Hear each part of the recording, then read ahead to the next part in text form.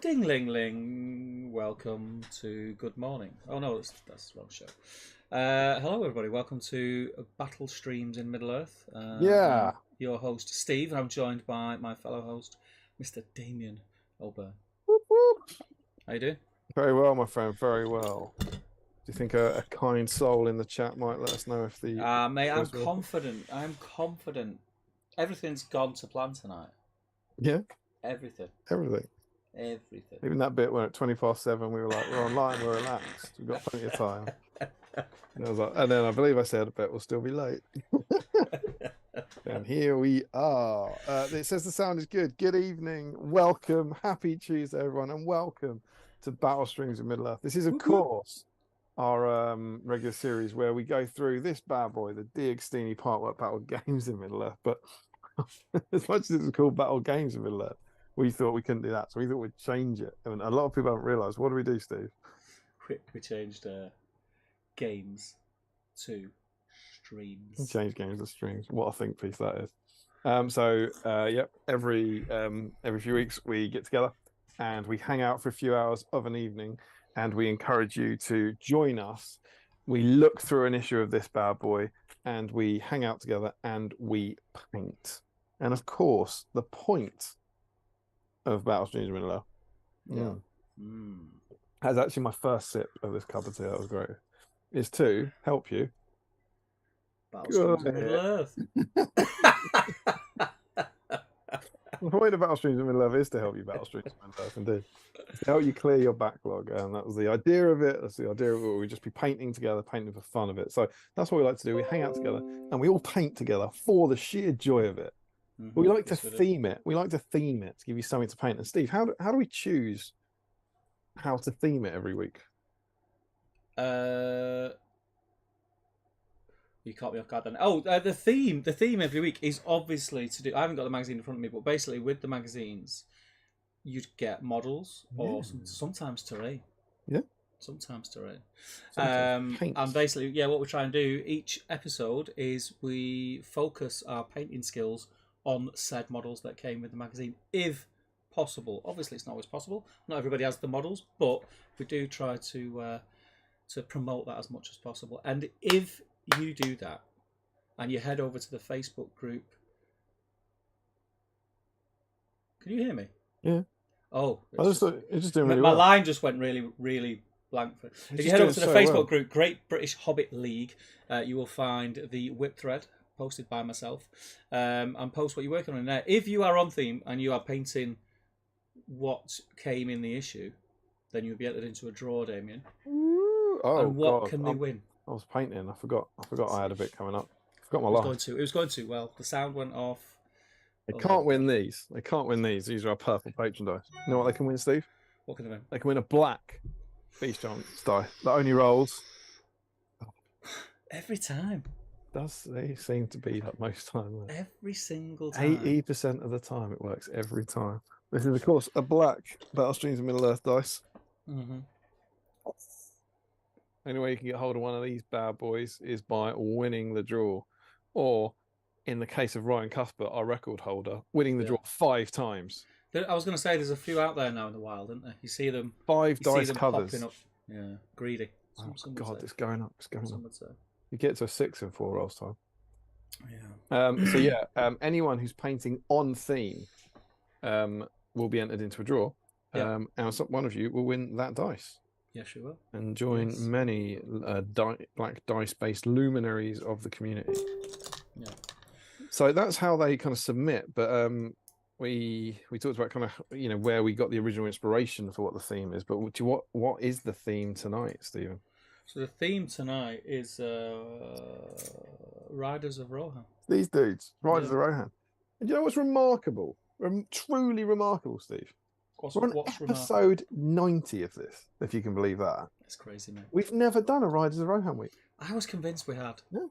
That we've had, let's be absolutely clear, we've had Riders of Rohan in the magazine before. Yes. We've never done a Riders of Rohan week because I think, I should have had the spreadsheet up, I believe when we did the previous Riders of Rohan week, we did like a Rohan theme or something. Yeah. And we changed it. I can't. I'm not. I'm probably actually going to find it because I believe the spreadsheet tells us what the theme was rather than what models came with a magazine. But if you give me 2 seconds here, I think we can do some live searching. I think I can give you 2 seconds. Thanks, babe. I don't think that'll be a problem. In Middle Earth content. There we go. What's That's the happened to me Rackar flesh? It's gone a bit black. Oh, it does that, doesn't it? Give it a shake, and to quote a great tip from Mr. Michael Haskell, put a bit of medium in that. Here we go. Where were the Riders of Rohan? Sling on the vortex, mate. Our Riders of Rohan were issue 14, and in issue 14 we did Rohan. Yeah, there you go. See, the theme was Rohan. The last time. What date was that? What date was that? That goes back to before the streams. That's got to be during lockdown. Before records holders, but it is. I will tell you this much, my friend. It is 6 weeks before September 2020. So it's probably sort of June, July 2020. But yeah, so that's what happened. For whatever reason, we were sunning it up then. Sunning it up June, July. Nothing to do. No job to go to. Sun it up inside. Couldn't leave. Couldn't leave. So yeah, for whatever reason, I truly can't remember why. I didn't go back and watch it. For our last Rise of Rohan stream, we didn't do Rise of Rohan. We just did Rohan in general. Yeah. You know, which is cool, which is fine. Why has that not worked? It was not the brush I was looking for. But yeah, so we thought this time, I couldn't believe it that there was a plastic sprue that we hadn't focused on. That's crazy. But we thought after all these years, and even after all these years, I'm still in to sprue. Sound's gone. Sound's gone. Can't hear you. Can't you? Check your connection, because it cackled and then went off. Oh, there you go. Heard you now. Really? Yeah, hear you now. Okay. Potentially dodgy earphones. I can hear you now, fine. All right. Okay. Well, let me know if that happens again. I've got another pair, so I can always swap. Yeah. But yeah, so we thought, obviously, when we found out this Rohan-based travesty had occurred, we were like, well, there's only one thing to do. We've got to do Rise of Rohan. Of course. So this week's theme is the Rise of Rohan. And let me be absolutely clear. That means a rider of Rohan. You have to have the plastic rider. If you're working on the horse as well, that's fine. But just a plastic Rohan horse, not enough. No. It has to be one of the plastic riders. If you converted him into something else, that's cool. You have to start with one of those 6 plastic riders of Rohan. Part of the reason we're doing that is that the next magazine, it won't be the next stream, but the next magazine, you get the horses. So we'll be able to have a kind of like horse week or something next time. So yeah, for tonight, the classic plastic rider of Rohan. Which is a real classic. Do you know it's the first ever plastic cavalry for the game? I've seen that, yeah. That's crazy talk, mate. Way back for the Two Towers starter box. Yeah. Possibly the first, I'm thinking out loud here, maybe the first warrior cavalry model as well, I think. Oh. And are you on theme this evening? Steve, you wouldn't believe this. What? I'm only bloody on theme. Check these bad boys out. Rider Rohan the first. Yep. And Rider Rohan the second. Nice. So I got on the table tonight. Nice. And in a really bizarre twist, whilst I would love to say... I like a bizarre twist. Yes, they're good, aren't they? Whilst I would love to say I'm doing this purely for the BSIME, I'm actually painting these currently for my Throne of Skulls army. So I painted 20 Riders of Rohan sometime around 2011, 2012. Yeah. And then in the last 10 years, I've never painted another Rider of Rohan. And when I actually, indeed, and when I actually do, when I actually start, what comes around? Rider of Rohan week. Sometimes you just got to feel this stuff's written in the stars. I'm not on theme. What about yourself? No, I'm not on theme. I was going to finish my gobos. I saw your post. They're finished. But weirdly, I did get like an hour. Well, two lots of an hour, so like 2 hours. When I was at home, no kids, I did. I'm not going to say I had nothing to do because I did have things to do, but I thought, do you know what? Sod it. I'm going to paint my goblins. Very nice. I come in the man cave like the old days.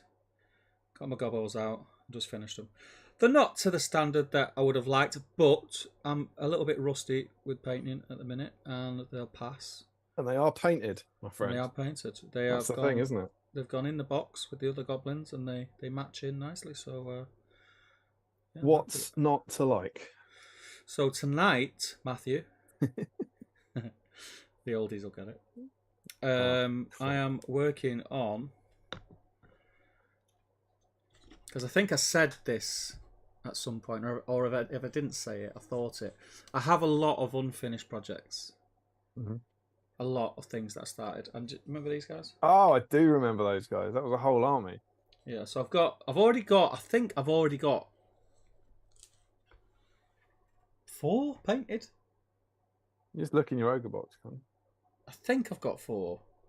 But yeah, I'm painting all these, and I'm gonna just for like fun games. Who knows? Maybe a meetup at some point. There might be just a Gundabad ogre army with some captains. Who knows? Just for the lols. I remember telling you I thought it was a very cool idea several years ago. Yeah, that's how quick my hobby works. So that's what I'm working on. Lovely.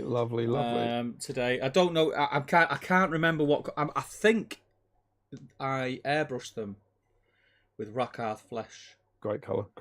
But I can't remember, so I'm kind of winging it. Oh, ogres can be different colours anyway, right? Yeah, so I'm winging it anyway. So cool. I'm just gonna start throwing paint on them and see what happens. Indeed. Well, my Rise of Rohan are being done to match Rise of Rohan for 20 years ago. So they're not being painted to the best of my ability. So they're great for kind of painting on a stream and for kind of half speed painting. But I am still taking them to Throwing Skulls at the weekend. So you kind of want them to look all right.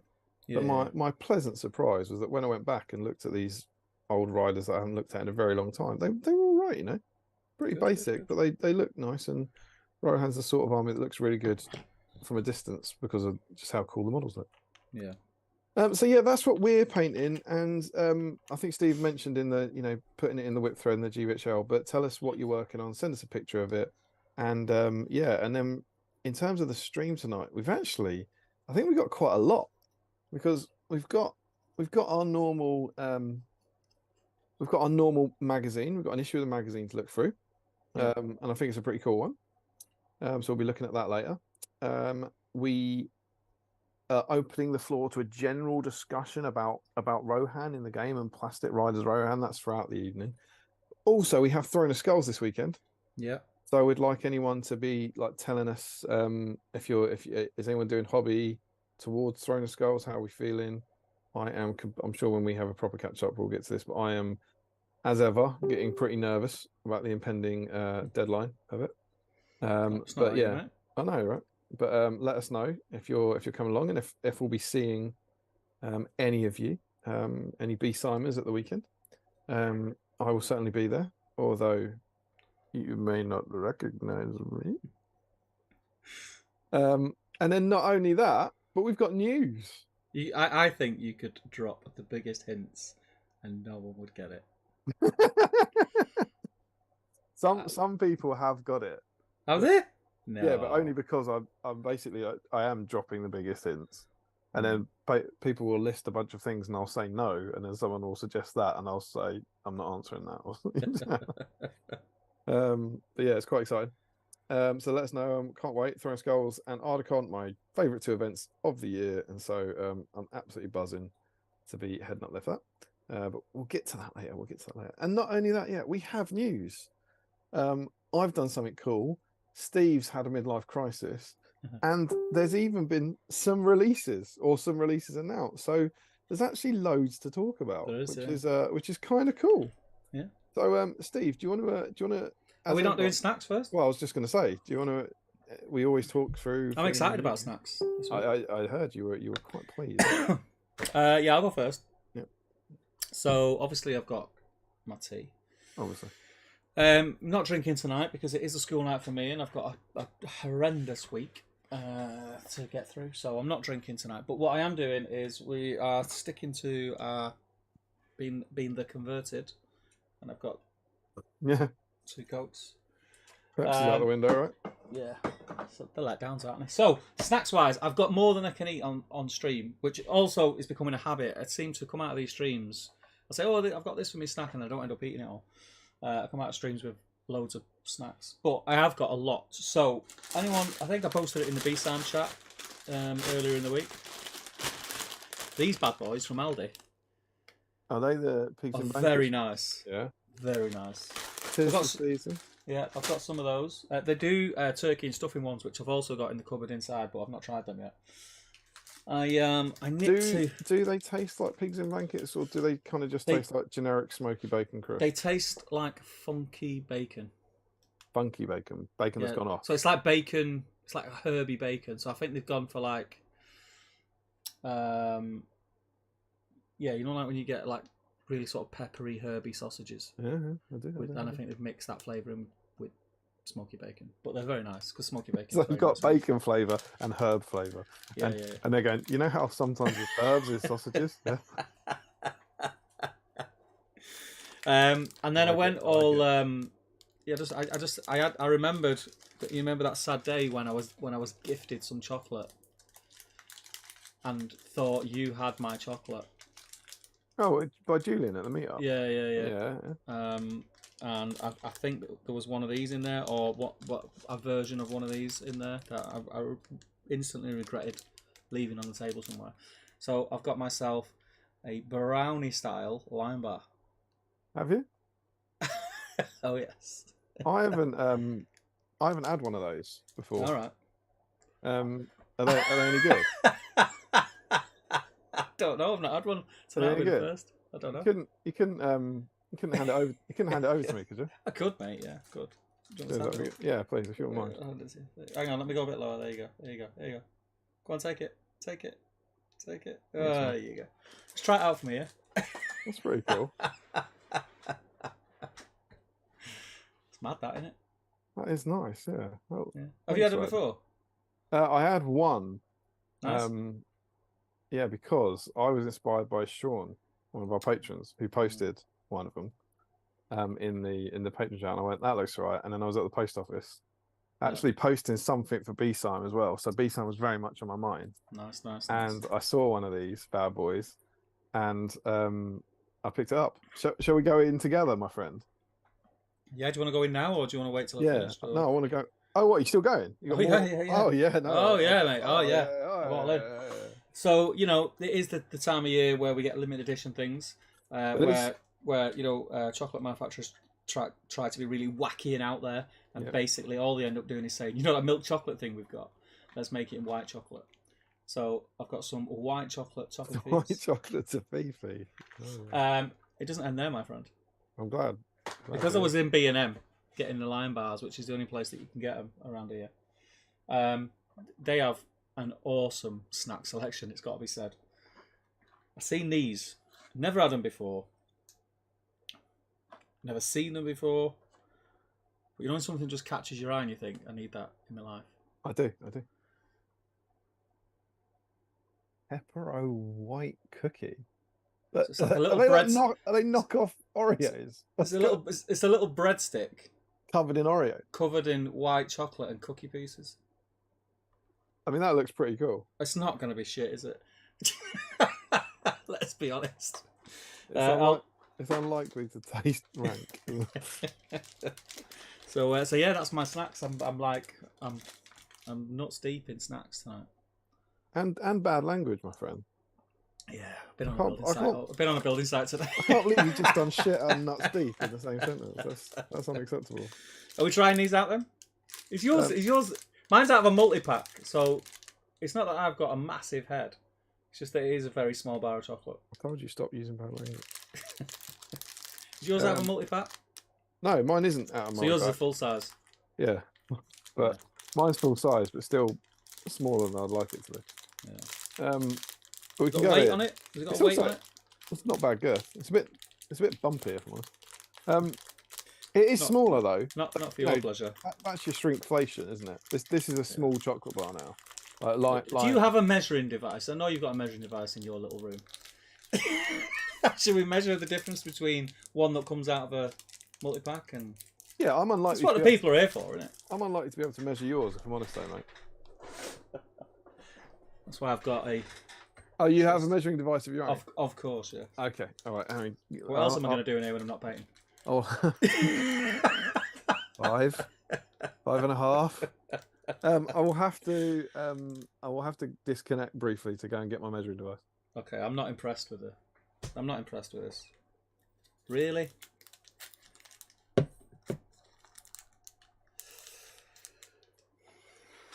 It's a shocker.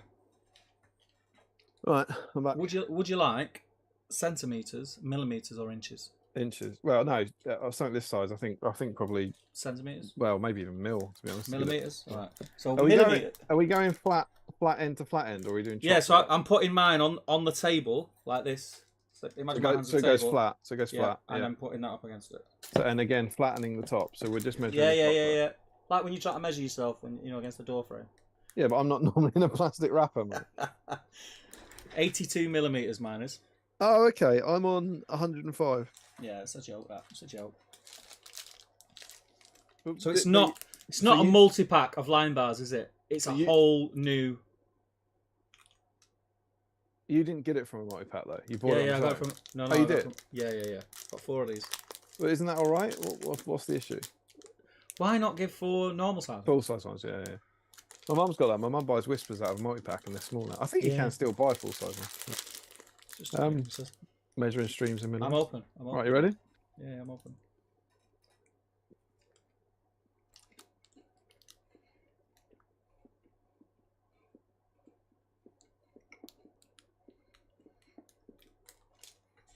Good, isn't it?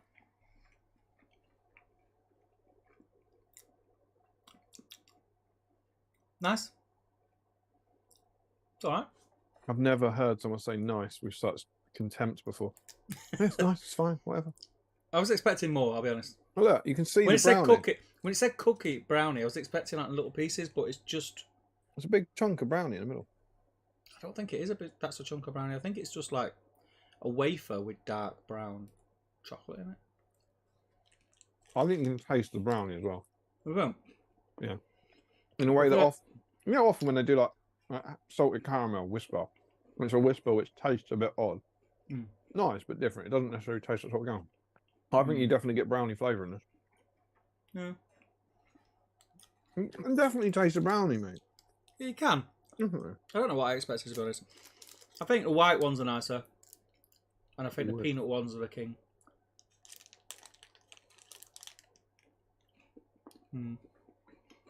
There we go. I mean, that is a fine menagerie of snacks you got there. It's good. Are you done? What about you? Yeah. So I've got my cup of tea. You wouldn't believe it. I've got a brownie lion, and I've also got something because I thought one brownie lion would do it, and I've been saving these. But remember our great chocolate Santa, Mr. Frederick Schultz? One thing that I think I showed off on the stream but never went into are these. Oh yeah, Crossies, crunchy balls. Love a crunchy ball. Vice.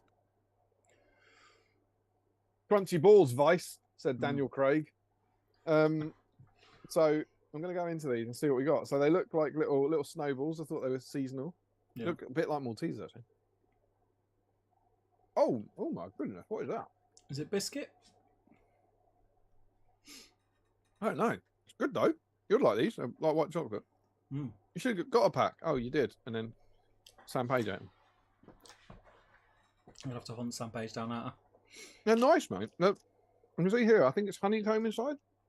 All right, yeah. It tastes a bit like popcorn. Huh? It's a bit like you're getting popcorn. Nice. Yeah, that's what you do. Nice, just what everyone wanted to see. Half-eaten chocolate on the street. Nice. What they're here for. They're good. Thanks, Frederick. And then I've also, you say it's a school night, and I'll say I don't care. Oh, I got, mate. Oh, you little rotter. And I do not have tiny hands. That, my friend, is a big boy. It's a big one. Work is kicking my arse at the moment. Yep. I've got an absolutely massive project that's due for completion tomorrow. Yeah. Now, Emma did use the words to me last night. It's like, "Are you streaming tomorrow night?" That looks good. And I was like, "Well, yeah, I know how it sounds." But it's like, whilst work is kicking my arse, I kicked the arse out of work for the last 2 days to allow myself to do this tonight. And tomorrow I've got like one more day of hell, and I'll be done. So I'm having a kind of beer tonight because to hell with it all.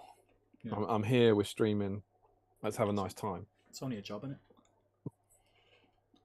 it? You can always just quit and become a chef. So yeah, that's my snacks. We'll be diving in. But there we go. I'm excited to be here with you, Stephen.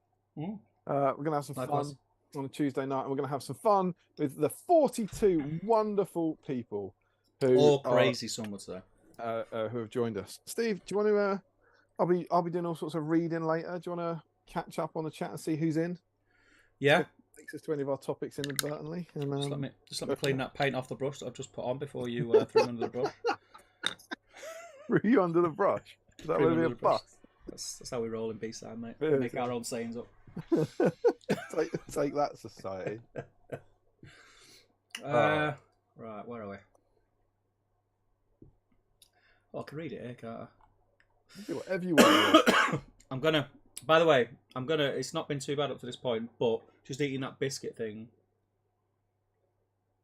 That's probably I've had a bit of a cold all week. Oh, here it comes. And I've had a very tickly cough. This ends with Damien. Will you read it all?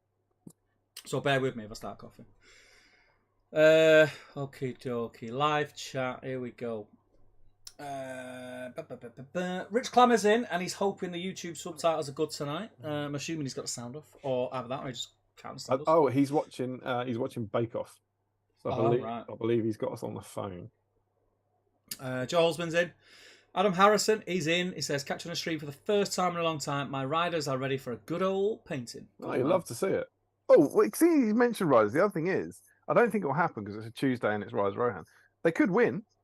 Yeah, bear in mind, like this is a potential record breaker, the first one we've had in a while. It's a classic sprue. Everyone will have it. So, by all means, at the moment we don't have enough people to win. Yeah. But that's the problem. It could be up there. I mean, people have got Rise of Rohan, right? Yeah. So if the people that are in now just go on the internet and make a new friend, and make them paint a rider of Rohan. Yeah, that'd be normal. Next door neighbours. But yeah, so like it is. Remember the whole point of this, even if you're sitting there and you're new and you're enjoying it, is that you go and get a rider of Rohan and just paint him for the fun of it. Yeah. Paint a rider of Rohan in a couple of hours, it'll be fine. Easy, mate. Easy. There you go. Matt Hudson's in. He says, "Hey everyone, Nick Bramwell's in. No riders for me tonight, but lots of Warriors and Minas Tirith." Mr. Bramwell. Scott Newman. Hey everyone, how are we all this evening? We are all well. We are all very well. Dublay's in. It's a busy time for Dublay this time of year, isn't it? Very busy. He's doing, is it Warburton's adverts? I don't know, is it? I'm sure I see him on a Warburton's advert. Let us know, Michael. Yeah. Scott Newman, when's kickoff? Is it 8:07? Yeah. It's a card, isn't he, Scott? Joke's on you, it was 8:09. Yeah. And Nick says, can anyone see where I put down my Steel Legion drab? Great colour. You're going to need to find that. Mm-hmm. Scott says it's on your left, winky face. Jakey is in. He says, evening all. What a good way to end a Tuesday. Yeah, there you go. It is. It's a great way to end a Tuesday. I agree. And Nick says, that's Scott, just where you said on the left behind the Avalon sunset. That should have been, thanks, Scott. Yeah, that sounds like Scott. What you need is an IKEA drawer that's colour-coded for all your paints. Steve, is that what you've got? That's what I've got. Can't believe it. Yeah. That sounds to me a bit like Scott Newman hid Nick's paint. It is, yeah. He's the type as well. He sends people Minister of Knights and he hides their paint. That's how he rolls, mate. Dave McShur is in. He says, not painting, but putting... You're not, because it's still November, Dave. Go and get that tree and put it back in the attic. He's not, is he? putting up Christmas decks. I've also foolishly opened a 6-pack of mince pies, which might not last the night at this rate. I love a mince pie. It's November. I'll tell you what, mate. It is November, but this is more kind of like in news. But I did have a birthday since the last stream, and we went out to a meal on the Sunday night. And did you? How did you? Where were you at the window? Let myself out, mate. Don't you? You drive to Hertfordshire, stare through the window. Was this the one? What lulled you? Said you were going to school? Oh no, that was with Emma. That was right. funky date night. Oh right. That was very nice. No, we went out with the family and with my mum, dad, and the kids. We went to the Beefeater and they had their festive menu. And I cracked. I was like, well, they got a festive menu. I'm not going to get many chances of this. So I had pate start a Christmas dinner. Oh, very nice, very nice. Very 70s. Very 70s. Which like 70s. It is, isn't it? I mean, you could have. The only thing that would have been worse than getting pate in a Christmas dinner would have been prawn cocktail in a Christmas dinner. You don't like pate? I love pate. Yeah. Oh, okay. Yeah. Do you like the coarse or the smooth? I like a very. I mean, normally if you get it as a pate as a starter, it's going to be smooth, isn't it? But I do like I like roulette. I like pork roulette. You get that in your shop. You get that in your local. You can't get it anywhere else. It's like in supermarkets. So Waitrose is the only one that does it. But I really like that. But it's it's expensive. Yeah. But yeah, so I cracked and I had a Christmas dinner and I was very happy with it. Bit of pigs and blankets, a bit of stuffing, a bit of turkey. It was good. Got me in the mood. Good. Anything else to that story? Is that it was about eating Christmas stuff, wasn't it? I was sat here waiting. Eating Christmas stuff. He was eating mince pies, and we said not yet. And I said, "Well, I cracked and had a Christmas dinner." It's fair play. I thought you'd had a stroke or something. Fair. I'm aware it's fair. Mark said, he says, "Hello, people. I'm just ordering bits and pieces for Secret Santa. I want to get it done early. Starting to feel a bit festive. Everyone's feeling a bit festive. I'm not yet. It will hit me in the next coming weeks. But I think the reason is it was my daughter's birthday last weekend, so we're still kind of on that. And we've got last weekend we've done things with the family, went out for a meal and stuff with her, and went to visit family members. And then this Saturday, we are out in the day Sunday, sorry, not Saturday, with her friends. So she's 12, so she's a little bit older. She wants to go for a meal, so it's costing us a fortune. We've got to pay for 10 other people's kids to eat in a restaurant. So yeah, we're enjoying that. Taking down the beef here, I'll get you some points. Mate, I negotiated. Anna was on the phone going, "Oh my god, have you seen how much this is going to cost?" I went, "Give me that phone. Listen, you're like, we're bringing 10 people. I want a set menu price, and I want it now." What is the best price you can give me for 10 Happy Meals? They don't. This is the thing, though, mate. She's very. She likes her food. She eats well. Yeah, she likes her food. So we've got that on there Sunday. So until that's done, I'm not even thinking about Christmas. Frederick Sinny says, "Hello there. Not joining you today, but hope you have a nice stream." Oh man, we'll miss you, Frederick. I don't think there's many streams over the last 90 streams that you've not been with us live. So I hope whatever you're doing is good and fun. And we'll see you in the next one, hopefully. Hope it was worth it. Yeah. Sam Page is in. He says, "Evening all." I'm surprised he could speak with all that chocolate in his gob. Janelle Mo's in. He says, "Greetings, everybody." Roll-based gaming's in. How you doing, mate? Hope all is well with the family. Crow and Burn, as I live and breathe, he says. We did. I believe we did. Congratulations for Johnny on the last stream, didn't we? We did. But seeing as he's here, congratulations, my friend. Yeah. He'll be excited for his first Christmas. You will. Yeah. Without sleep. Yeah, without sleep. Remember how you used to enjoy Christmas? That's over. Remember you used to be able to just do what you want, get up when you want, go to bed when you want. Nope. Oh, I'm just going to watch a movie on TV. No, you're not. No, you're not. It's gone. Hey, darling, should we have a cuddle on the couch? Nope. No, we won't. Over. Gone. It's done. Mark says, "Sounds good." Nick Bramwell says, "Looks and sounds good." Joe Holzman says, "Everything's gone to plan." You mean missing the 20:07 start time was intentional? Of course. Yeah. Chris Clammer says, "Ooh, Starting during the ad break. Great timing, Steve. That's our role, mate. Matthew Allen's in. He says, evening all. Very excited for Thrones. Hope you're well, mate.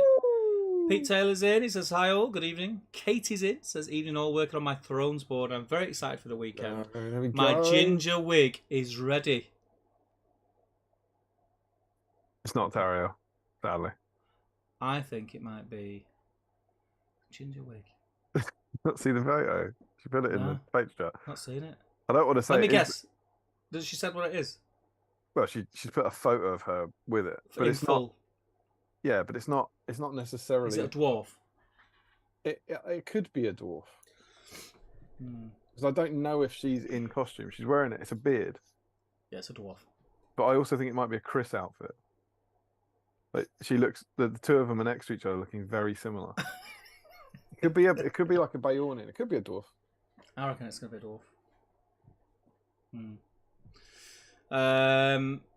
Where was I up to?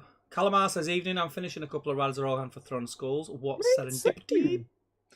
Adam Harrison, all good for us. Sounds fine for me, says Mark. Mark Noom's in. He says, evening all. How do you, Mark?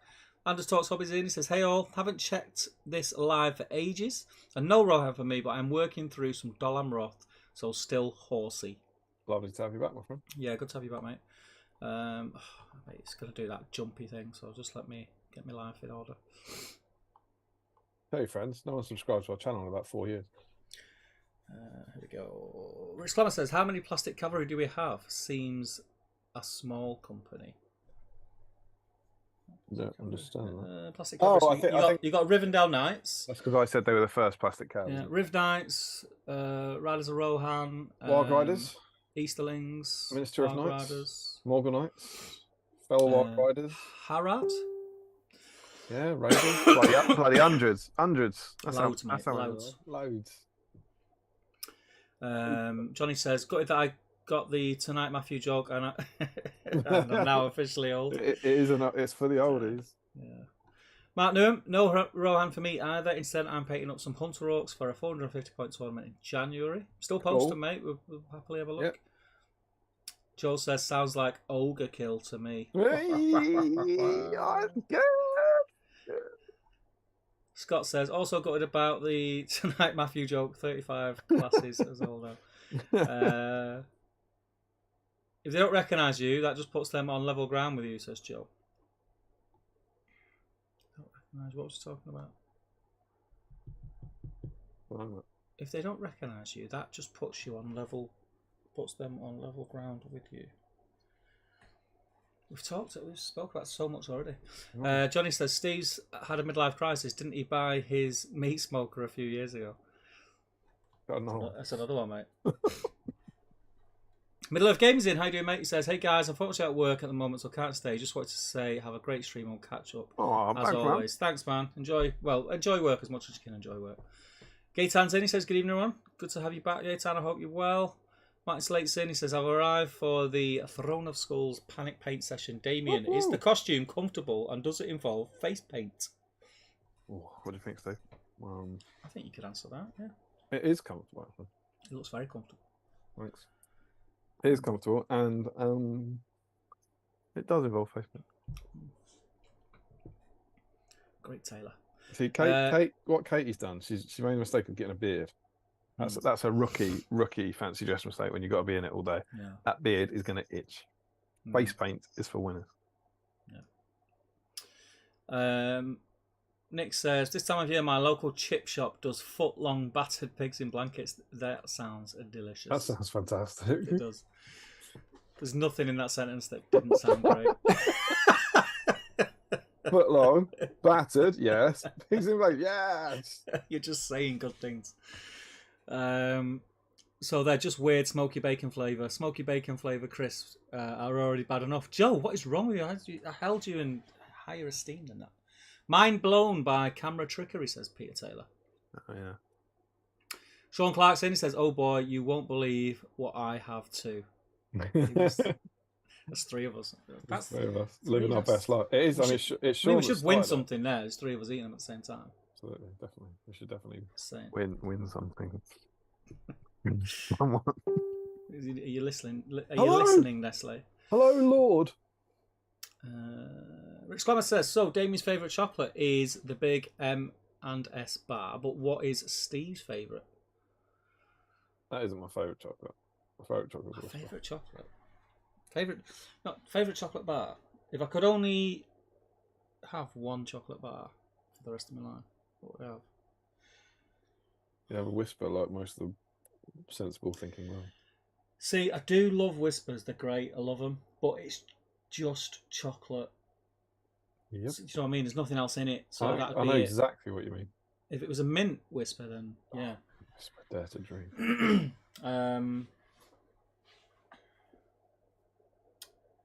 It's a tough call, that, because there's quite a few. Every time I think of one that I'm going to say, I think, oh, but then I won't be able to have that anymore. Probably a tough call if you don't care. If you're really committed to the cause, it's easy. Whisper, done, smashed it. Do you know what? I'm going to go with something, and you're going to go, what?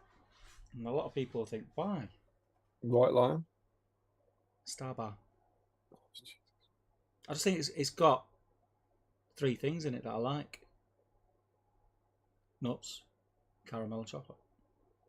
The top floor of my house has got 3 things in it I like. It doesn't mean it's the only thing I want to eat for the rest of my life. Yeah, but you have to make a choice. I think I'd get very bored of just Whispers. I wouldn't. Quite quick. Hasn't happened yet. I think I would. So yeah, what about you? People, let us know. So what is yours, Damien, then, if it's not the big M&S? It's Whisper. I've literally just said that for about 3 minutes. What is wrong with you? I thought you were just joking. I thought you were going to use common sense and go, yeah, do you know what, you're right, that would get boring very quick. Did you think that? Scott Newman says, I made loads of turkey and stuffing pies at work last week. This weekend I have 600 sausages to wrap in bacon for my pigs in blankets sausage rolls. Pretty cool. I work with you, Scott Newman. Do you know what I made this week? Mistakes? I don't know if... I remember taking a picture of them because I was going to post them in... Oh, you made fake festive bakes, didn't you? Yeah. Yeah, boy. I made a batch of festive bakes. I must have deleted the picture. Festive fakes? They were delicious, mate. Delicious. Did you say you deleted the picture? Yeah. Do people delete pictures? Yeah. Because I just have pictures of food. Loads of food. Yeah, what's the problem? It's stored in the cloud that's never going to...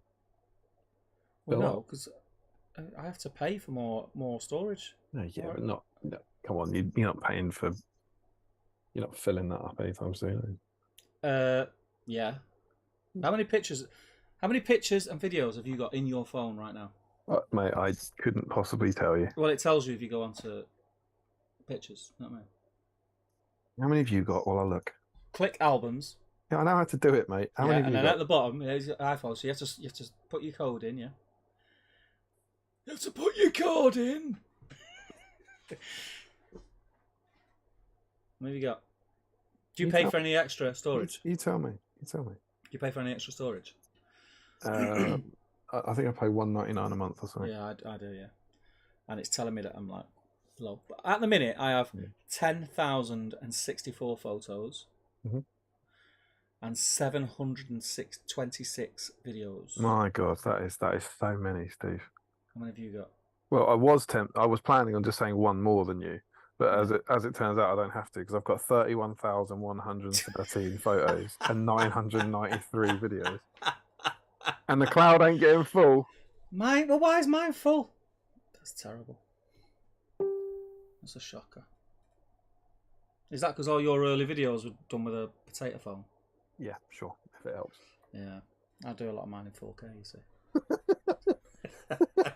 If you know, you know, Damien. Absolutely. If you know, you know. It's a throwback. You have to go back and watch all our previous episodes if you do not get that joke. Boris Herzog is in. How you doing, mate? He says, evening all. Managed to pop on quickly. Hope everyone is well.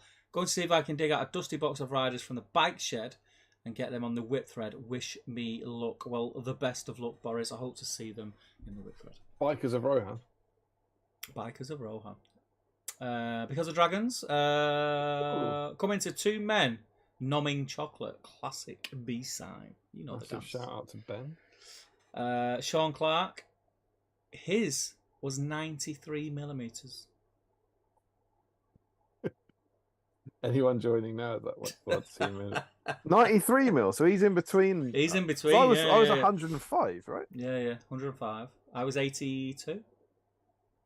82. Was it 8? What's the Was yours from a multi-pack? I've got a 40 gram bar, but it's got the E. It's got the E. You know is that estimated?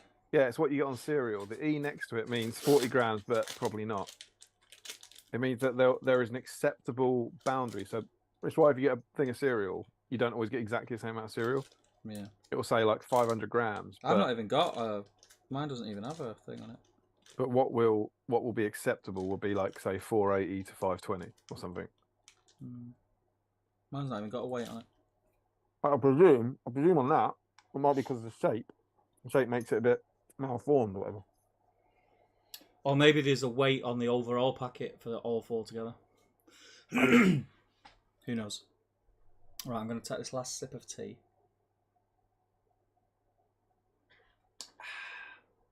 I'm going to open a can of full fat Coke. Johnny says, mine is only 6 inches, but it smells like a foot. Smells like a what? A foot.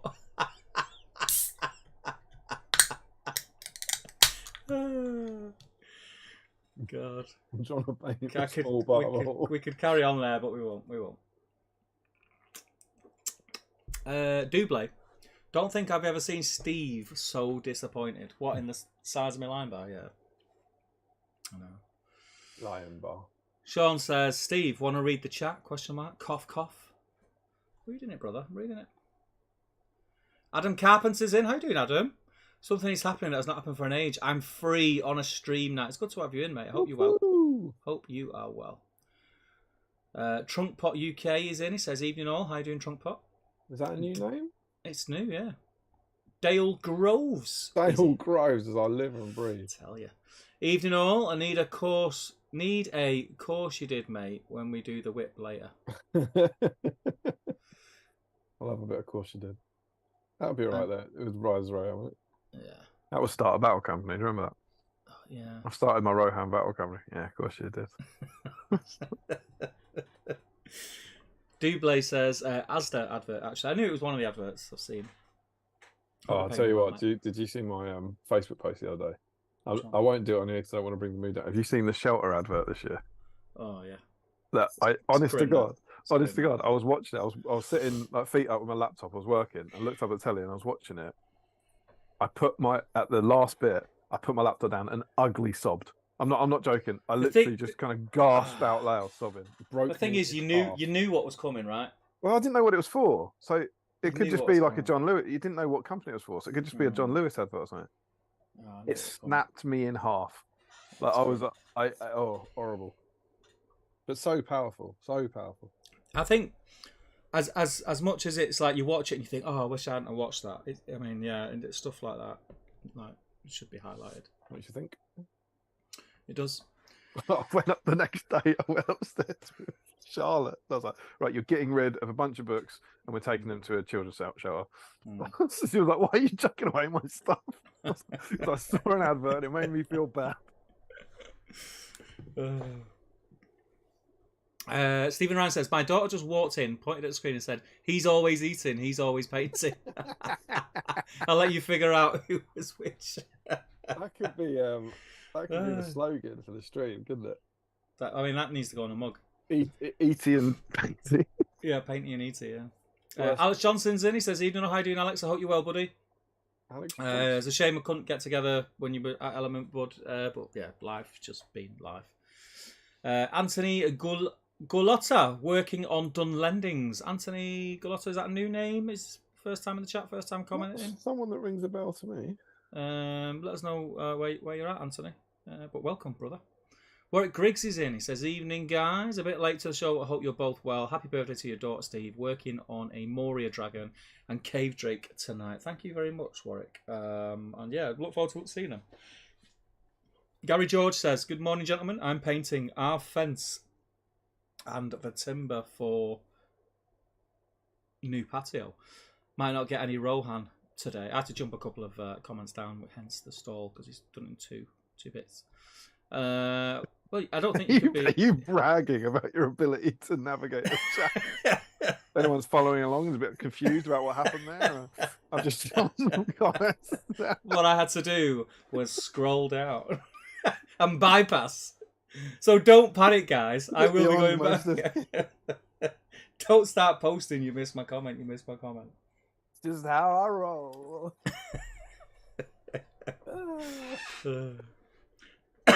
Good times.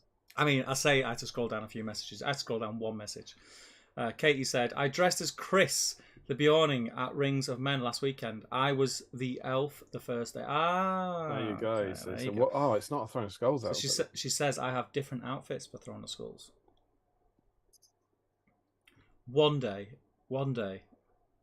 I may get dressed up. You have to come to the event. It's not going to happen, is it? Even I know it's not going to happen. It's not going to happen. Good. Ashley Fisher's in. How you doing, mate? It's this evening all. He's after a dice. He's after a dice. He is. He wouldn't miss it. He is merely 4 dice Fisher now after 5 dice colours. He's after revenge. Jawsman says, Damien said he'd be at Throne of Skulls, but people wouldn't recognise him. Damien famously doesn't recognise people. Oh, is that the, didn't he think about his level, isn't it? Didn't Joe just have a comment we don't understand about being at his level? So isn't it that? Do you remember that? And we didn't know what it meant. So I wonder if he was saying that would make me feel at other people's level. Yeah. I get Ashley says, I'm rescuing some broken weapon Riders of Rohan with some simple conversions. We'll try to start painting them tonight too. I mean, if you're converting them, that counts as well, mate. Just get the pictures in.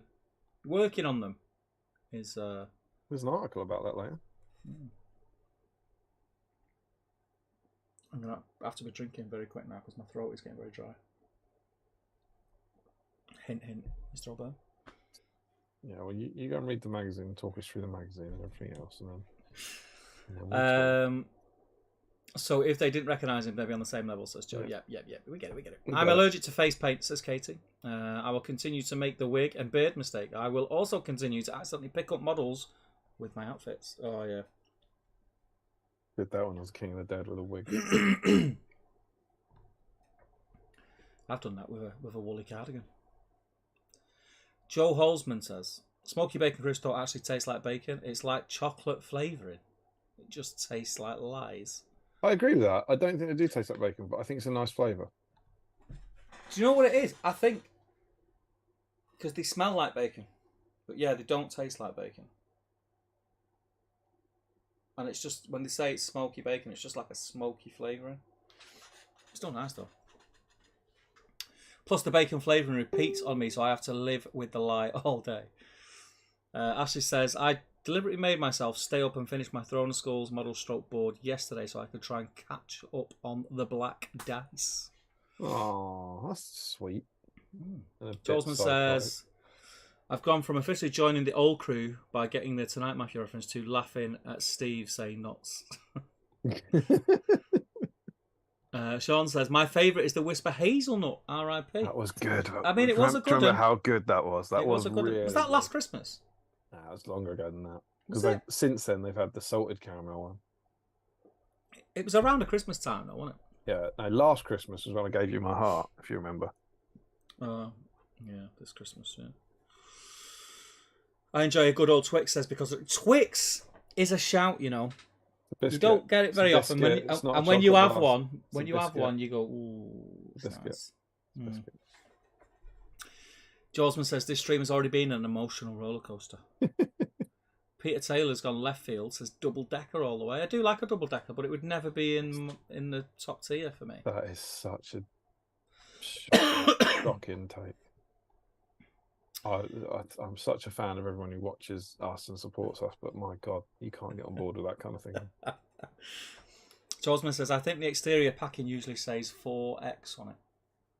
Imagine picking over the weight. Yeah. Imagine having all the chocolates in front of you and picking up a double decker, and you'd instantly like, oh God, no, backseas, no, I didn't mean it. Oh, double deckers. I used to every now and again I'd get a double decker in my lunchbox when I was in school. You'd leave it there, wouldn't you? And you'd eat the apple. I'd eat the nugget off the top first, the nugget bit, and then have like the chocolatey crispy bit at the bottom after. Scruff back. Anders Toss Hobby says, if I had to choose a chocolate bar, it would probably have to be an Aero or maybe a Hershey's Cookies and Cream. Get out of here with your It's not Hershey's. even chocolate. It's not even chocolate. Aero's just a poor man's whisper. Mint Aero's good though. Yeah. Honestly though, it's a poor man's mint whisper. honestly though, would take candy over chocolate any day. Honestly, I wouldn't. I absolutely wouldn't. Martin Slate says, any SBG question? I think you got the wrong stream, mate. The audacity. Oh yeah. I used to make the same statement. What profile or troop has let you down in the biggest way? For example, my Eristor managed to fail 3 courage tests in a row, which swiftly lost me the match. What about you, Damien? Any lists that you thought were going to do really well and went nah? Ever. I don't know. I remember back in the super competitive, when I was really competitive and I was using the Fururkas, went to a low points value tournament, 500 points, and so I couldn't fit Saruman in, so I took Sharky. I took Sharky and a Worm as a kind of crime busters of the Isengard, and thinking, that'll do a smaller version of it, and it was crap. Yeah. It was like he got at that day he got like 4 immobilizes, and I failed to cast 2 of them. The other 2 were resisted or something. I remember that going like, well, that didn't work. Was that due to, do you think, at the lower points models that are like an elite cost, it hurts more and you lose them at lower points? Oh, maybe it didn't happen sometimes. I just remember it just didn't work. That kind of jumps out to me from the annals of history or something, where I was like, I think, the questions about what's let you down, and I sort of remember him letting me down. Yourself, any? I think for me, the one army that jumps out that I was really excited to play it, and in my head, I had all these sort of scenarios where it would be quite good, and like you think of these scenarios in your head, and when you play the game, these scenarios never play out. Never happen. Army of Lake Town. Mm-hmm. I spent a lot of money and a lot of time painting them. Like, put a lot of effort in conversions and all sorts of stuff, all on bases to look like they're Lake Town planks and things like that. Yeah. I brought them to one tournament and never rolled a dice with them again. You didn't enjoy it, or they just got spanked, or they just got absolutely battered. Yeah, absolutely battered. And I still like the look of the arm. I still think they look cool. I think they look much better than Survivors. Yeah, I've never done either, but Army of Lake Town's the one that I am tempted by. Well, I've got both armies painted, and the Army of Lake Town look class. I'll tell you who's got a beautiful Survivors of Lake Town army. George. Oh, apologies, George, if you ever watch this back, and I can't remember your second name. One of Reese's good pals. Not George Perkins, is it? No, not George Perkins. Bloody hell, it's on the tip of my tongue. But his Defenders of Lake Town is beautiful. It's probably one of the best I've seen painted. Survivors. You said Defenders of Lake Town. Survivors, Survivors, yeah. Cool. Yeah. And Martin says he also failed to kill in that match too. Where is it? Where are we? Joe Achilles in. How you doing, Joe? Great news from the States on this fine Tuesday. It's Thanksgiving Eve, and Steve. I've got a £19. That's waiting. Currency turkey waiting for its time on the smoker. Good times. Very good times, mate. I'm considering cooking our turkey on the barbecue this year. I've not made my mind up fully yet. We are having Christmas dinner at home. I'm doing a rib of beef and a turkey. What about you? Are you having Christmas dinner at home today this year? We're going to my folks actually this year. Nice. Which will be nice. A classic fare turkey. 1 meat, 2 meats. Yeah, turkey. Probably have gammon as well. Oh yeah, I love a bit of gammon. Yeah. That'll be my choice. I do like turkey, and I know people are seem to be a bit past it. It's a bit fashionable to not like turkey, it seems, and to I've always preferred a goose and that sort of thing. But I don't dislike turkey. I quite like turkey. I just think chicken tastes better. It just tastes like Christmas to me. That's the thing. It just tastes like Christmas. I mean, I'll have turkey. I'll get a turkey and have turkey this year because it's Christmas. But I couldn't just have a turkey. If it was only going to be 1 meat, I would have something else. I would probably have beef. But we're doing 2. You know what I like? I did 1 year where I did 3. We had beef, turkey, and gammon, and it was sickening how much food we had left over at the end, and I'll never do that again. You know what makes me really happy? Go on. Back at my mum and dad's house at Christmas and having turkey sandwich.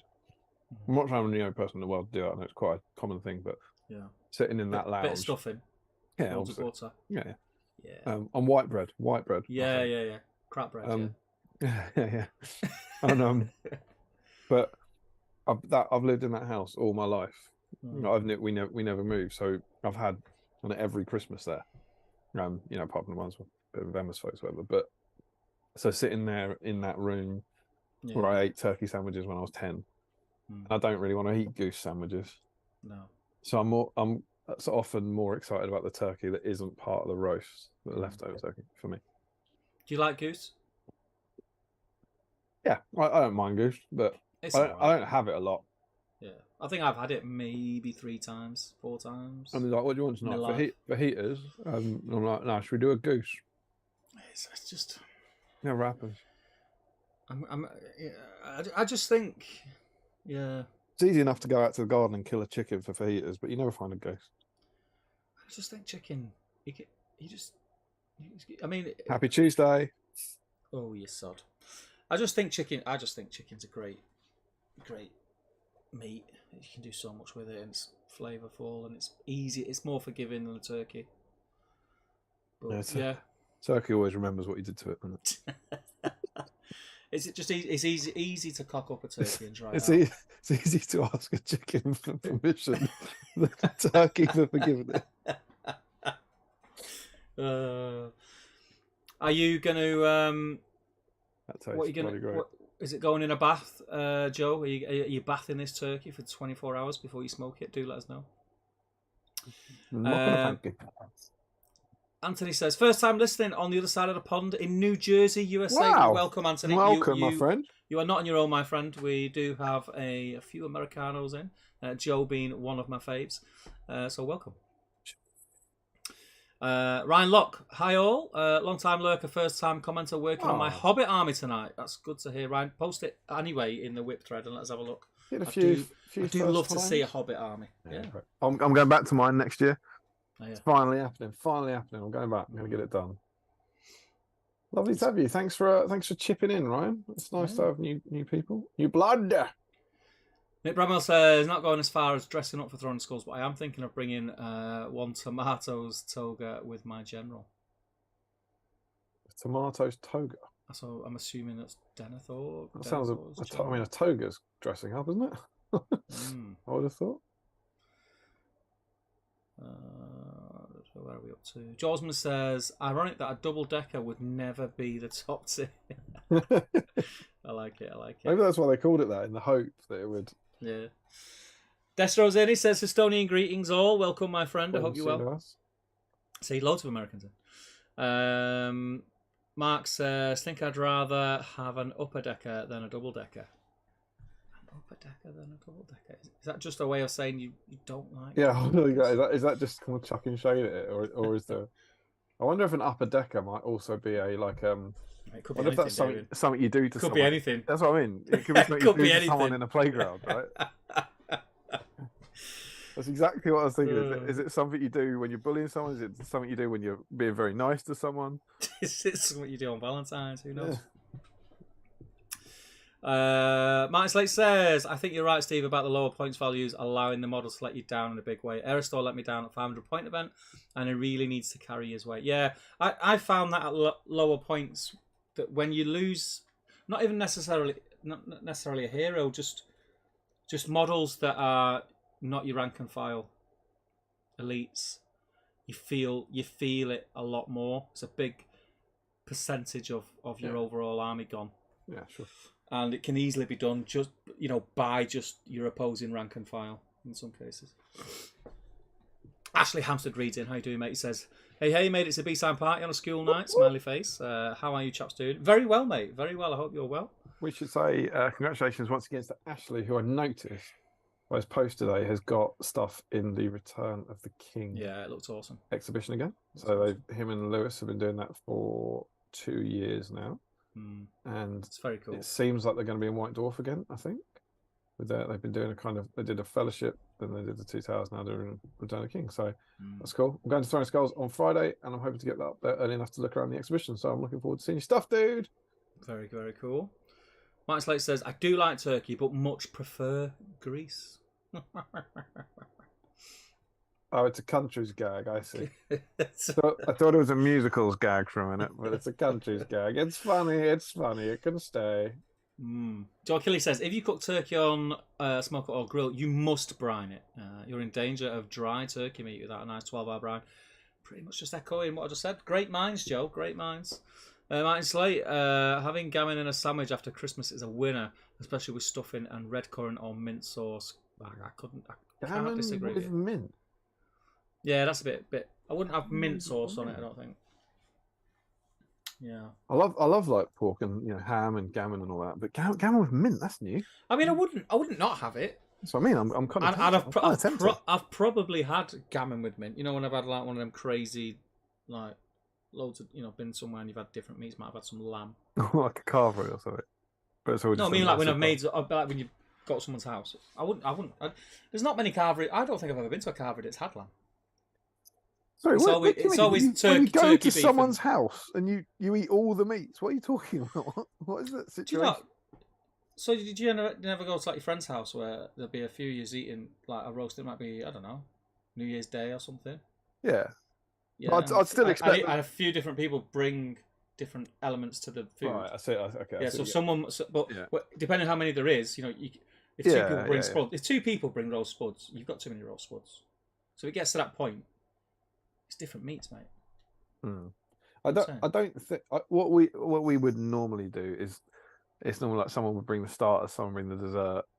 I can't remember having many of those sort of nights. No, it's not. Yeah, it's not a regular occurrence, but I've had it before where, on the like they'll have a table with all the food on, and the table where you sit and eat, and there's a vast amount of food. And you've accidentally put some mint sauce on your.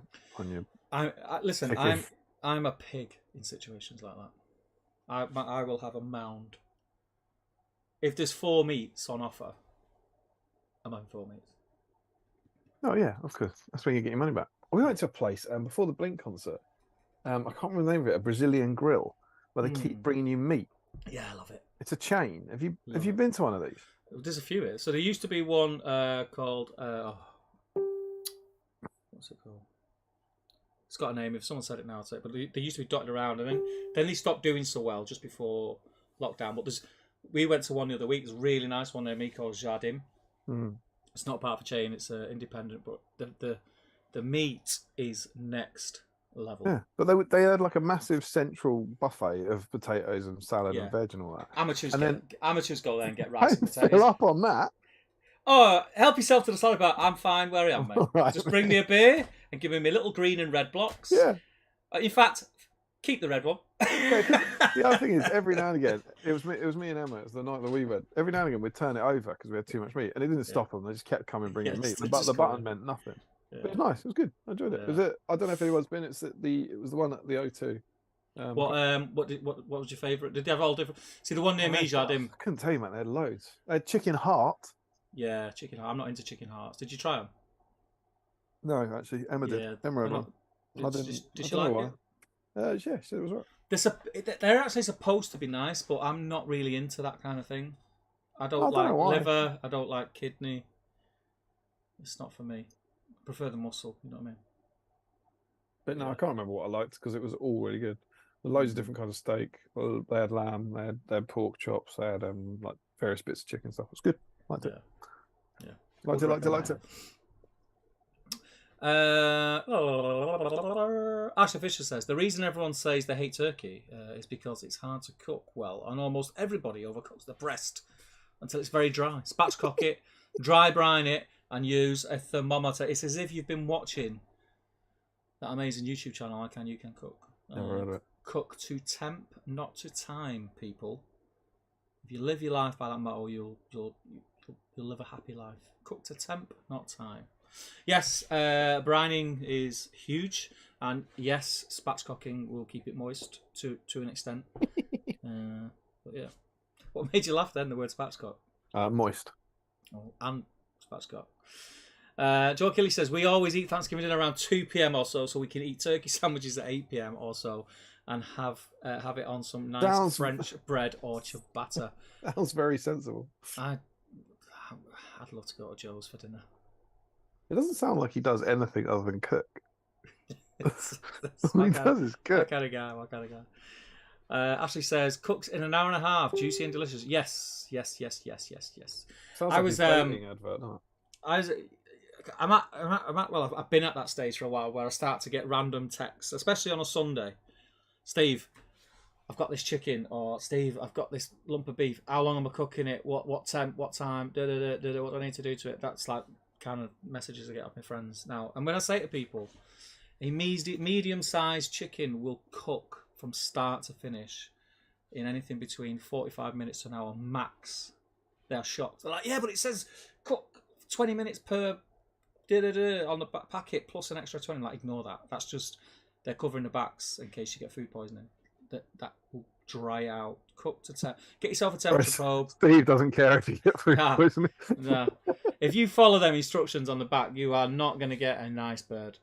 Get a temperature probe, solve all your problems, and just go from there. Ashley knows his onions. He knows what he's talking about. Joe Kelly says, still waiting for Damien's official notification that I've been promoted to one of his top 5 Americans, and that includes Britney Spears. I mean, you can. I don't actually have a list of top 5 Americans, so just Canadians. Joe could, just Canadians. Joe could probably get in there, because the list doesn't exist. I'd have to put Rob Cron on there, wouldn't I? There's a lot of Americans actually that I don't think you could have a top 5. You'd have to have a top 10, I think, because you wouldn't want to leave anyone out, would you? No, that'd be awful. Well, I mean, I'd have to leave most people out, wouldn't I? Yeah. Martin Slate says, sorry, Damien, no costume for me. Still finding rings of chainmail in the house. Bringing 2 themey shirts, though. Nice. He was in a massive, I can't remember what it was, sort of like, was it a Last Lights elf type costume? I remember him being in chainmail. I'm sure he had like a high elf army. He had like Celebrimbor, I think it was, making the rings up on a hill, some sort of high elf army. And he's still finding rings of chainmail in the house. Great. I am finding feathers all over my car. I'll chat about that later. Mark Greentree says, Google it. What are we Googling, Mark? Did you get the chicken home safely? Not chicken feathers. Get out the car, my wife's coming. Not chicken feathers. Eye opener this week. Rich Clemmer says, that felt like the longest episode of Bake Off ever. Back at desk now, forgot about Warg Rider, Plastic Cavalry, but that's only 7 kits, right? Is there any more? So what have we got? Let's count them. So we got Knights of Minas Tirith, Riders of Rohan, Are you counting? Riv Knights, Warg Riders, Black Numenorian, what are they called? Not what the Black Numenorian one's called? Morgan Knights. Easterlings, Harad. Any others? Hunter Orcs, that's 8. What? Is that not 9? I thought that was 9. No, I'm on 8.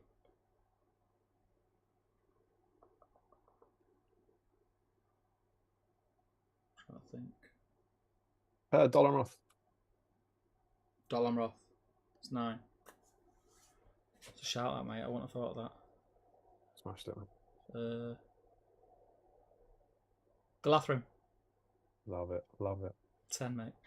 Got Richard sitting pretty on fire. And I reckon there's more. Forgot about Galathrim. Forgot about them. I reckon there'll be more. Yeah. Joel Kelly says, upper decker is a very dirty euphemism here in the States. It is. I think we did crack it. I mean, it does explain. How should I put this? You relieve yourself in part of the toilet that is not meant to be used. What the hell? Oh, that's grim. Oh, that's what Mark was saying. Google it. Right, okay. Joe Kelly says, drunk teenagers unfortunately do it at house parties at times. Well, that's rank. Yeah, that is rank. I assumed it was something sexy. I was thinking of something. Yeah, quite good. I'm a beef man at Christmas, says Double. Yeah, I love beef. But, I mean, I find it hard not to prefer beef in any roast dinner situation. Gamma with mint, dare to dream, gents, says Martin. Ben Brazil's, that's it, in Liverpool. Endless meat on a sword. Ben Brazil's, that was the chain, yeah. There was another one called, I think it's Radizio Grill. That's the one I went to, Radizio. Radizio, yeah. That's the one. Brazilian grill, often known as Churrasco Joquillas or Churrascaria, yeah. Jakey, was it Estabula? Always worth it. They do chicken hearts too, which are class. Yeah, everyone that I speak to when I'm at these restaurants who has the chicken hearts says they're amazing. I just can't. It would, if you didn't tell me it was a chicken heart and I ate it, I probably would enjoy it. But the fact that I know what it is, I think, is why I can't eat it. And I know that sounds weird because I eat a lot of meat, but yeah. Ashley Habsbury says it would follow tradition. Hope you like what we've done. You enjoy the weekend. Wish I could be there. Oh, I'm sorry, you're not, man. Rich Clemmer says, Viva Brazil. So overpriced. First time we went, my wife was sick after the 2 meats. Not because of the food, though. Second time, they couldn't keep up. How much is it at Radizio per head? Remember? I think it was 35 or 40, something like that. 45 it is at Jardine, but I think it's definitely worth it. They have like a lot. Yeah, of you get compared to what you get. Yeah, compared to what you get anywhere else, you just get loads and loads of main courses. Yeah, there's a lot of prime cuts as well. Their picanha is probably the best picanha I've ever had. It's amazing. It's like velvet, beautiful. Joe Kelly says, remember the stream when I asked if you can cook was a real thing because I thought it was just an inside joke or something. Damien lost it laughing out loud. I do, yeah. Joe Holzman says spatchcocking will keep it moist is arguably the most dirty sounding phrase Stevens used. Be careful, you give him another decker. And Joe Kelly says, preach brother, chicken can cook super fast on the smoker. Yeah, man. Caught up on the chat, mate. I just think Joe, he just lives in a garden next to a smoker. He doesn't have a house. I just envy Joe's life. Every time he's talking, I'm just thinking, that's all he does, man. That's all he does. I mean, I live in Manchester where it's been pissing down for about 3 weeks. He never talks about the kitchen. He never talks about the oven. It's always a smoker. That's all he's got. It's the man in a field with a smoker and a good internet connection. I say, if we had the weather for it here, I would not cook in the kitchen again. Not cook in the kitchen again.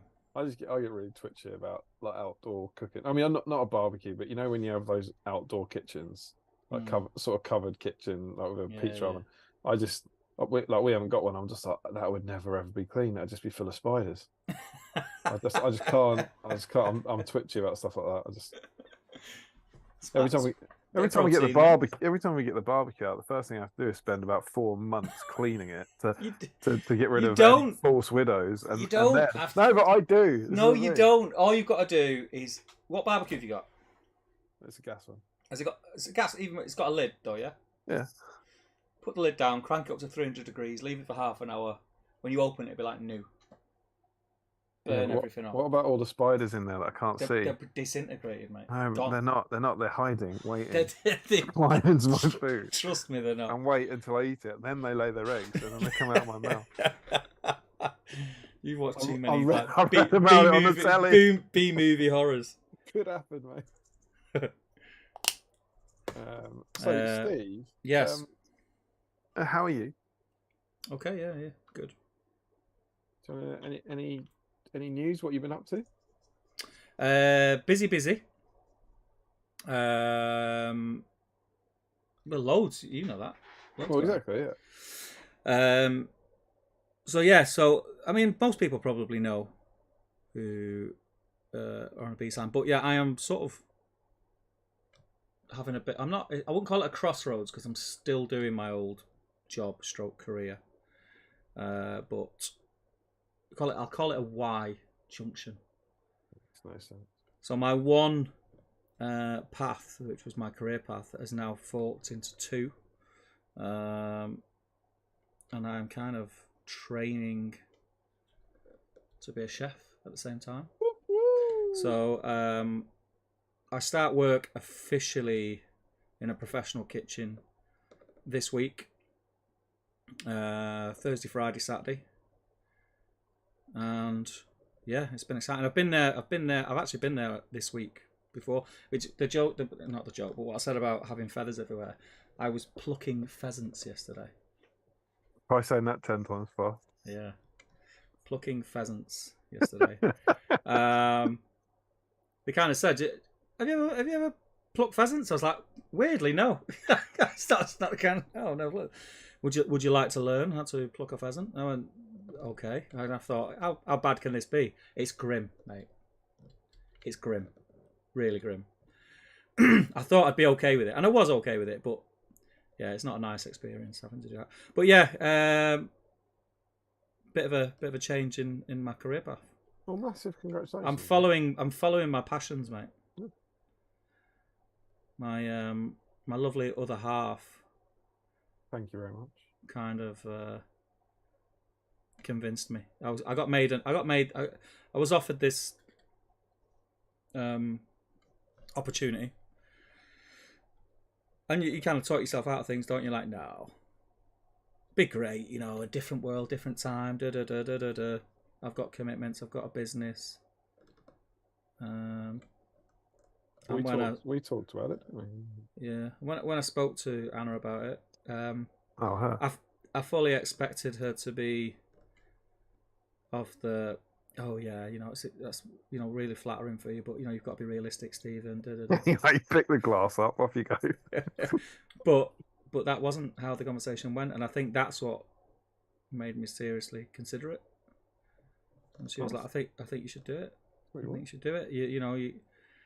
What you do as a job now, it's always going to be there, regardless what happens. If you need to drop back into it, you can. You might not get this opportunity again. And I thought, do you know what? Gosh darn it, this is right. Very cool, my friend. So I went for it. So I'm going to see where it takes me. But yeah, I'm enthused. It's enthused me. I'm really excited. I'm excited and nervous. Little bit of imposter syndrome. But yeah, it's a challenge, and I think if you don't challenge yourself in life can become very stagnant, and you got to enjoy what you're doing. Yeah, it's the dream. It's easier said than done, but that's the dream. Yeah, it's difficult. It's not. It wasn't by any stretch like an easy decision. It wasn't a decision that happened overnight. I mean, it was. I got made this offer. I was given this offer, should I say, or they approached me. Probably May time. Originally. And up until a month ago, it still wasn't 100%. We had to make sure financially it was something that was doable. So yeah, so it's exciting. So support me, people. Follow me YouTube. You need to find something you love and then find someone who will pay you to do it. Yeah. It's easier said than done. And congratulations, sir. It's really exciting. Thanks, do you feel has it changed your work-life balance for the better, for the worse? I'm still very, very busy, but I feel a lot less stressed with it all. I've heard that working in a kitchen isn't stressful at all. So. Well, do you know what? And yes, I agree with you. I agree with what you're saying. Like, obviously, everyone you speak to. I actually listen to a lot of foodie podcasts. I've listened to them for a while, and a lot of ex chefs are on there, and they're like, oh my god, it was like the most stressful thing ever.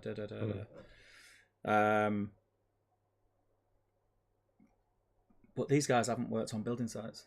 It's not all that. So, I've had little bits of experience in kitchens and stuff, but nothing major. But that's not been the thing that I've took away from it, where I thought, oh, that pressure was a lot. But I think that's because in my normal job, being organised and having routines just becomes a natural thing. So I think that's going to transfer to working in a kitchen really, really well, I think. Very cool. So yeah, watch this space. Indeed. Well done, mate. Thank you. Want to shout out wherever you are or where you're working? Yeah, it's called Linden Stores. And it's a restaurant that's going to be in Knutsford, which is about 15 minutes from Altrincham up the road. Beautiful, beautiful little village. You feel like you've stepped back in time 100 years. Really narrow streets, shops right on the road. You know, it's like sort of imagine food poisoning. imagine like like the Harry Potter scenes. Yeah, it's very like that. It's super cool, dead trendy, very upmarket. Lots of footballers living around there. So yeah, it's very cool. Let's see where it takes me. That's the plan. I'm kind of just there isn't really an end goal. I don't know what the end goal is. I suppose I need to try it and work out what I want from it. You know what I mean? Where I want it to go. I'm sure they'll be saying nice things in the comments, but on behalf of BSIME everywhere, Steve, congratulations, man. I hope it goes well. I'm happy. I'm excited. I feel positive about making the. Once I made the decision, I think that's what was doing my head in, not making the decision. But you know how indecisive I am. Are you? I mean, you taught me out of selling me hobbits.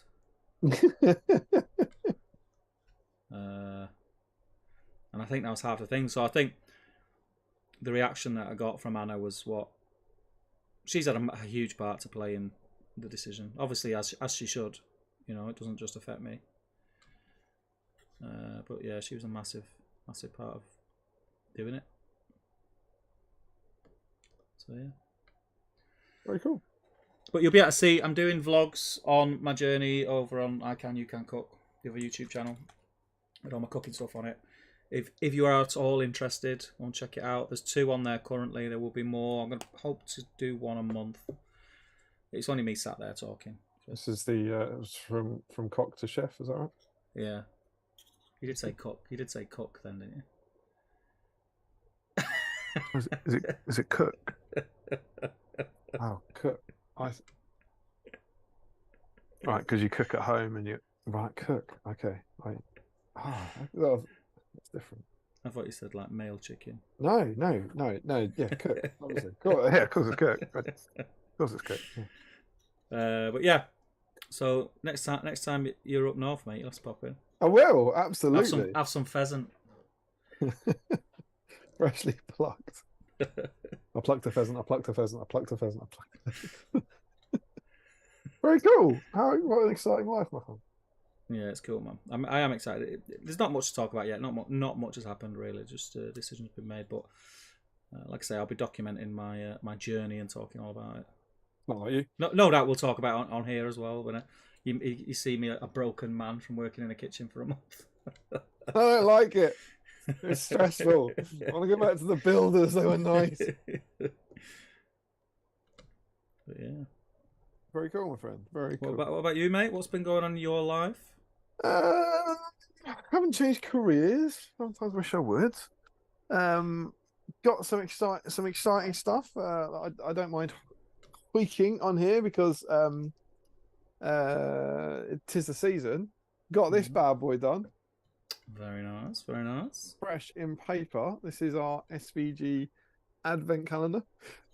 We did this, Steve will remember. Oh, yes. We did this back in 2019. We need to do something like that again, you know. Yeah, well, we'll talk about a scenario. I've got all the models, I'm just saying.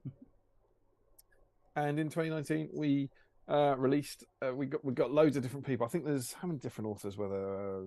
1, 2, 3, 4, 5, 6, 7, 8, 9. I think it's about 12 other people, plus me and Tom. And we got them to write 24 articles.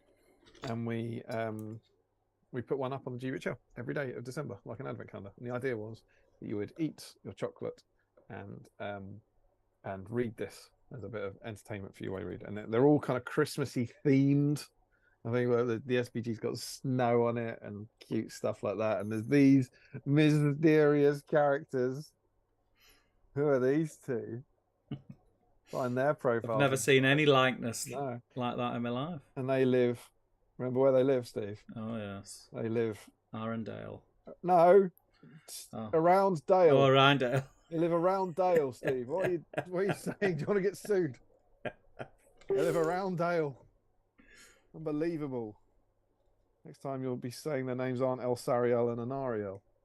But for their full details, you'll have to wait till day 18. But we did it, and it was super fun, and really enjoyed it. And I honestly don't know...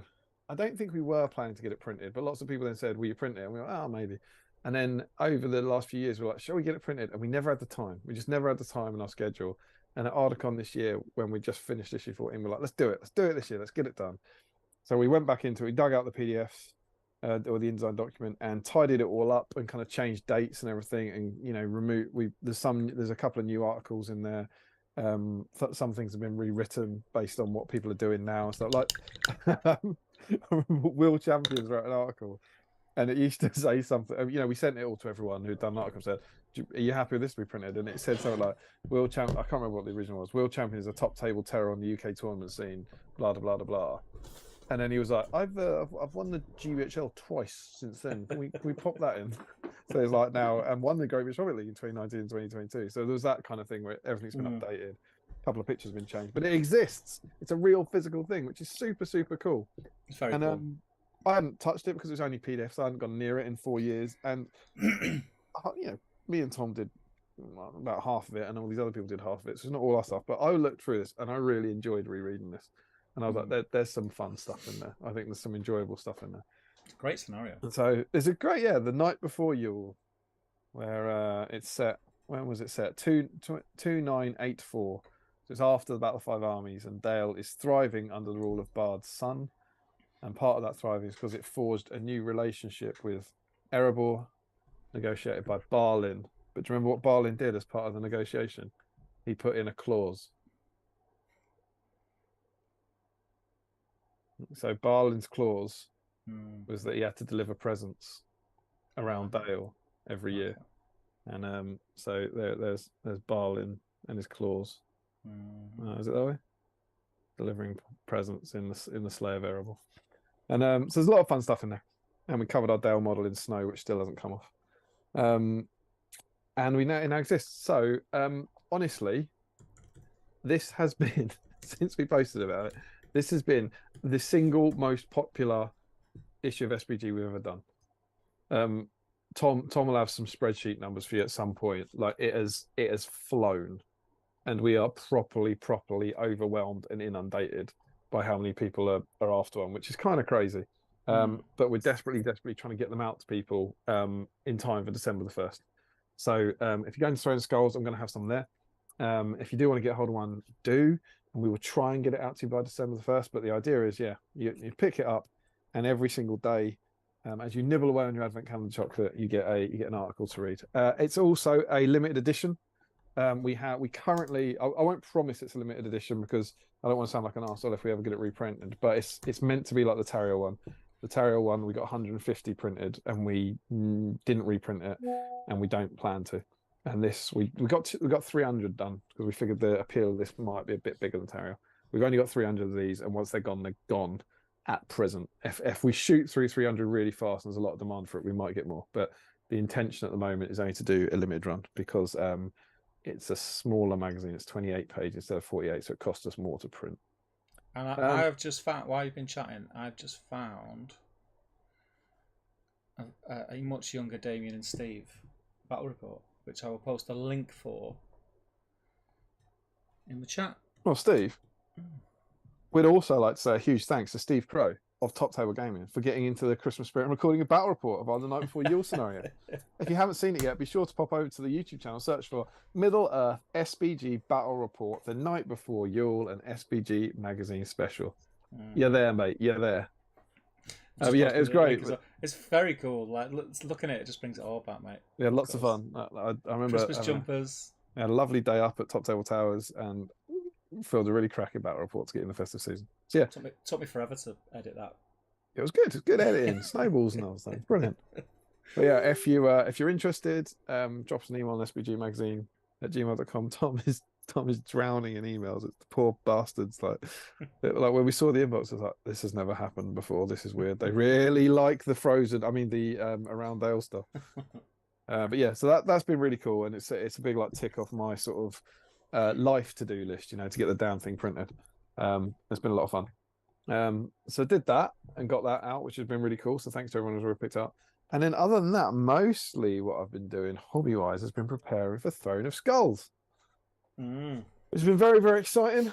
I can't wait. I'm going all in once again, as I always do at Throne of Skulls because I love it so much. So I've got I don't think the army's a surprise anymore. It's the Riders of Aema Legion. I painted up the new Aema model, which is gorgeous. Yeah, it's good. And I can't remember, I don't think I was doing him on the stream last time, but it's Aema from 4 years ago, whose armor dropped. So it felt really cool to be like painting that model for a kind of a fun themey event. And you'll hear about this in a hobby vlog soon. But the only other model that I already had who was half painted was this guy, who I also started painting up on a BSIME stream. So I had two here. There were literally 2 models that I've started painting on streams in the past and haven't finished, and I need them both for this army. So it's, as I've been working on it, it's made me feel very, very BSIME essentially. So I've got some cool heroes to do. I've been painting up some more Riders of Rohan, which is awesome because I'm on theme tonight. I'm building a board, which is fun and cool. I'm enjoying that. Anyone who likes my vlogs and follows my vlogs and knows about getting stressed in the shed and all that, you can look forward to it. It's a bit different this time because I'm getting stressed in a far more pleasant garden room. But it's still down the bottom of the garden. It's good fun and it's going all right. And then, of course, there will be fancy dress. Nice. Which I'm very excited about. So I can't wait. But at the moment, I've still got a lot to do. So at the moment, I've got 4 Riders of Rohan to finish. I've got to finish Gandalf, and my board needs to have sand glued down to it and then be painted. Yeah, which is quite a lot for, frankly, 2 evenings after tonight. Good God, it's 2 evenings. That's really distressing. Although I think I can take Thursday off work. I've got this massive project due tomorrow, and then I'm gonna, assuming it's done, I'm then gonna say, right, I'm off, and I'm hoping to have I'm hoping to have a kind of fun hobby themed day. So I've got a lot to do, but I am feeling pretty good about it, and I'm enjoying it. So it's a fun project. Yeah. So far, the kind of the thing I've done, the kind of cool thing I've done, is working, which I'm really happy with. So as long as nothing kind of goes wrong in the next 2 nights, I get it finished. I'm pretty excited about the board. I think it's a cool, fun thing that I've never seen anyone do before. Yeah, super cool. But yeah, that's me, and I had my birthday, which was quite pleasant as well. Happy birthday, Mr. Robert. Thank you very much. Do you want to sing to me? 52. 51. You gonna sing to me? No, mate. It's not gonna happen. We discussed, viewers, whether or not we could stream on was it the 10th or the 12th? I think it was the 10th. I think we were talking about the 10th, which is the day before my birthday. And Steve was like, yeah, I can do the 10th. I can do the 10th. And I was like, cool, it's my birthday next day. You can sing to me. And he went, I can't do the 10th. I was like, is it? Or was it the singing? It was a bit hurtful, if I'm honest. Shall I dive back in the chat? Yep. Because I am very aware that it's 10 to 10. We've got quite a bit to do. Got to get through the mag. So I'll dive back in the chat now, and then we'll do mag. We've got some news as well. Do you want to? Oh yeah, we have got some news first. Let's do the news first. News, my friend. Yeah. Actual news.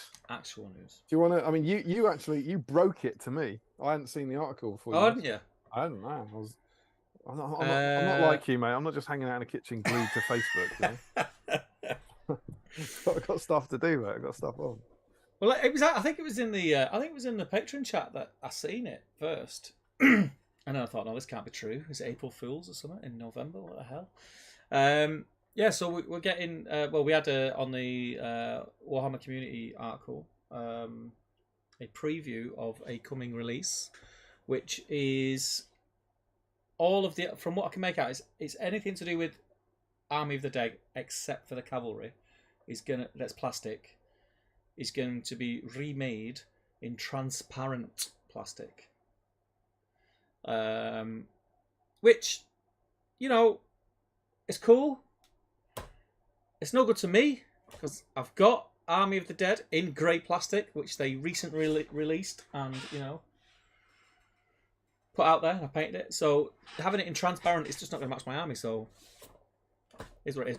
But the positive to that is. It's something. Mm-hmm. It's something. We've not had anything for so long. Everyone's started to panic. The rumour mill is on full blast about the game being dead again.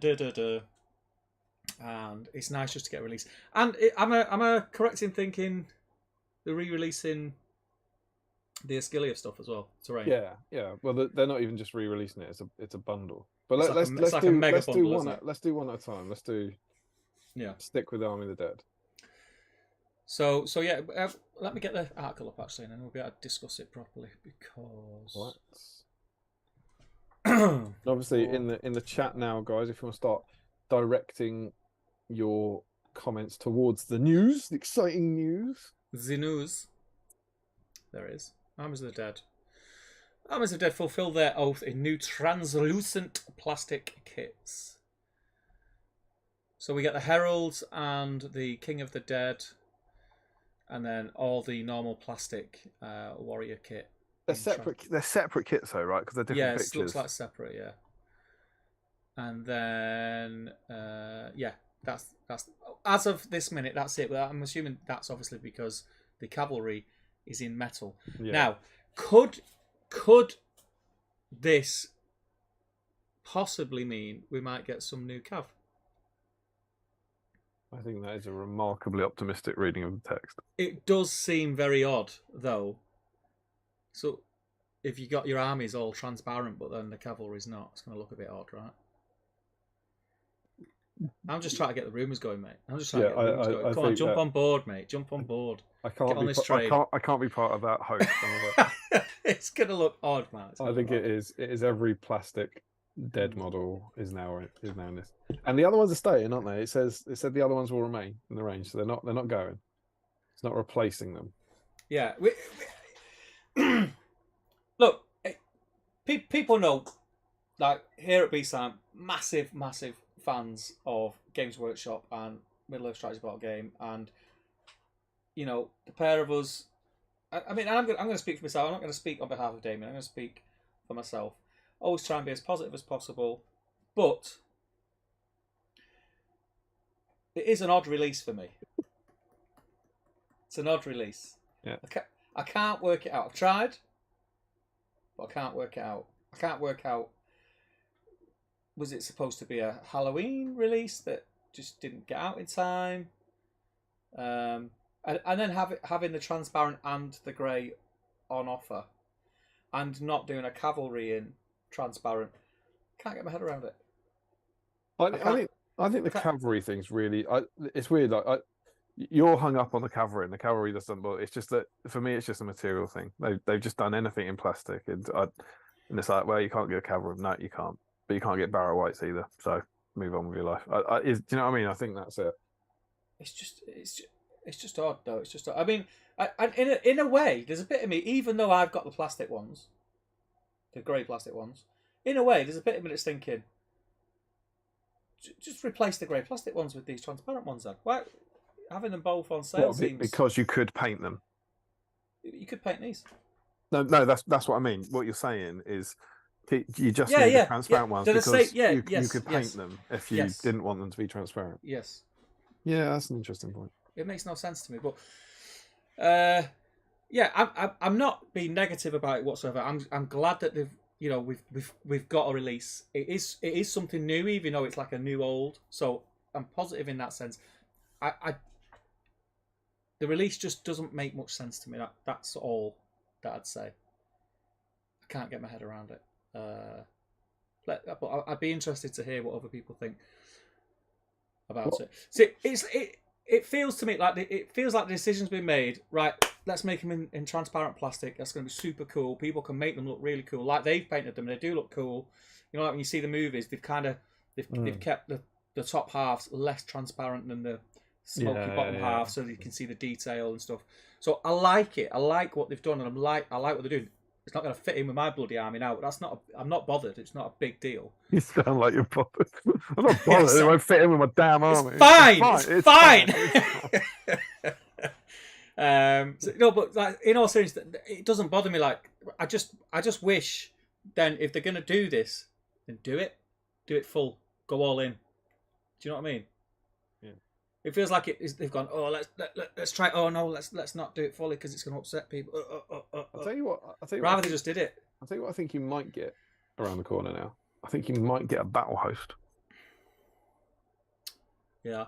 Although that said, nothing's changed to plastic, so they could have done an Army of the Dead battle host with the old plastic. That's what I mean. Every time Maybe you not. think of anything like that, like little things pop in, and you think, oh well, no, because it's like the fact that they're keeping both in the range. It makes zero sense. They're going to be making two of the same model and boxing. I wonder if they are different though, like in the sense that if it's clear acrylic plastic, that might not take paint in the same way, right? Well, they've painted them. Yeah, but I don't know, because it's going to be like it's going to be like their template stuff, right? Their kind of green plastic or their orange plastic. What's about the ring bearer, isn't it? Isn't that's resin, whereas this is clear plastic or something? Isn't it? I thought they were plastic. I think it's a different material. I might be wrong. I think so. I don't know. I'd have to see them. But I tell you what I wish, or which the reason I'm not sold one with. I haven't really said much about it, but the reason I'm not sold one without is you can't see them. Like I think what they've put up on the page I think they look great, but I don't think that's what you buy, right? What they've put up are a kind of half painted version. So I'd really like to have just seen a set of them.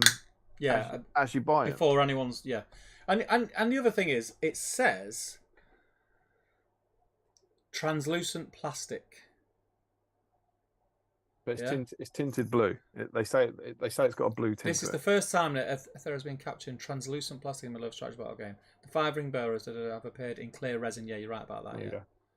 Yeah. So it's got a tint to it as well.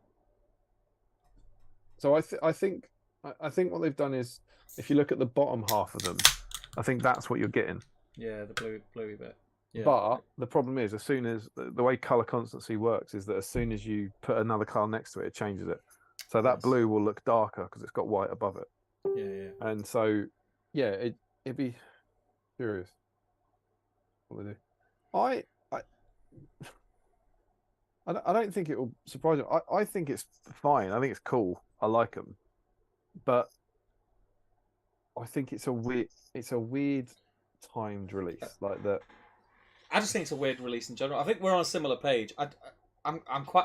Listen, if that gets someone who's never played the game before to buy a box of Warriors of the Dead and the King of the Dead and start playing, I'm all for it. 100% behind it. I just can't work out where that idea come from. The thing and is, what the point of it is. But I think, imagine you released them last year, or any year for the last 6 years. So this time last year, I don't remember the exact months, but I think we've had like Glorfindel and Elrond in like August, and then the start of the Osgiliath starter set in kind of October on pre-release, and then coming out in December with the new terrain. If you released these last year, I'm not saying everyone would say these are amazing, but I think the response to it would be really positive, because it'd just be a bit, that's cool. That's another thing. Yeah, but that would be just another release sandwiched between two other new things. And it would be a kind of bonus release for Christmas. And it's happening this year, I suspect, because of the 20th anniversary of Return of the King. So again, imagine the Army of the Dead are in the Two Towers. It comes out last year, and it's like no one then goes, they'll go, oh, I get it. They've done it for Return for the Two Towers. It's an anniversary release, and we've got the box coming. This is cool. It's another new release, and it reminds me. I know it's got nothing to do with them, but spoilers. It reminds me of these. Remember these? Huge spoilers. Why am I painting this? This is the Tool Range Rulers. Yeah. You don't need these, but when they came out alongside the new Middle-earth strategy battle game, everyone went, oh, they're cool. I'll pick them up. Because you also had 3 new dice sets and a new Theoden and a new starter box and all that. And it was like, oh, that's kind of cool. If you didn't release anything for a year and then you put these out, people are like going, come on. So I like them, but just like the get off the road thing, I understand why people are annoyed. And if you look at it, someone actually, bless him, someone put a meme up that kind of they did sum it up. They go, this is how the GBHL works. And it's basically people bowing down in front of it, saying, oh my God, it's the best thing ever. Or people going crazy about it. And it's, in a way, it's the most rational post I've seen ever. It's like everyone, why can't it just be fine? Why does it have to be, this is amazing, they're saving the game, or this is awful, they hate us? It's like, why can't they just be? And I actually did it to someone who. I think generally it is though. I think the difference, the difference there and why it seems that way is because the people who think it's fine don't post on the internet about it either way. So the only people you get who will feel the need to get on the internet and talk about it are the ones who are either really negative or the ones that are really positive. But there's not even the really positive. The really positive, they're not going crazy for it. They're not saying, "Oh my God, thank God, I've been waiting for this for years." They're going, "This is cool. This is cool. I like this." Yeah. But there was on that post, on the release post, I think it's about 50-50 of people kind of going, "This is cool," and people going, "What the hell is this? We've waited a year, and this is all we've got." Yeah. And both of those, I think, are fine. I think at this point, if you haven't released anything, that's why I think it's a weird release. You must know that this will be the action from some people. Yeah. And it's the same as doing the Get Off the Road at Warhammer Fest. It's like getting everyone mega excited about a reel, and just it's not the model. It's the context of the model. Yeah. And again, you put Get Off the Road in the middle of last year's release section. Everyone go, "That's really cool. It's awesome." But it's because there's been nothing else. And clearly, this is still some hangover or knock-on effect of whatever's gone on with their licensing thing, or whatever's going on that's paused the releases. This is clearly, this wasn't meant to be the only thing that came out this year. So I think, why has it been done? I think it's probably been done for the 20th anniversary of Return of the King. But I imagine when it was greenlit, it was going to be accompanied by a bunch of other stuff throughout the year. Yeah. It wasn't going to be the new SBG release of the year, It's I mean, I just can't get my head around it. It's just there is obviously a reason for it, and like you say, that probably is it. Like 20th anniversary. But why does there have to be a reason for it? I think the reason it's just a weird release. I think they've probably just found that like we've got the tech to do this. We can cast models in clear plastic. Well, it's like you say, like, they've got the tech to do it. Yeah, they can cast it in a different material. But why? Why? I didn't say that. That was you. Why? The opposite of that. I think you do it because if you're releasing everything else, maybe I've seen one person. I think this is glorious. This shouldn't represent the community. But one person was saying, "I'm severely dyspraxic. I really struggle to paint. I can buy these and think I could do that." Yeah, I get that. But and that's not many people. But no, someone's been like, "That's cool." Yeah. Everyone else might just be like, "I think they're cool. I think they're cool. I like them." This is the weird thing, and you kind of you try and be careful because he's saying something on the internet. I don't dislike the release. Me and you spoke about it briefly prior to the stream in the week. I don't dislike the release. The fact that they're releasing something is a sign that, to sort of say to people, yeah, we're still here, we're still doing stuff. That's the positive. I just don't get the release. The hysterical thing about it is that you're absolutely right. It should kill any rumours that the game's dead. It should shoot them dead. But it's done the opposite. Yeah. It's like people are going, see? What do you mean, see? See these new models that they're releasing. It must mean... See, it's not. It is dead because they're not releasing anything new. It's like, this is still a product that still required resource. That still, of course, it's not dead. Of course, it's not dead. You just want to shake them. What are you talking about? It's proof that it's not dead. But people have gone completely the other way with it. And like I say, I think maybe you could predict it based on the lack of other releases. So I kind of like the Get Off the Road thing. I might not agree with their sentiment, but I do understand the frustration of people, waiting for releases and then getting existing models in a different color. Whereas, were this just chucked out, like I say, last year, I don't think I'm not saying people would love it, but I don't think there'd be anywhere near the kind of negative outcry that's been. Yeah. But I did think, like, I've got a massive Army of the Dead army. Like, I painted out to them for Throwing Skulls a few years ago, and like you, they won't fit in. But part of me did think, like, I might pick up a set and stick them on different bases, because there's no point doing the same bases because they won't match anyway, and put them on some sort of like generation shift bases, and just do another set to kind of have them, because they would. Here's the thing, right? It'd be easy to paint. Yeah. And I do think of all things like the important discussion to have here on BSIME is, would they count? Do they count as clearing your backlog? Mm. And I've got to say, I think they do. I think they're like invisible ring bearers, right? You buy them, they are models, they will be on a sprue. Once you've put them on painted bases, then your models. Yeah, they're pre done. I mean, you are gonna see armies of them not with no paint on them. Except the bases, which is fine. It's fine. It's fine. It's fine. No, but it is like it. It's like I say, if that release gets people into the game, then I'm like, you know what, fair play, boom, boom, boom. I still find it a weird release. Yeah, well, it can be both. It can be both. It doesn't make any sense to me, like at all. I just find it very odd. And it's like you said, or sort of we're heading towards. Sometimes I don't think GW do themselves any favors. Well, that's the timing. Yeah.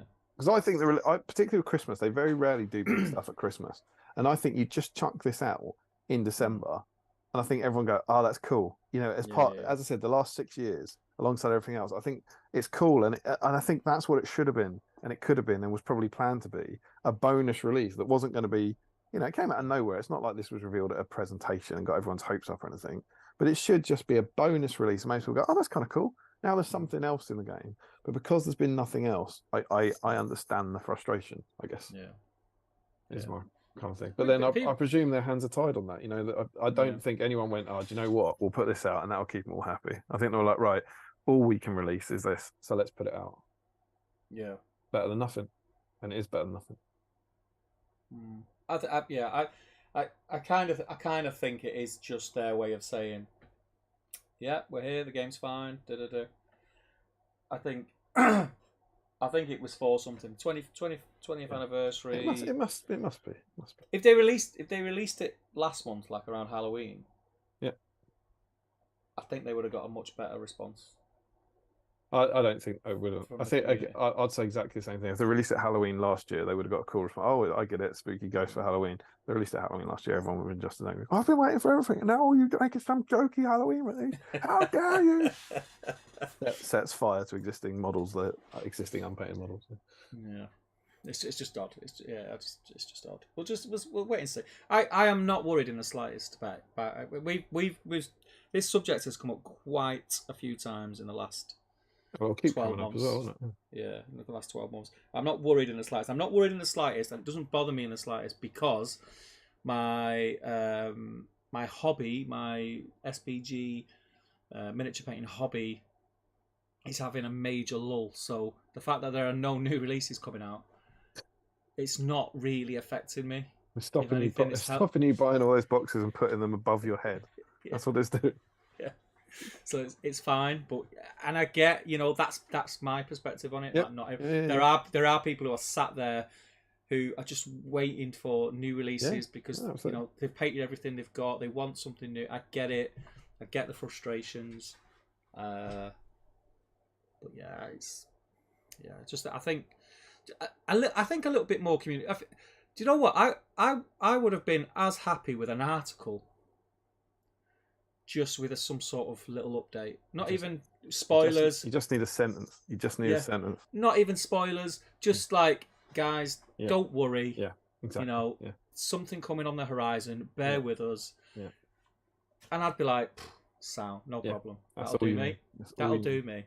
You can't, you know, I don't know how these things work. I have no idea how these things work, and I presume maybe they don't. Maybe one of their rules is that we don't talk about licenses online. Do you know what I mean? Like, who knows what it is? But for me, for the life of me, I can't understand why on that article it didn't not play down that release in any way, but just say, and I don't think there's anything on it. Go and believe us. There's so much exciting stuff to come from Middle Earth.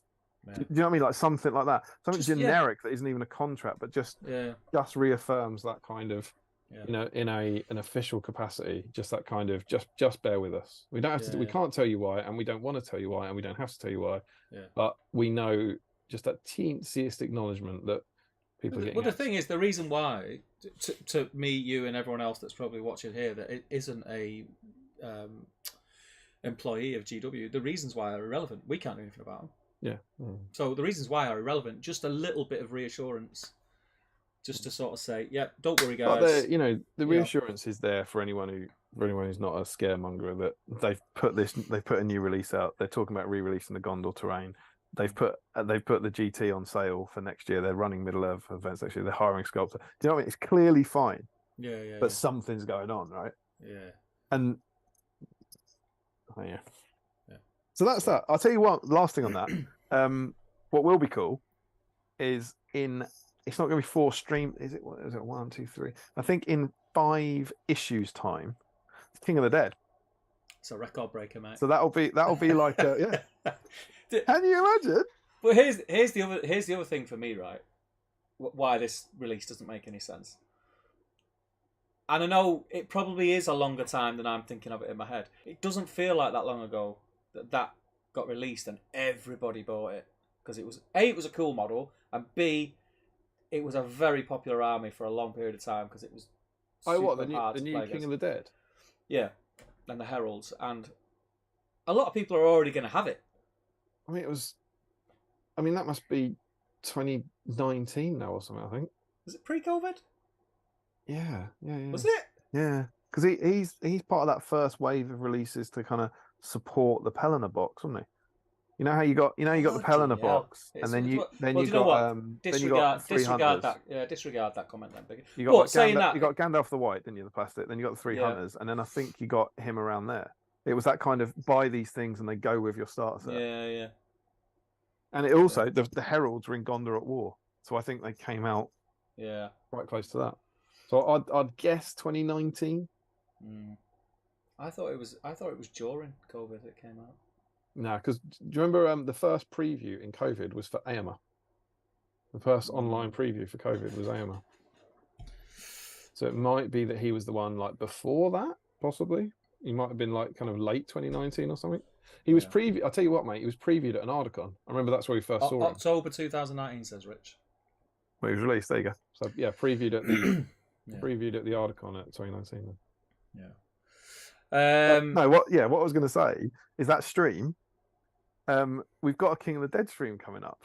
So not just in terms of the record breaker, but I've painted my army there. I've got no one left. I'm not going to say that I'm above buying a box, for that. Do you know what I mean? I'm going, why not? Like, I'll get a box. They'll look different. I'll put them on some different bases and do them on the stream. And like you say, who knows? GW, could be.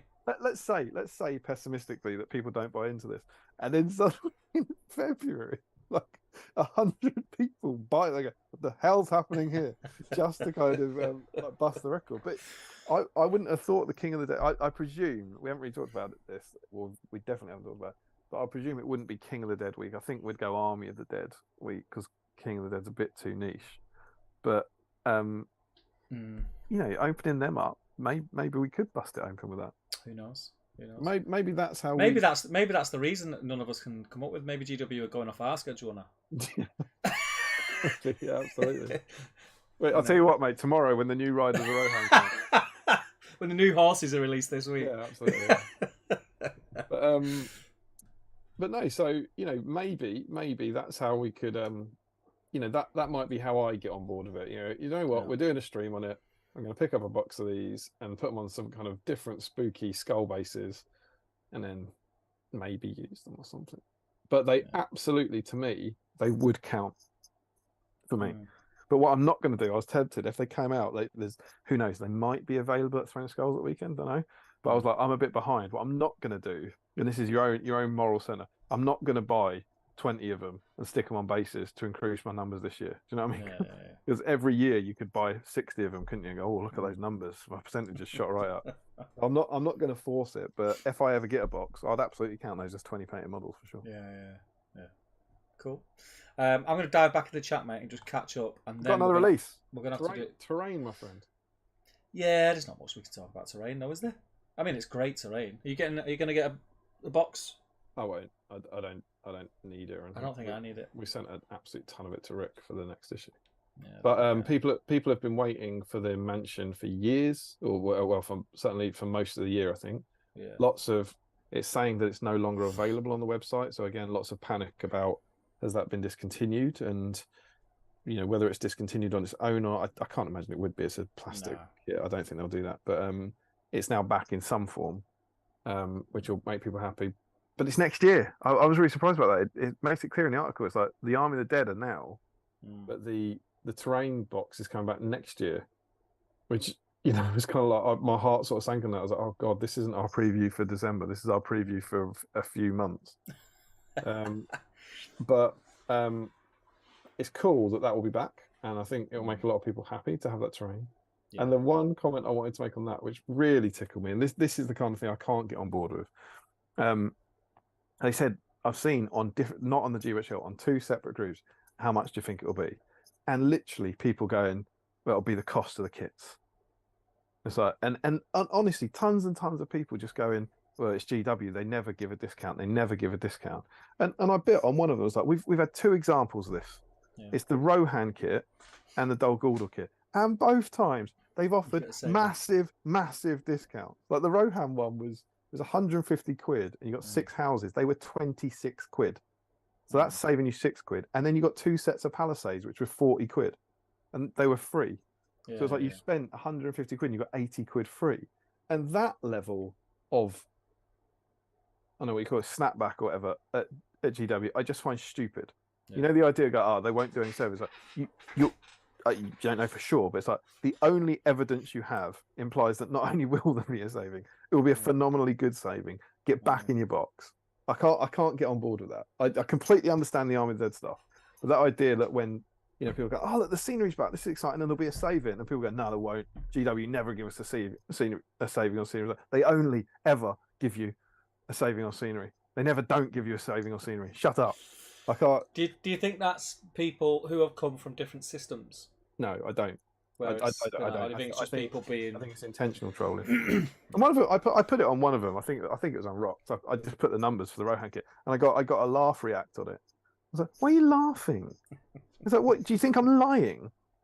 Or I was like, "What is the joke?" And I go, "No, actually, they gave you a massive saving." No, they didn't. No, yeah, you caught me. Laughing. Look at this shill. I can't believe that this shill with his maths and his truth. With his truths. Oh, stupid. Get out of this group. Rubbish. Get out of this group with your truth. Stick to the GBHO. There won't be any saving on this. Yes, there will. I'm not interested in that. Why are you ruining my moment? Why are you ruining my anger? So, hopefully, sometime early next year, there will be, for people waiting on that, a fairly mega terrain set, which I think is quite cool. Yeah, it's awesome terrain as well. Really good. I think it's the best they've released yet. So I'm not hugely excited about either of those releases, but I can't get past the fact that something is better than nothing. I just can't, because it is. Yeah, I'm just glad it's a bit of a. That's their way of saying. Even though I would prefer words, would have been fine. just an article. I didn't need see-through. I didn't need transparent plastic, man. I just wanted words. I didn't need a release that messes up an army I've already bought from you and painted, you sods. But yeah, I think that's their way of doing it, and that's fine, and that I'll take it. It's still not how I would have done it, but Well, that's our take. But do let us know. Yeah, we have a super cool community here, and you're allowed to disagree. Yeah, people are nice and friendly and positive and stuff, and I think you can be rationally confused and unbothered by these releases. I think that's fine. It's fine. Right, mate. I'm going to fly through the rest of this chat now. Do it. Get it done. And then we will, because it's 10:20, so we will have to do the mag. Because the mag's going to take a bit of time. Mag.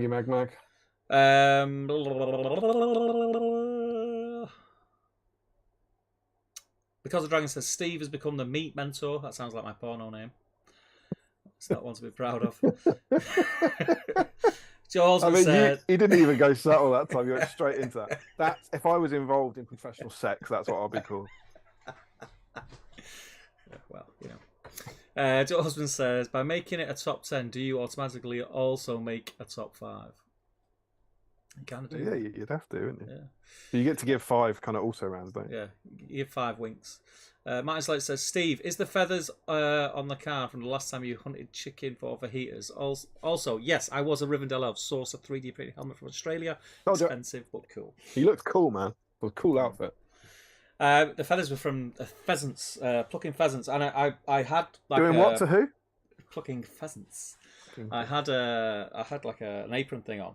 I thought I got all the little bits off me, but it was in my pockets. I went in the shop and took my keys out of my pocket and some change, and there was feathers in there. They were everywhere. Martin says, I was going to go as a wood elf this year, but my BMI laughed at me.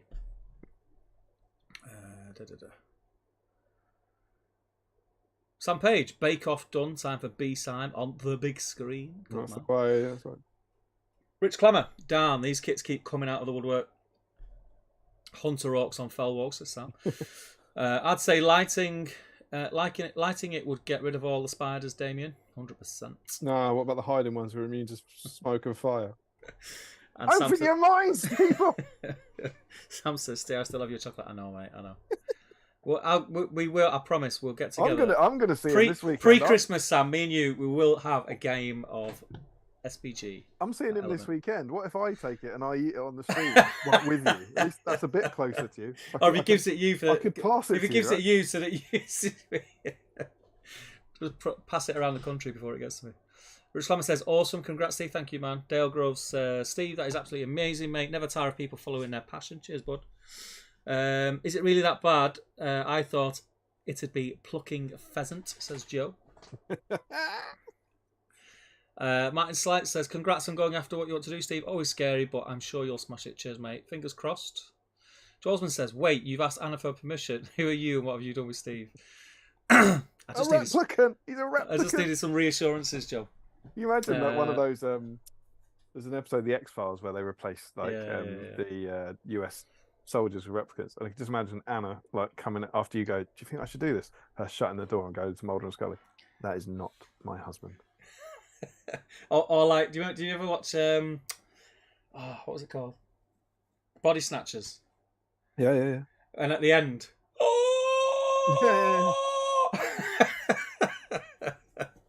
scary film that. Sean says, can see a change in you, Steve. Proud of you, mate. Cheers, bud. I think he's talking about asking permission rather than following your dreams. Had a shave. Dublé says, school night, so I'm off. We'll enjoy catching up tomorrow. Take care, bud. Scott Newman says, I'm delighted for you, Steve. Follow your dreams, mate. You'll smash it. Cheers, pal. Congratulations, nice, Steve. Says, because of Dragons, it is, yeah. Seeing the wave of content for new releases over the past few weeks made me think about top table gaming. You think you'll pick it back up, Steve? Yes. Here's the weird thing. It's the same for BSIME. There was always plans. I mean, we spoke about it, didn't we? But I was going to do some hobby vlogs at some point. Many moons ago. Yeah, you're going to do terrain stuff. Just life has just been so busy, and it's difficult. See, I can't remember who it was. It said, your food stuff's taken over. It's not. It's that I can film food stuff because I'm cooking anyway. So I'm just filming what I'm doing anyway. But you've also got to do what you're passionate about. You can't force yourself. If you want to do food. If I do hobby, I wouldn't enjoy it if I'm, trying to grab 30 minutes there and 40 minutes there, and I want to enjoy it how I used to enjoy it. I used to have far more time on my hands, and it used to be the thing that when I was at work in the day, I'd look forward to coming home and doing.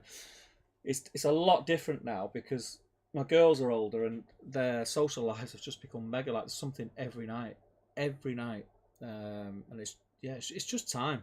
It will settle down again, and Top Table's not gone anywhere. It's still there. I would love nothing more than to when I get together with Sam, go in and film a battle report, something like that.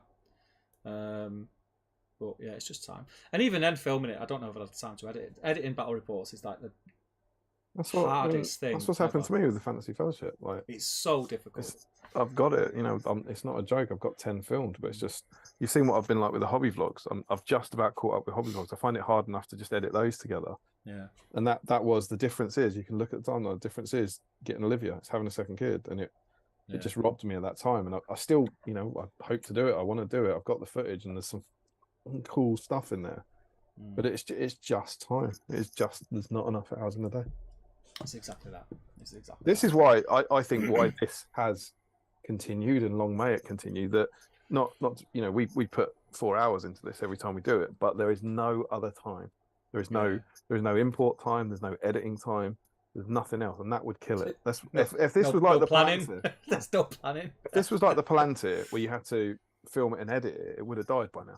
Because it's you know, you see, you know, something like the Palantir, you saw an hour and a half every week, but it's 6 hours a week or something, and so the same would be true of this. So you know, live streaming is a godsend for this sort of thing, keeping it going. But so I mean, there's some battle reports that the one we spoke about before, the Christmas one. You know, you're doing all them little graphics, and these are things. I'm not a video editor. Like, I know the bare bones of how to cut, snip, and stitch footage together. So, and it's one of those things. You probably know this, Damien, yourself from editing videos. As you're editing more and more and more, you start to push yourself more and more and more. You want intros, you want special effects, you want this, you want that, and there are battle reports where I would film them in the week, an evening in the week. What you'd see on the battle report, the final product might be 30-40 minutes. That battle report probably took 4 hours to film, a 4-hour game, because you stop in and start and you're moving cameras. I would then spend probably 2 days editing that, going through the footage, cutting out what I didn't need, then going through it again and editing and snipping and fine-tuning it, adding all these little graphics, thinking, oh, do you know what would be cool if I had this pop up here, and not knowing how to do it. So then having to go and research that, going on YouTube videos and learning how to do different things in the editing software. I'm sounding like I'm moaning about it. I actually really enjoyed doing all that. Otherwise I wouldn't have done it, but I had the time to do it then. That's the difference between then and now. I haven't got the time now. It's exactly the same with the fantasy version. I actually really enjoyed it. I moan about, it take all day to edit, like, but I wouldn't. If I didn't enjoy it, I wouldn't have done it. Like, I actually enjoyed editing it, but I just don't have the time to do that now. And I wouldn't want to put a battle report out that wasn't what I thought was worth releasing. Yeah, well, that's it. I have got still got battle reports that I've not edited or have started to edit, and they're just in the state that they are. They're not worth releasing. That's it for me, because with the Fantasy Fellowship, I've made a rod for my own back that I can't just do a battle report. The whole point is it has the intro, it has the voice acting, it has you know, all those bits, and that has to be kind of like scripted and everything put together. And it's just time, man. What we need is to just give up our jobs, mate. And well, I kind nerds. of joked about it earlier, but maybe if we had like 10,000 subscribers, we'd be on the way. But it's worth talking about, because it is an interesting thing, and we're both at the twilight of our YouTube career, where I don't think we care about this. But there's a weird thing with subscribers on this channel that we kind of rushed to 1,000, and I don't think we've had.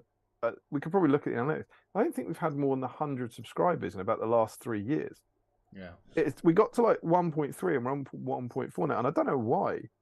And I'm not saying we should be on 100,000 subscribers, but it just seems odd that we're putting out regular content. We didn't, and it's just stopped. People just stopped subscribing. So yeah, if you know, if we get to 100,000, then you know, I'll take a day. Maybe we're just really annoying. Might be really shit. Everyone might hate us. In which case, you're not getting the Fancy Fellowship because you won't even watch it. I mean, that's the other thing as well. Top Table wasn't too bad. Top Table would generally, the views would make it worthwhile doing.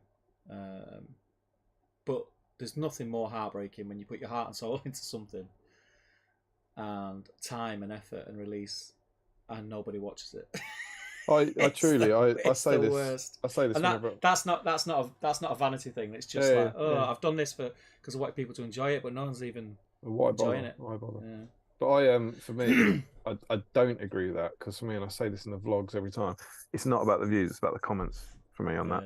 It's like I would rather have 100 views and 20 comments than 1,000 views and 30 comments. Do you know what I mean? Like it's the proportion of comments I get. because that's where you actually get the interaction, and people sort of go, yeah, this is worth you doing, keep doing it. So I truly, and if that's arrogant or vain, then fine, and I apologize, but I truly appreciate when people write comments on the hobby blogs, because it kind of does make me think, oh yeah, people are watching it and they're enjoying it, I'll keep going.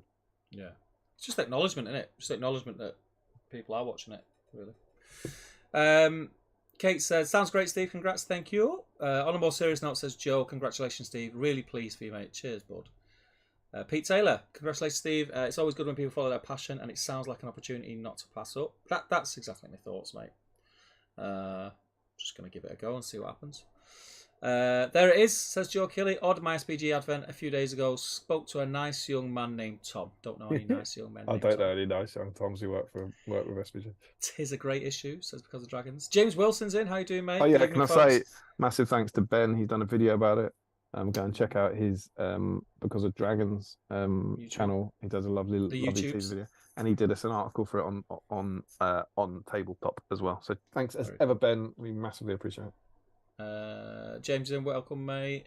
Sean Clark, ordered mine, can't wait. Joe Holzman, the night before your what? Is that you, David? Yeah, that's the name of the battle report. Oh, I see. It's called The Night Before Yule, and he's saying the night before your what? It's a pun. It's a pun, mate. Wordplay. Battle Games Middle Earth is this, as Even Gents just joined in. I was very pleased to get my SBG mags in the post today. Looking ace, getting me very much in the festive. There you go, Mr. Welcome, Harry Parkshill. He's got his. Harry Parkshill, yeah. He's got his. They're with him. That's a proud owner of an SBG Advent calendar. I hope you enjoy it, my friend. I apologise. Anyone can keep hearing this notification pop up every time someone posts in there. I can't. I don't know how to turn it off, so I don't know why it's doing it. Swords and Brushes, welcome, mate. Hope you're good. Evening all, just popped in now. Hope everyone is having a great evening. It's not so bad, mate. It's not so bad. Josman says, do you encourage saving the articles for the correct day, or just opening it all and binge reading it? I think you should do one a day. You can it's the same as the Advent calendar. You could do it all in a day, but you just feel sick afterwards. Yeah. Rambo Squirrel is in. There's some sort of multi-part stories, and if you wait, if you just tease yourself for the next day, I think you'll. Maybe don't tease yourself, but there you go. give yourself an upper decker. It's good, but it's not that good. Evening, can't wait for the weekend. The Ents will march their last, says Rambo Squirrel. Oh, is that a Throne of Skulls? Is that Rambo Squirrel? It's a Throne of Skulls threat, mate. That sounds like. Who's Rambo Squirrel? Do you know Rambo Squirrel? I think we asked him this last time, and he told us. I'm sorry, Rambo Squirrel. Joe Kelly says, we feel the appeal might be more than Tario. Blasphemy. I can't believe those words came out of Damien's mouth. No, I don't agree with Evangeline Lily. Yeah. I mean, I don't think that. Obviously, Christmas or Tario, there's only one winner there. But some other people might disagree. Martin Slight, I like Damien's new shed content, but sometimes it's good to go back and visit the classics. Without the shivering, is it even Throne of Skulls? Larry Miller put a great comment in the chat where it was like, it was something like, if he's not suffering, is it even worth it? Jill Monroe's in. How you doing, Jill? Good to have you back. Evening all. Sorry I'm late. Happy birthday, Damien, and well done on the new job, Steve. Cheers. It's a very good way to shut the community up for a while. I think that's about the release, yeah. Jolesman, as nice as the translucent plastic is, and as much as I detest painting terrain, I'm more excited about terrain kit. Sorry. Sam Page says, reckon we'll get an early release for the Army of the Dead this weekend? Question mark. It's possible. Definitely possibly. Joe Osmond, the Mansion and Tower have been no longer available online for ages, and I have plans that needs them. Cool. Because of Dragons, now very interested in translucent plastic Dead to try out the dry brushing on them. Lend themselves. I'd just be terrified to that. Like, once you've done it, it's ruined. Like, you can't. Everything else, whenever you dry brush whatever, if you wanted, you could tidy it up. You can't go back. I think I'd be too scared. It's like the spiders in my barbecue. I don't want to take the risk. Jill says, nah, mate, they'll just make it in transparent metal. That's like the Cav. Swords and Brushes should have released them for Halloween. That's what I said, man. Gary George, sadly, I'm off to get painting fences rather than figures. Just managed to throw some gold onto a Galathrim Knight and pop it in the whip thread. We'll catch up on the stream later. Have fun all. It's too dark to be painting fences. Yeah. Rich Clamor, it would have been super awesome if the Cav had a translucent release too. Yeah, would have been cool. But this is still good. Jolesman says, it's probably a tester release for other products. Try it with something small, then roll out for the bigger games. Yeah, maybe. Absolutely love them. Can't wait to get them, says Sean Clark. Sweet.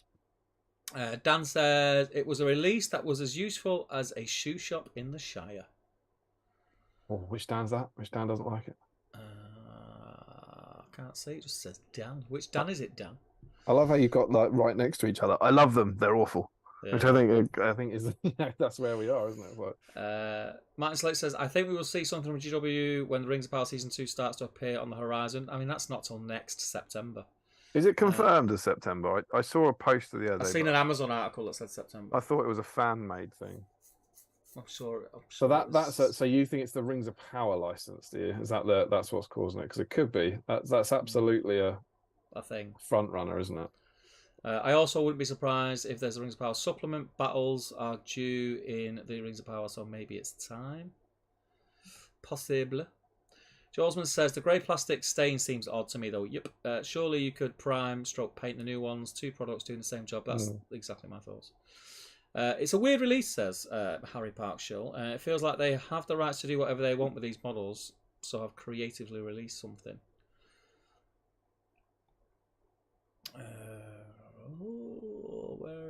Oh god, this is chump.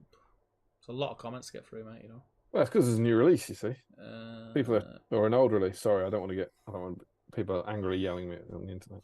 Max Lake says, also heard Warner Brothers are making more Lord of the Rings movies, which could also be holding back releases, but then I think we'd be in for a longer wait than ideal. I don't think it's that because they've announced it. Did you hear anything? I read apparently there's a studio that's been set up with sets for Lord of the Rings or Middle Earth themed movies. I didn't know that. No. I can't remember where it was. You mean like a physical studio rather than a production studio? Sets, yeah. Oh, I didn't know that. Again, it's the internet. That's probably Rings of Power, then. Don't know. I think it's because this requires nobody to sign off on, says Rich Clemmer. It's the same sculpts, just different materials. So it's like a really easy release and something to stop the bad comments about releases. Possible. The model is that whole translucent blue. The rest has been painted, says Sean. Because of dragons, feels like it might have been a release that got delayed. Welcome to see it through. They look nice. Actually, episode Reed says, "Yay, the clear ones are great fun. I'm definitely getting them to make the Legion." Very cool. Sean Clark says, "Smells like a Return of the King anniversary." Joe Gilly says, "Simon runs Kickstarters, and some of their most popular ones have minis with coloured resin along with regular plastic. In Marvel Zombies, Dark Phoenix has a plastic mini with clear red tinted resin." Very cool. People leave the resin as is and then paint the model. Super popular right now. Josh Coles says, "I was thinking of starting Army of the Dead after I finished my next few projects, so this is tempting. Only thing I thought was that there won't be enough translucent shields like the regular kit." It's going to be the exact same sprues. Would a translucent shield help? Would be what? Will it do anything? Don't know. Egon Spengler was a ghost. But yeah, you're right. He helped someone hold a Ghost Blaster. Yeah, I cried at that. Photon pack. Yeah, there's not a shield for every model on this sprue, is there? I think. No. Can't remember. Ryan Cuthbert, here he is. Cutters, fine touch Cutters. Evening all, he strolls in, it just must be dice o'clock. Any dice around here? Evening all, managed to pop in for a bit on what's been a super hectic couple of weeks. Good to do some hobby for a bit. Good man. Just emailed you a pic, says Joe. Martin Slate says, "There's a guy in the club at my work who'll be joining the hobby because of the clear Army of the Dead. He's excited about an easy to paint force as he struggles with it." Fair dues. Jakey says, "Having watched a few videos with ex-GW staff, the focus has been on getting people into the hobby with minimal painting effort. It might just be an attempt to get people in and having games faster. Could be." Haskell's in. He says, "I'm here. Late evening all. How you doing, mate? Evening, Hope you're my well." Friend. Looking forward to seeing you at the weekend. Mike Slate says, "I feel like GW have seen the frustration. No, they can't give us something for whatever reason. They came up with something they could give us to know we aren't forgotten about, and it's still there. I think that woefully misunderstands the timing. I don't think there's any way. I don't think there's any way this has been greenlit in the last sort of 6 months. I think this was probably approved and in production 18 months ago, 2 years ago, or something. Yeah. And I think they worked far earlier ahead than that personally, but I might be wrong. Mm-hmm. Rich Clemmer says, I don't really like the mentality you read in the Facebook group. The game needs frequent releases and everything needs to be focused on getting new people into the game. Can't we just be content? No, you can't be content. That's what I've learned. You're not allowed to be content. I think the problem is, or one of the problems is, that for every other system that GW have, you're getting constant releases, except Middle Earth. If it wasn't GW who were making these models, and it was another firm who, they didn't have other systems where you were getting these constant flow of models. And don't get me wrong, I am not saying I wish that this was like 40k and we were getting new models every week, because it couldn't be further from the truth. That would, I think it would kind of take a bit of the shine off it for me if that happened. Sure, It'd feel like a cash grab. Yeah. But it's like Damien said, I do understand the frustrations of people who maybe got into the game at the beginning of 2023. Yeah, off the back of the new box. Off the back of a new box, and I've looked back over the 6 to 12 months prior to that and seen a fair amount of releases come out, and then all of a sudden they buy into the game and nothing. That's it. I mean, I don't think anyone would reasonably either. I don't think it's reasonable to expect it to be anything like 40k, but I also don't think there's anything wrong with acknowledging the fact that clearly their rate of release has changed this year. For the first time in 6 years. I've quite liked up to the end of 2022 the amount of releases that we had, and it was great. That flow. It suited my hobby. And pointing out that that's changed. Yes. There's nothing wrong with that. No. Like, but there's a difference between pointing out that's changed and being completely angry. Yeah. But like I say, I truly, truly, truly get the frustration. I do. I think frustration's fine. Just expressing it through anger and being angry at people who aren't frustrated is wrong, I think. Yeah. Sean Clark says, this subject is so frustrating. They've told us in black and white there are things coming. Patience is a virtue. Getting stuff between now and then is cool. Dan says, me, ! I haven't bought anything for ages. It's been a long time since anything exciting has been released. Sad face. I'd love to know what that hired sculptor is working on. No, see that was like another thing that that sort of coming out was kind of that sort of friendly pat on the back for me to say, don't worry. Yeah. It's just little things that they could do to put people's minds at rest. Not that I've never been in panic mode with it anyway. But it's like we keep saying, there has been a noticeable drop off with almost zero explanation. And like I say, I'm not saying they should explain, but just a little article, every other month maybe in the Warhammer community saying there's stuff going on behind the scenes. Don't worry, we're excited. If you look at what I know it's a bigger property, but look what they did for Old World. They wrote articles about that for literally years that said nothing. That just said nothing. Just said, remember the Old World? Here's a bit of it.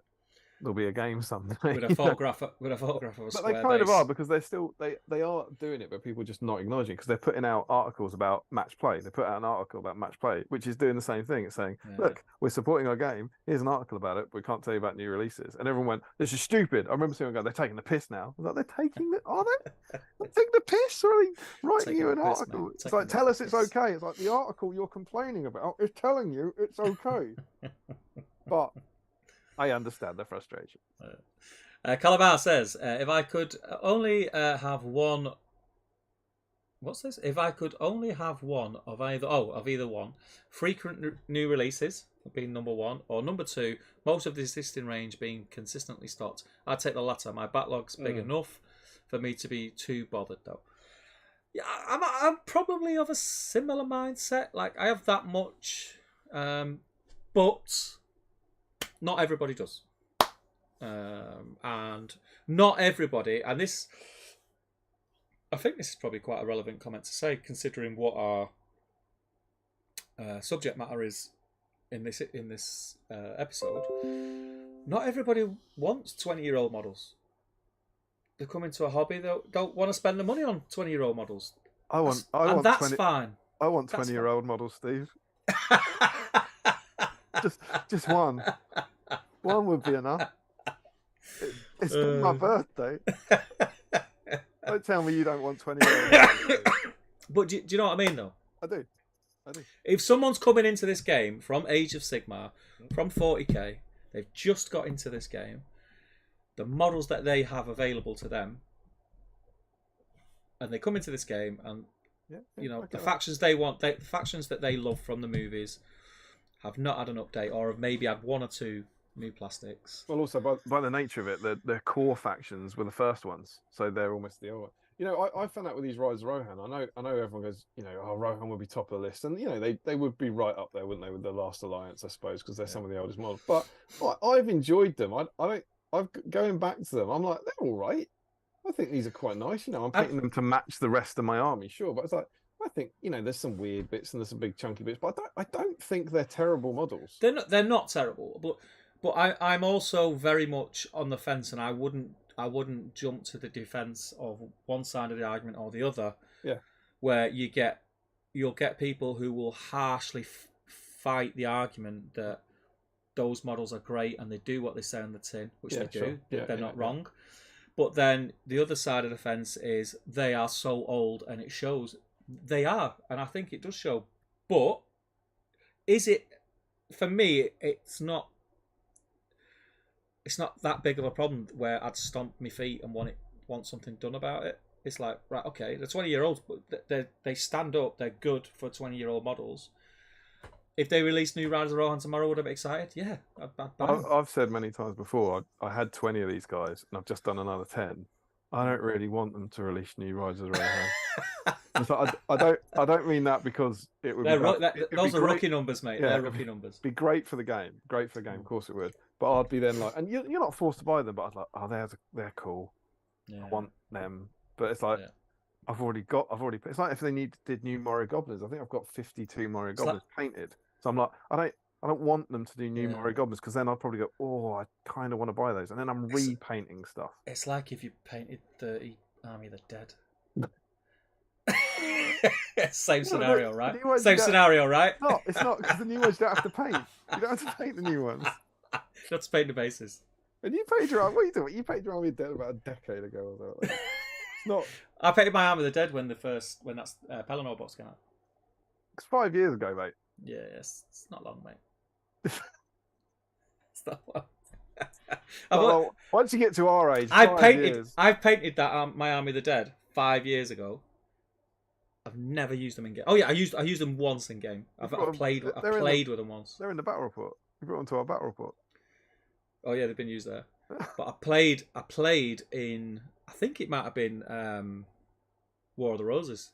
Oh, yeah. One of Lewis Applin's tournaments. And they were disgustingly good. And I never played them again because my opponents did not enjoy. I was like, it's not fun for me either when your opponent's miserable and can't charge your army. It's terrible.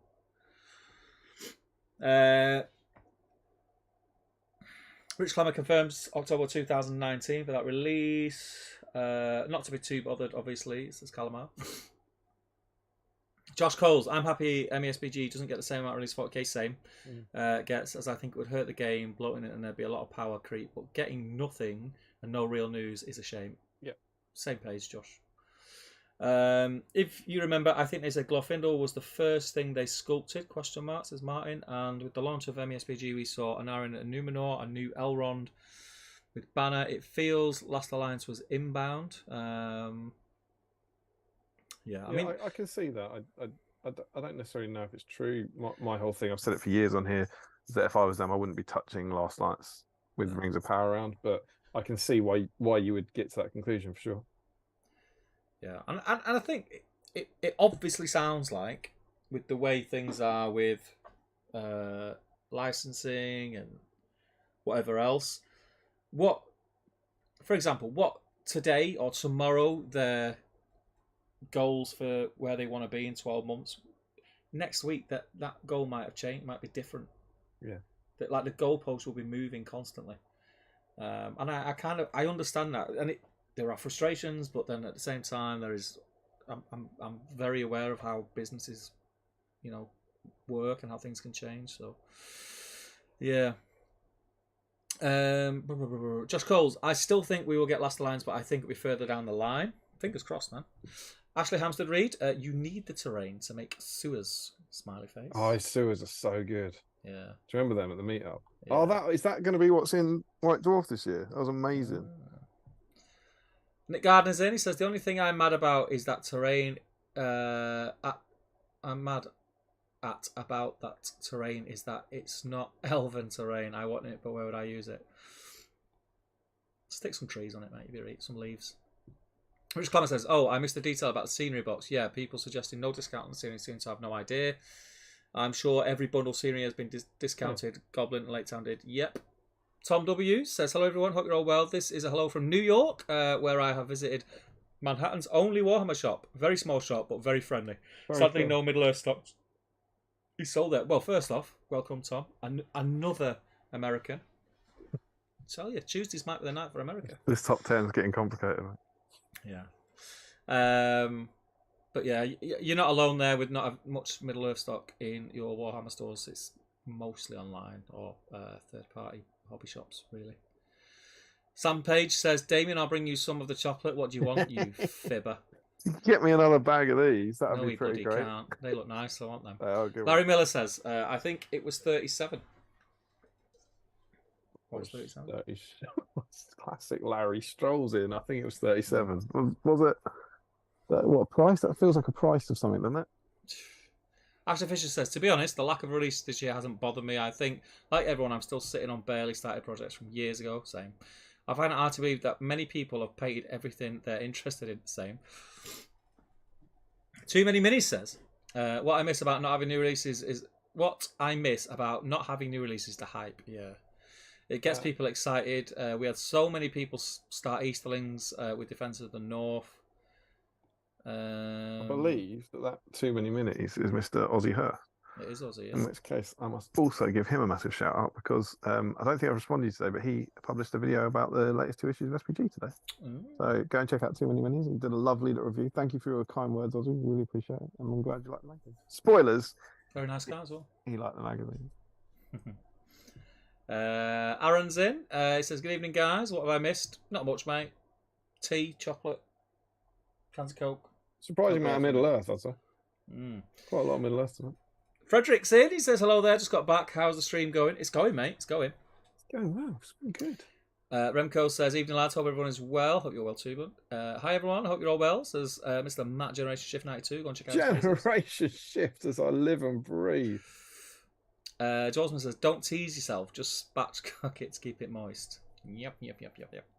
Thomas Wassel says, BSIME is back, baby. Up early, I'm afraid, so I can't stick around. Looking forward to catching up. Hope all is well. All is very well, mate. Hope you're well too.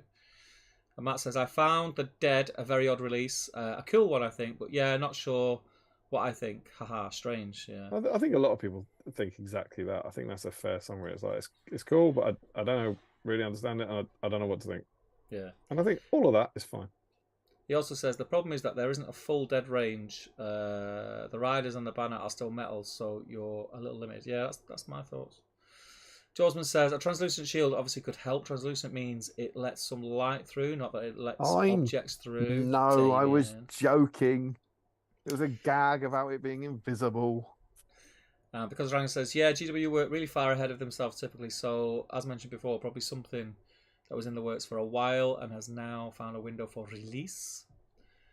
Boris says, evening all. I managed to jump back on after work. Good to have you back, mate. Battle Games Middle-earth. Not sure I agree that the issue is that 40k, etc. get loads of regular releases. To me, the issue would be solved if everything we had was in stock more often. New stuff is by the by. fill out the range. I think that's what Callum said as well, wasn't it? He'd rather have the stock things done. Yeah, perfectly fair.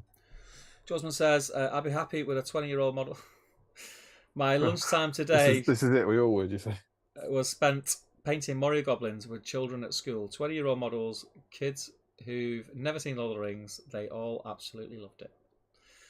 And Ashley says, heading off now, chaps. Great to hang out and hobby. Happy birthday, Damien, and see you next time. Thanks, babe. Jolsman says, don't get me wrong, it was a disaster. Those poor goblins didn't deserve such thick coats of paint, but the kids enjoyed themselves, and some models I didn't need got some love. Good stuff. There you go. You may have impacted one of those children who will grow up and have, a great hobby. Josh Coles. I have a huge Mirkwood and Lothlorien armies, but I have held off on Rivendell as I personally really dislike all the old troop models. I have the latest heroes and knights, but waiting for a troop update. Eric RD, saw you on OSBGL, first time viewer from Barrie, Ontario. Welcome, Eric. Oh wow! So that's the. I think what he means is saw you on. I post this up on the OSBGL group saying we're streaming. So that's nice to know that works. Welcome. Please hit subscribe and get ready to receive, new streams and all that sort of stuff. Yeah. Tommy Murphy says, evening guys, late checking in tonight, just in from the Ireland versus New Zealand game. Sad face. I'm assuming didn't go so well. Depends where he's from. And Thomas KLK says, hey guys. Hey Thomas. Hope you're doing well, mate. Right. I'm caught up on the chat. And I've just finished a bit of green. I'm going to go for a really quick toilet break. It's 5 to 11, so we'll have to do the mag straight away, mate. When I get back, so that works. Do you want to get ready, and I'll be back in a second? I'll get ready. Yeah. I'm ready. That's me getting ready. So yeah, that's it. I think we discussed that. That's cool. When we're talking about this issue, Rise of Rohan, let us know. Let's round out the thing by talking about these classic Rise of Rohan. Put comments in. Do you like the models? You got any fun memories of the models? Were you there in 2002 when you got the models? We'll start having a fun, nostalgic ramble about the riders. I think that's what we'll do. The next bit is be fun. What's going on? Frederick, these are so good, man. These might be my favourite thing you've given me, and that's you've given us a lot of chocolate over the years.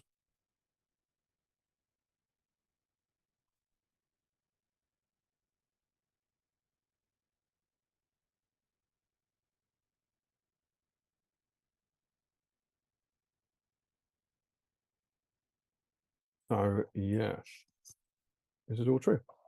I'm making good progress on these. I sat down to do 2 of these. I've been painting, as you'll see in a hobby vlog, in probably about 3 weeks' time.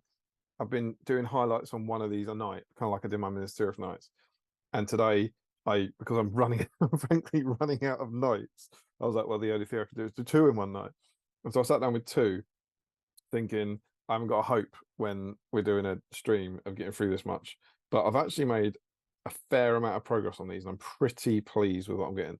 Now, they're not done, but then they were very unlikely both to get done tonight. But I am quite pleased with what I have managed to get done.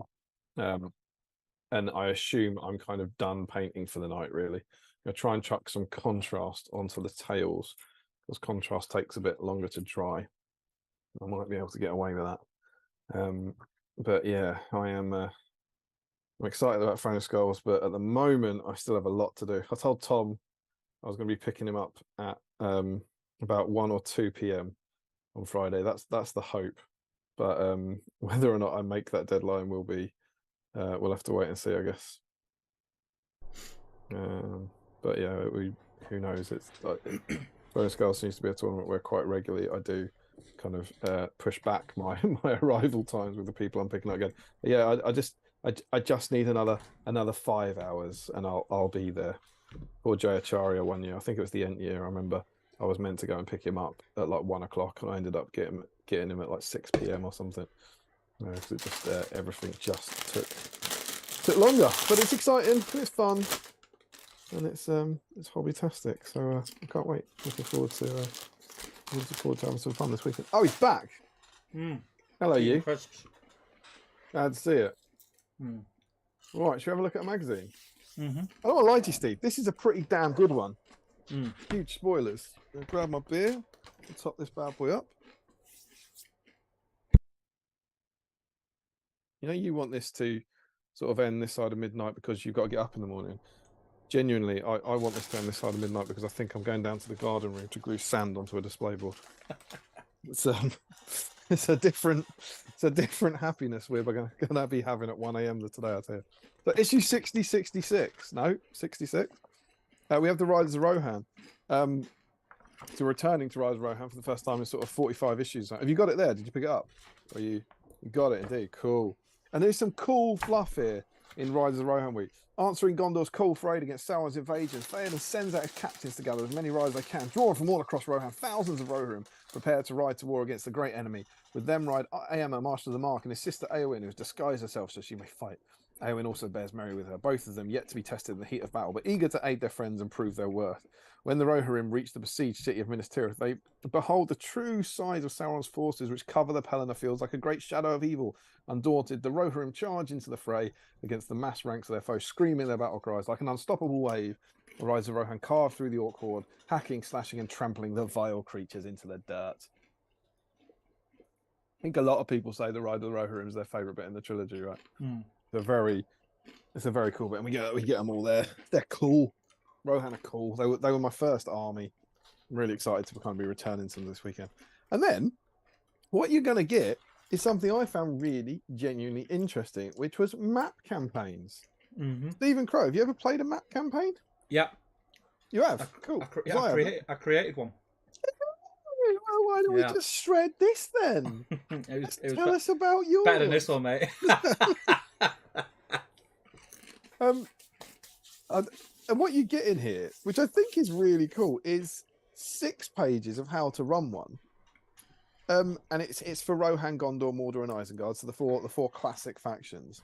Yeah. And I tried to read through it, and it's the sort of thing I think you have to play to understand it, because I didn't really understand how it would work. But it seems like you start off with an army with 300 points, and you need a map. And wouldn't you believe it? You only bloody get one. You bloody get one. Look at this. How cool is this?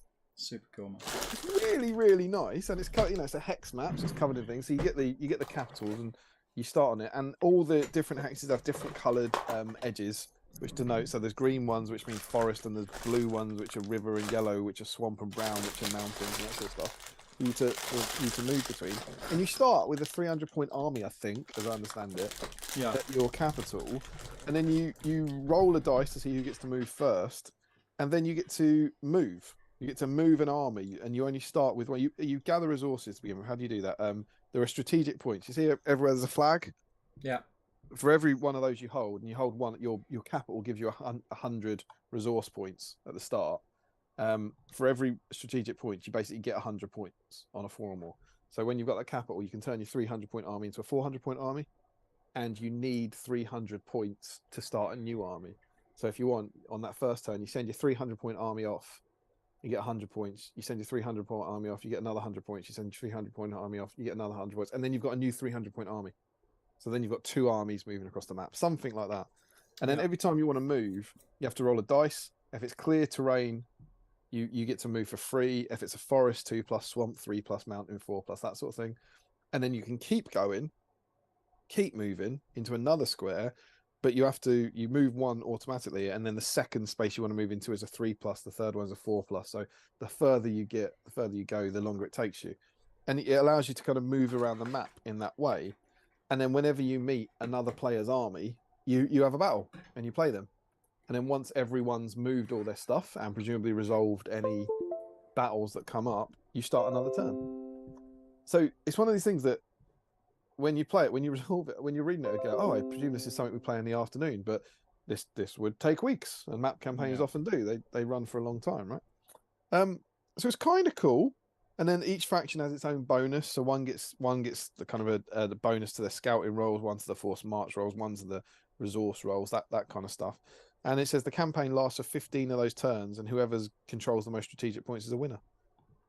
And then there's some ideas for alternative campaigns, which are like, if you're in the Emin Muir, it generates less resources, and you almost theme the different areas of Middle Earth around the you let where you're playing be over the rule. They also have this nice idea that if you're playing at someone's capital, you play a siege game.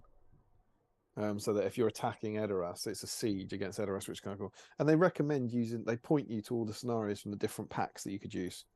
So like if you're fighting in Osgiliath, why not use the River Assault from pack 41? Which I think is a really, really nice way of saying, you know how we spent 60 issues kind of exploring Middle Earth? Why don't you use them rather than just playing pitch battles and stuff? So I thought that was really cool. And then the next 6 pages you get, is it 6 or is it 8? You've gone very quiet. Have I? Is it better? Is it better? Is it the same thing? It must be the same thing as earlier, right? Super quiet. Super quiet. Nothing's happened. Super quiet. And people in the chat, can you confirm he's gone quiet and it's not just at my end? Last time you did this, I saw a comment that said nothing's happened, which made me think it might have been your end or your headphones rather than my speaker. I don't know. Do whatever you did before. I didn't do anything before. You just told me it was all right. Did you not touch your computer before? Did it come back on? No, I mean, it's just a volume switch, but I'm already up high. Keep an eye on the chat. Nothing's... Damien sounds fine. I think it's your headphones, mate. Yeah. Might be this, then. Can you still hear me? It was the same. I remember it being the same last time. No? It's your headphones, mate.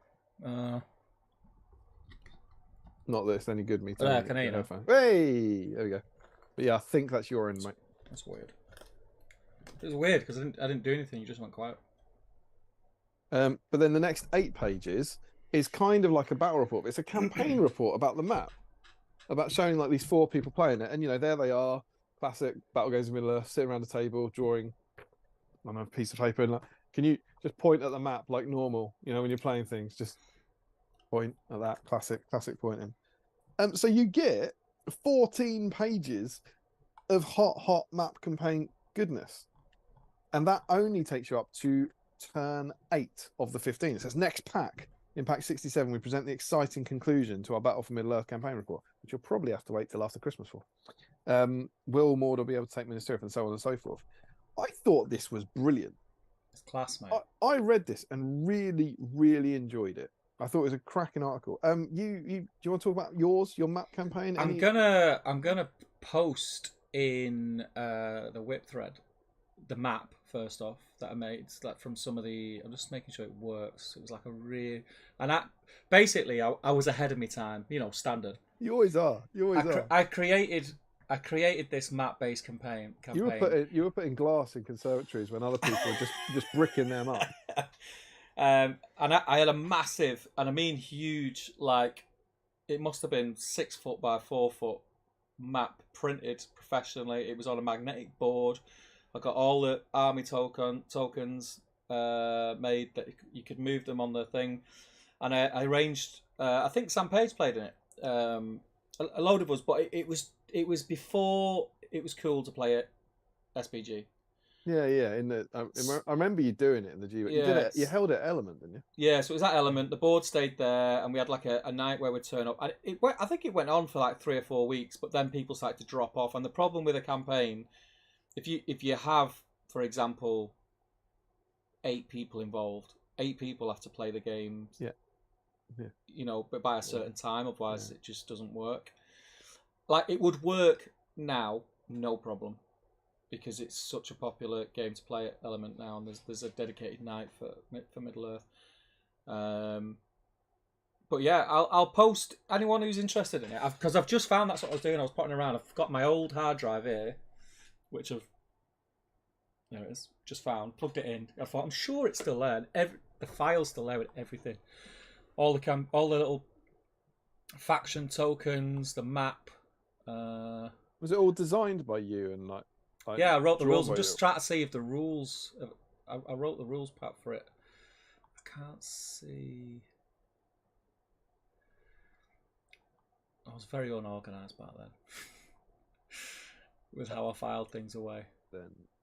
But basically, I had an interactive map as well, so you could go to a Facebook group, separate Facebook group. It had the map on it, and I'd update the map with where the tokens were, so you didn't have to be an Element to see where you was, and you got different points, and you build your armies, and it was cool, man. And it stemmed from this. Is this what you took it from? Is this what you... I remember reading this and thinking that's cool, I want to do it. And then when it finally got to the point of doing it, like I went back and read this. I remember reading it. So most of the ideas come from this, but I just updated them a little bit. And added stuff, because by that time we were playing a very different game from when this was printed. You know what's very cool about this, though? I was reading through this thinking pretty much every word of this is perfectly applicable now. Yeah, I've just found the rules. I'm gonna send it to you. Cool. You know, normally some element of the scenarios, whatever, is a bit dated. Everything in here is perfectly applicable now. So it's really chunky. And sometimes in these issues, you get like a kind of the playing. I can't remember what they call it. They call it the playing the game and the battle game, I think it is. And they're disconnected. You know, they're different articles. But this feels like a massive chunky feature about map campaigns, and I think it's really good. Oh, hello, a DM. You slid into my DMs, everyone. Oh, that is 3.5 or 4, certainly. I like it. Thank you very much. Lovely PDF. Oh, look at this. 8 pages. Yeah. What's going on? Draft 1. That's 8 pages of hot content. Goodies, guys. Yeah. It was cool, man. I'm going to post it in the whip thread. Anyone who wants it, or they might want to take it and add to it, or as per the bottom. Yeah. Feel free to copy and use these. I like the very last page. Is good. The last page is this. Can you see there's a white page there with a single line of text on it? Yeah, that's how I roll, mate. And it says TE. This was to be edited. Oh, I forgot. What's TE? I don't know, mate. Don't know. Did you misspell Steve? God, when would this have been? This was pre Pelennor, mate. Oh yeah, for sure. 2017, maybe. Long time ago. Cool, man. Yeah, let us know if there's map campaign goodness in the chat. But would recommend, but hard to maintain. Is that right? Yes. Yeah. If you can get people who are going to be committed to it, it'd be super cool. There was ways of. I can't remember if I got. That rules pack. I'll actually send you a different one, because there's one here that says final on it, so maybe it's different. I don't know. But this is a Word document. Of all our contemptible content we've made over the last 4 years, I think you sending me things that they can't see must be right up there. Let me send you something else. That'll be fun for them to watch. You can't add documents, can you? Not into the thread? chat, I don't think. No. Oh no. I don't think you can. It won't let me do it. You can add it as a file. You can upload it as a file to the GBHL. Maybe. Anyone who's interested in it, drop me a message and I'll post the map on. I thought the map was cool. But I do have an interactive map somewhere as well, which is basically it's either Photoshop or the Microsoft version of the very basic. But it's just like every Microsoft version of Photoshop. Would you mean Paint? Paint, yeah. I think it might have been Paint, and basically I had the map. I had the map, and then every faction icon was a separate layer, and you could move it. And there was like 30 layers. That's not the idea that someone could be down to you and goes, do you know how to use Photoshop? I don't actually. I don't use Adobe. I use the Microsoft version. What was that? I use Paint. I use the Microsoft version and make it work, mate. But yeah, it was cool, man. Paint doesn't have layers, does it? I can't believe you're working with Paint. I've got a feeling that I still have because I got a magnetic copy of the map done, but I got like a poster version. The map was printed on magnetic sheet. On a magnet, but it cost me about 100 quid to get done. I think that's quite cheap, to be honest, for what you're talking about. Me about 100 quid. That's amazing. Magnets are cool. If you had Riders of Rohan with magnets, that'd be cool, wouldn't it? Yeah, that'd look good. Yeah. But yeah, there's loads of stuff here. What I will do is I'll I'll at some point I will upload it to like a Dropbox file, all the stuff, and if anyone wants it and wants to Very cool, make it their own, I'd be more than happy with that. But now the community's so big, you might think, is this going on? Are there gaming clubs where people are doing this and stuff? Yeah. I found it really interesting and really inspirational. I thought it was great. It was a similar thing to this, I think. It's the rules on this for if you attack someone's like home HQ, it's a siege, right? That's what you said before. It's like a siege battle. It was the same. I got the basics from this. I just elaborated on everything. It also sounds quite brutal that because if your 300-point army meets a 600-point army, on the map, you play each other, and if assuming the 300-point army loses, it then gets wiped out. It's gone. I think I put something into the rules that even if you're moving a 700-point army around the map and you bump into, for example, a 300-point, I don't think you can ever have the battle where you're more than 100 points. Right, to stop that. Yeah. Because it didn't, I've obviously never played it, it's all through Hammer, but to me, I was just like, one side would suddenly get on top very quickly. Almost like battle companies. Snowball, yeah. It was just like you'd suddenly have this side dominating. But I think thematically, I just thought it was brilliant. And the idea of having the visual of the map and having this really, really cool handout, I think was great. Yeah. Good, that.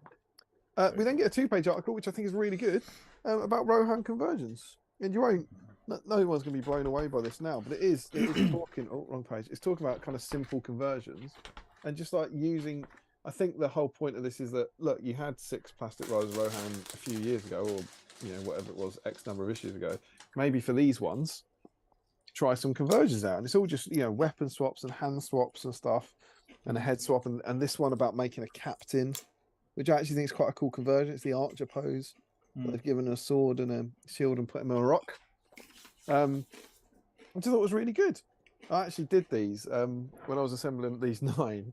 I've had an eye on Hobby Bingo. I always try and finish Hobby Bingo, and there's a square on there do a conversion.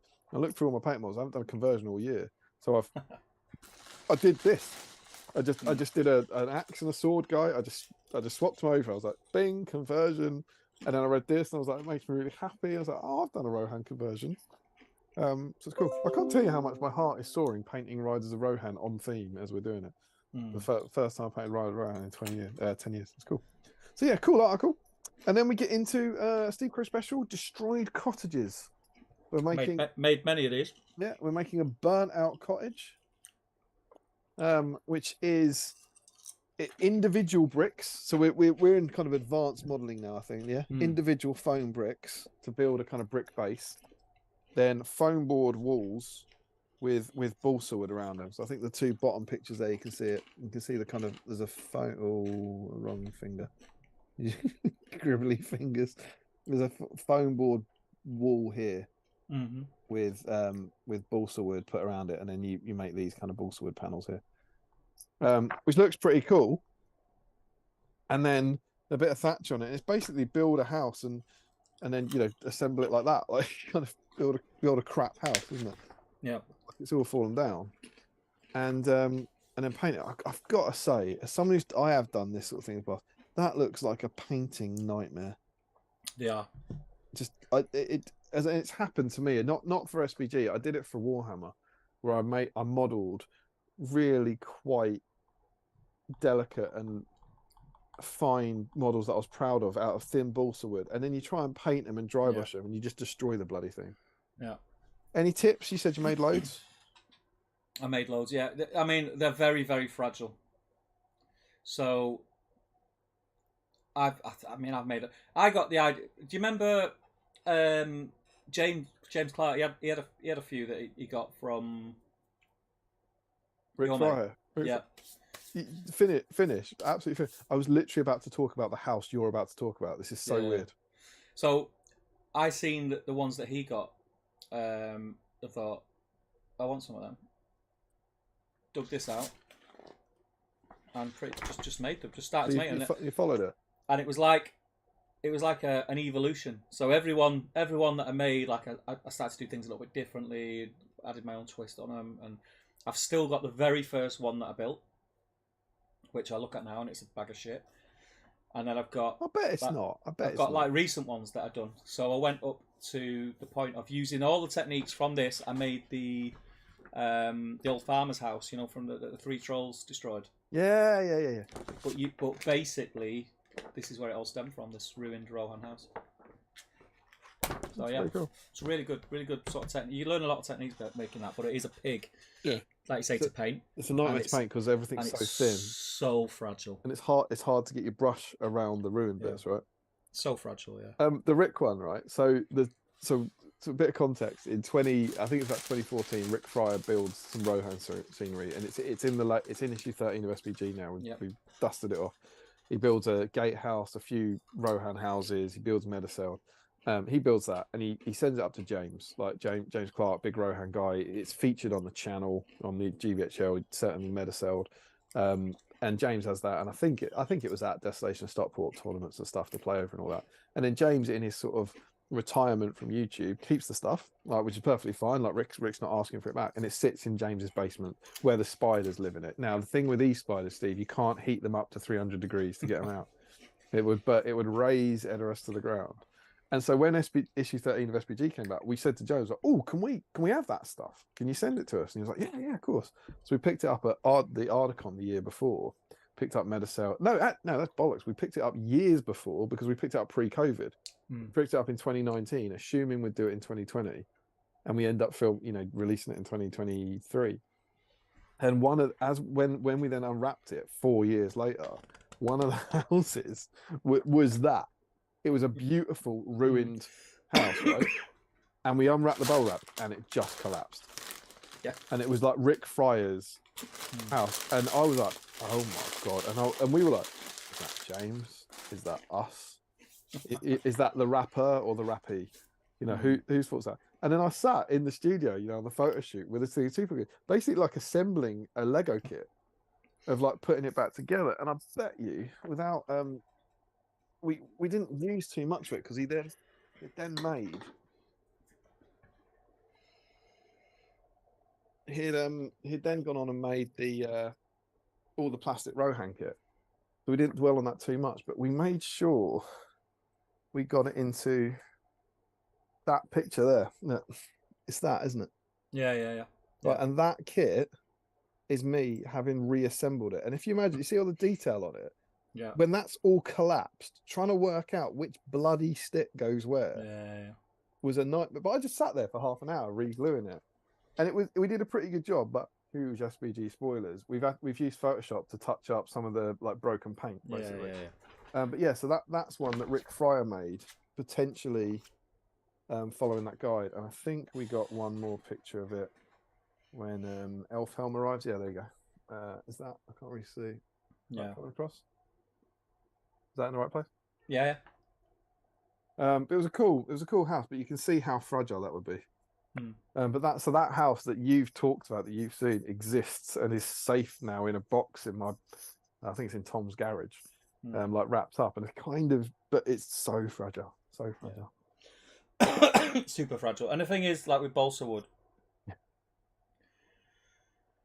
it's a very soft wood, and whatever you use to glue it, I used super glue a lot, which for balsa wood is not the ideal because it becomes too brittle.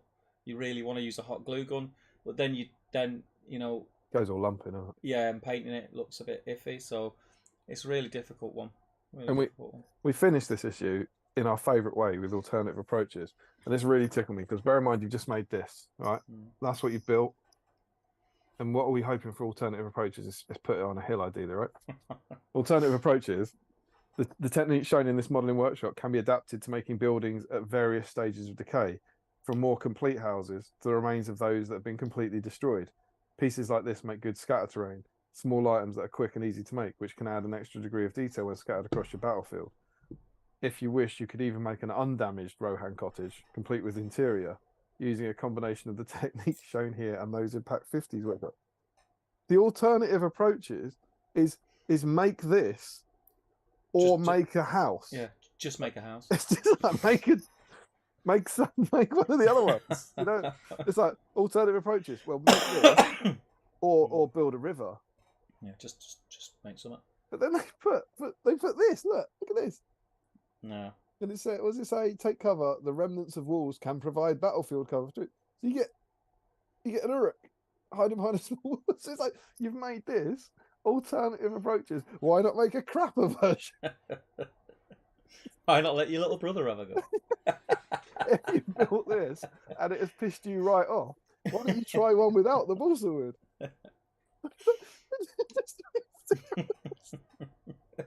Build a really complicated house. On the other hand, why not try building a small crap wall? On the other hand, why not waste your weekend? Yeah, that really tickled me. Oh. Steve, I got a wacky idea. And I don't know if you're on board with this because I feel like I've got a bit more frugal with this. I think this is brilliant. I think I think it's a really good modelling. Really good modelling.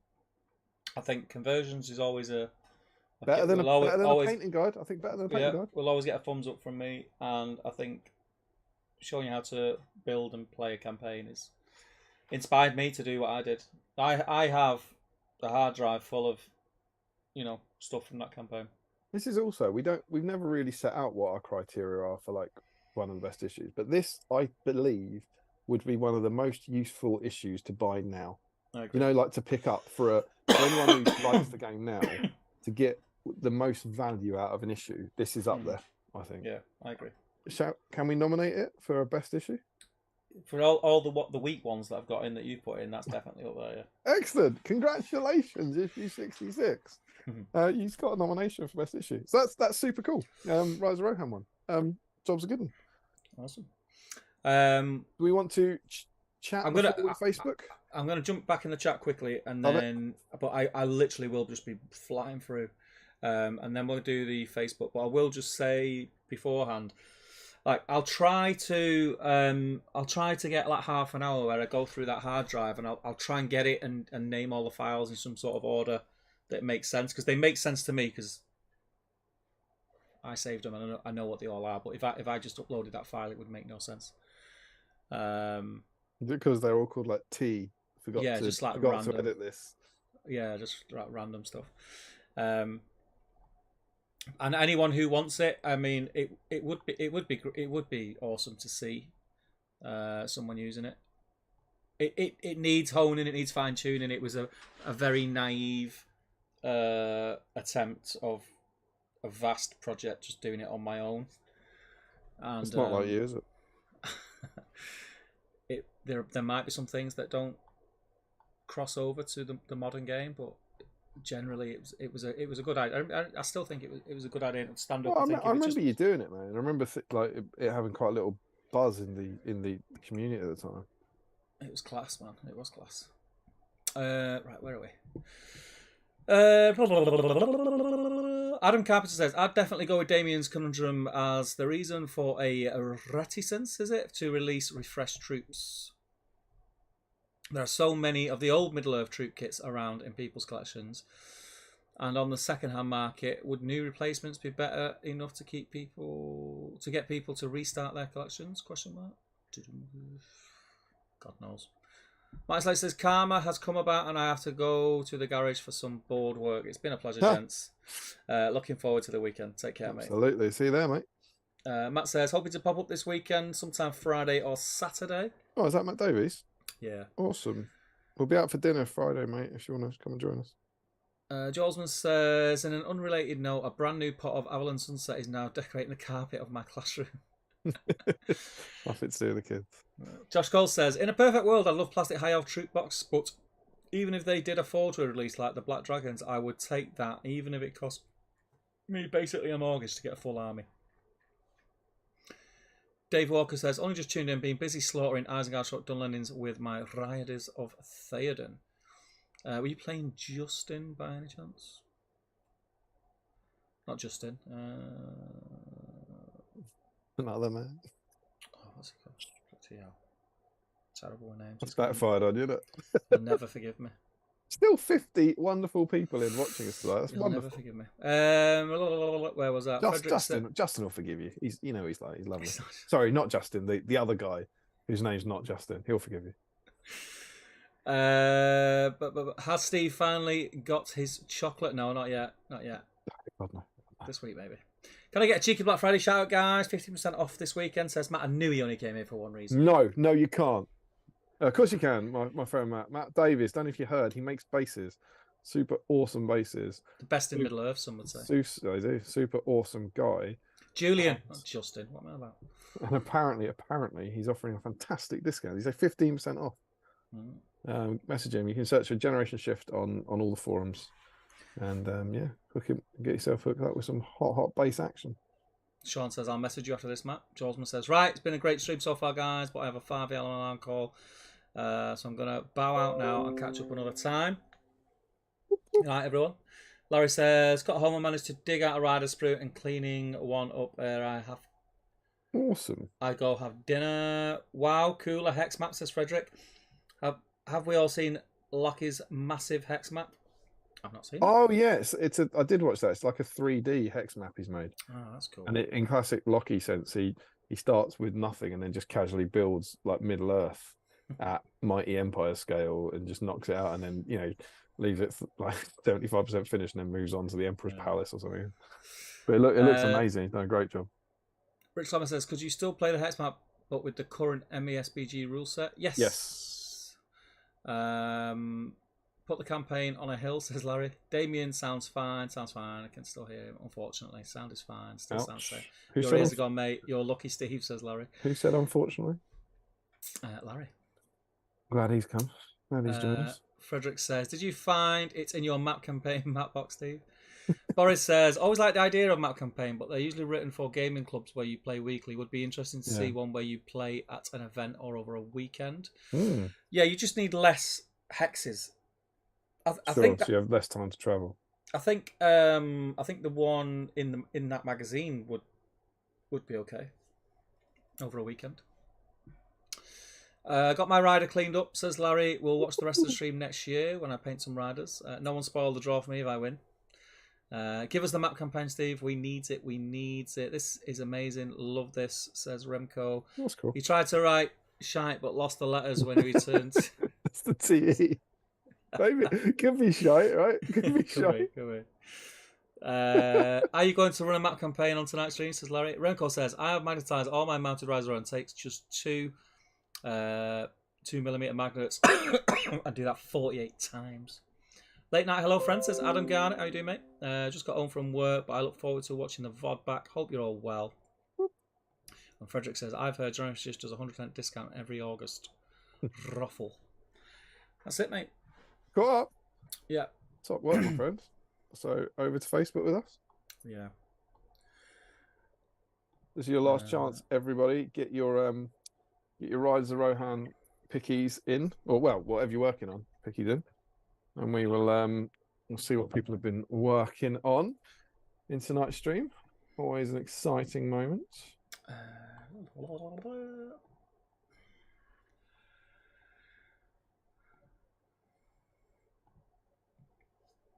Facebook's doing that thing now, isn't it? It does automatic top comments. Go. You ready? I'm just sorting out a you know who on the old emails. Oh yeah. We have not forgotten you, my friend.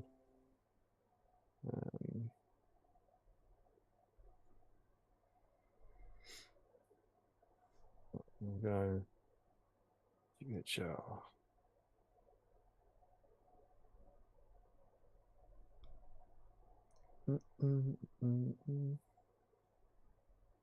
Is this the whip thread? That is not the whip thread. Sorry, dude, I'm just having a bit of a loading problem.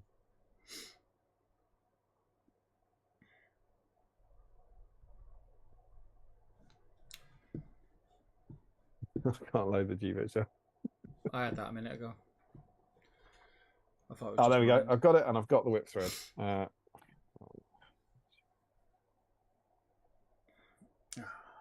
did it do that? Just click refresh. It's doing the same thing. Right, okay. Change it from top comments to all comments. How does it do that? It's really annoying.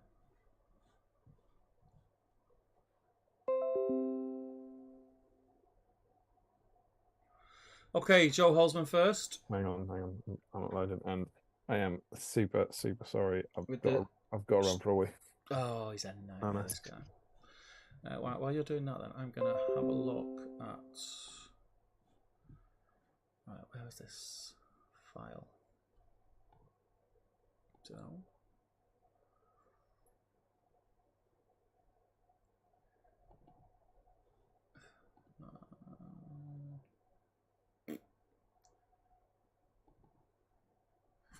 There it is. Right. So if I click that campaign. So I've a. You guys can't see this, so it's not much good. Let me see if I can get it on the screen.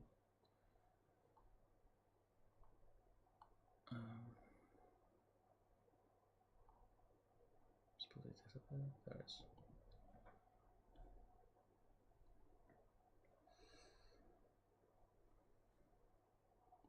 Oh, it's such a basic beep.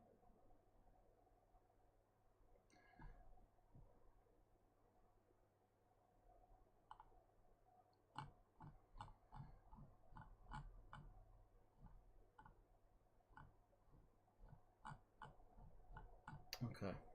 Well, I'm talking to myself. Sorry, people. What I'm going to try and do is, have I got a Dropbox? Let's load it up here. Hello. You're back. I am. Sorry about that, dude. It's all right. Few more comments. Do you want to just? Can you just make a start? Look at that map campaign. Look at that. I saw your picture. Can I do what? Can you just make a start on the running through while I just do something? You're right. Yeah, I can't. I mean, I won't be able to show them the pictures. Yeah, but they'll be able to look along anyway. I'll catch up in a minute. You're right. They'll be able to look at that. Yeah. I'm just. All right. So first up, then we have Joe Holzman, who has got. He says a couple of Rise of Rohan. He's got a Terry's Chocolate Mint, which I believe we are big fans of here. We love a bit of mint, and highly recommend Terry's Chocolate Orange. So you're in classic, and he's got the mag. You love to see it. Next up, we have Sam Page. Oh, you'd love it. Who has got 2 Riders of Rohan. And these have actually, I have to say this, I sent them to Sam. They were my little donation. I had 2 spare Riders of Rohan. And so to our patrons, I said, you want some Riders of Rohan for the stream? And Sam and Nick took them. So they've been sent up to me. And at that point, in tragic scenes, Facebook's gone wrong. So yeah, I'm glad that they are living their best lives with you, Sam. Pictured by the fire to assist with the drying of primer. Sam is enjoying. I don't know what is wrong with Facebook here. It's terrible, mate. Is it Facebook? Is it not? It's not me then. No, is it taking ages to load? Yeah. What I would not do is click on the images. Yeah, sure. All right, fair enough. Yeah, I don't know what that is. It's just like whenever you click on the image, the whole screen's going white. Is what I'm getting. Are you getting something like that? It just takes ages to load. Yeah. Okay. Well, as long as it's both of us. So Sam is trying to paint pink, and that's just his. And I presume Nick might. Lovely to see, beautiful pink one. I presume Nick might be commenting herself later. If not, I'll put Nick in because I know there was 2, 1 each there. Michael Curtis says, languishing for 2 years. Hope to get a few finished tonight, and they are Rise of Rohan. So Michael Curtis is in. Love to see it. What? I was just coughing, mate. Sorry. Oh, sorry. It sounded like you said, oh, woohoo! Jen's elbows. Some Victrix riders to reinforce my army of Dunland to give it some variation. It's not Riders of the False Empire of Rohan, but the true owners of the land. So I think Jen. Oh no, Jen's. Then oh no, sorry, that's Tom Christian. So Jen's is out, but he's got a Knoppers and he's got a Twix salted caramel. Salted caramel. Salted caramel. Tom Christian is in. He gets in with 3 Riders of Rohan. Lovely to see these classic plastics getting some love. Very, very BSIME. Adam Harrison, riders all primed and ready for Theoden to muster the brushes. You love to see it. Those are some classics. So Adam Harrison is in. Alistair Van Duzer, not from Rohan, but they are riders working through Dolan Ross. So he's got some lovely blue and white comparison on that horse, but alas, no dice for you, my friend. Scott Newman painting some bases, but we'll have a go as a rider as well. That's exactly what we want. I love that. It's like, even if you just start, you don't have to paint 6, you don't have to paint a warband, just get one, paint one. And I can't really see the bases, what he's doing. Are they probably for his Thorin's company that he's been doing? Bit of progress on the rider. And then he's put tufts and snow effects left to do on his Grimhammers, which are looking very cool, my friend. Well done for getting a rider out. Michael Dublé on theme tonight, but the snacks didn't make it to the stream. What is that? Are you looking at this? Is that his light? Can you see Michael Dublé's picture? No, because it's still black. He's got what looks like a giant column, almost like a Nelson's column, like on his table. A giant. I presume it might be a light or something. But yeah, there's a rider Rohan there. So Michael Dublé.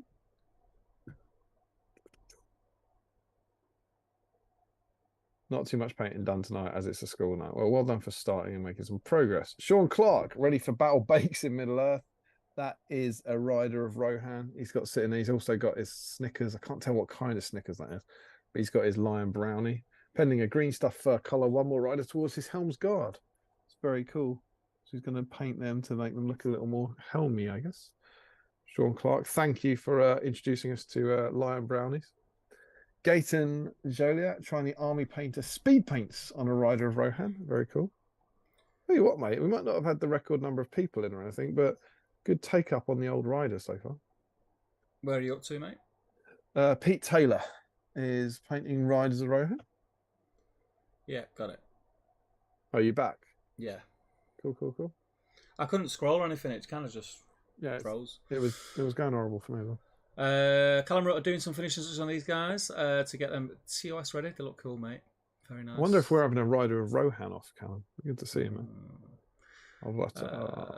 Mark Noom is painting Hunter Orcs, just adding some bone details. It's testing more for my Pits of Dolgaldor. I mean, getting a head start on a new year, new army. Like it. I like the Hunter Orc one. Stuart McLean just finished building these lads. Going to give them a coat of primer and get cracking. Love it. Looking good. Yeah. Rich Clemmer, pre-stream setup, making sure I'm only working on the riders. This assembly is going to be tough. It's nachos, isn't it? Classic Clemmer nachos. Rich Clemmer. Warwick Griggs is painting some dragons, Moria Dragon and Cave Drake tonight. Awesome. Very cool. They're looking good, man. Yeah, the bases are well cool. Ashley Fisher, assembly and simple conversions done. Oh, he can smell a 5th dice, can't he? He can. Loves it. He's got a comment on there. Not much progress, but not nothing. It's all you can hope for, my friend. Chip away. Gary George managed to throw some cheeky gold onto 2 of my Glathram Knights. That is indeed cheeky, but it's not cheeky enough to win you a dice. Sam Page, Nick submission for some guy. Love it. Very cool. They were, that rider Rohan was in my house on Friday. There you go. Such is the power of the post and the power of BSIME. Yeah.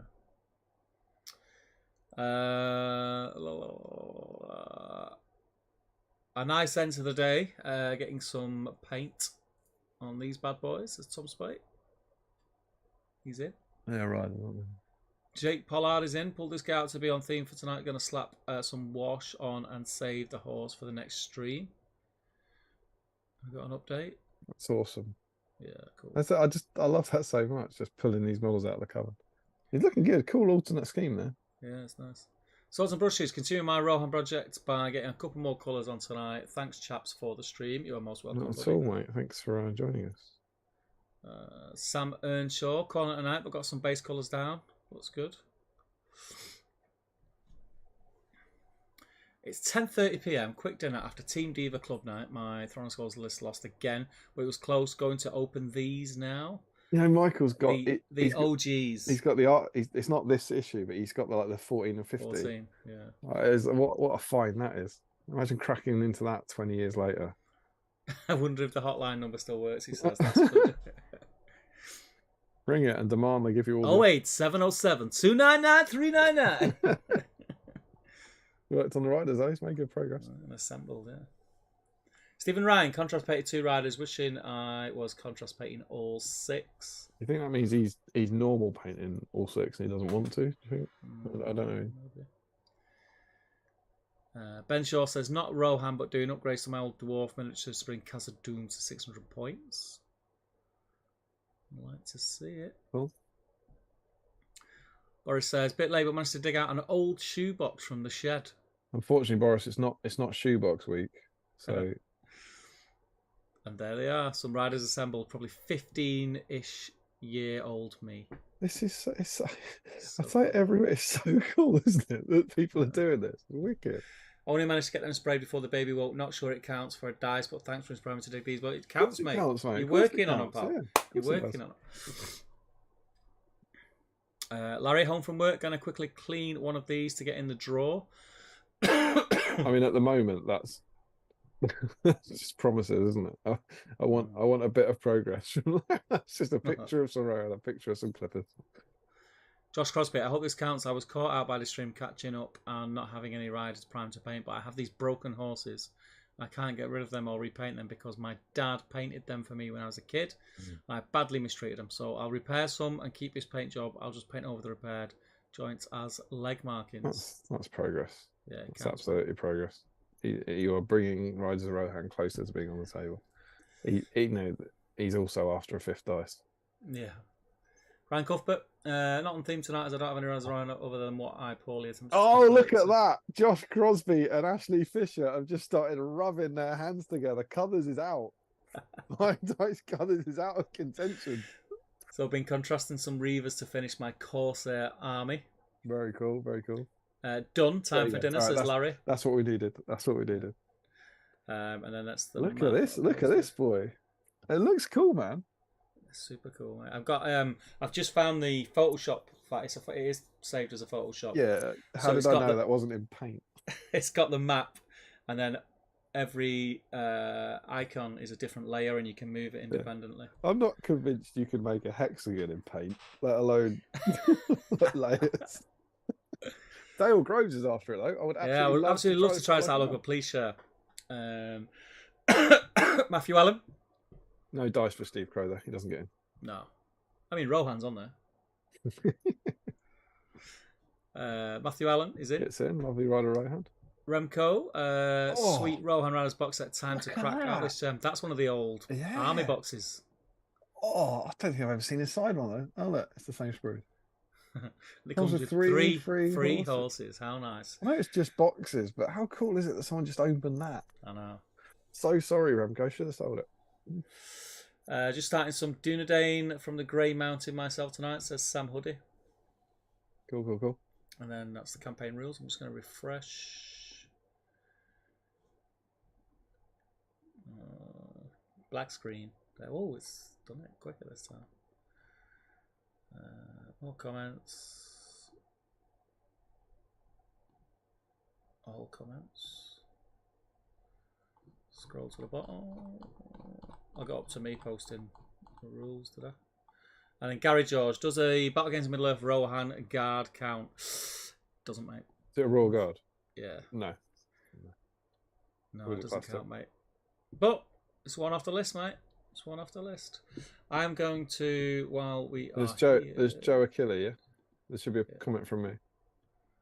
I can't see it. It's definitely there. Oh, there it is, yeah. Yeah, Joe Kelly. So, two rides in progress that I hope to finish there tonight. Could another dice need to be sent across the pond? Fingers crossed. The back of my head there. Is that the light or am I that grey? It's the light, mate. It must be the light. It's the light, isn't it? It's the light. Definitely the light, yeah. So I've posted the rules. Do you know what I'm going to do quickly while you're totting up? What are you going to do, Steve? I'm going to let me get this chat. I was back on the chat screen, and then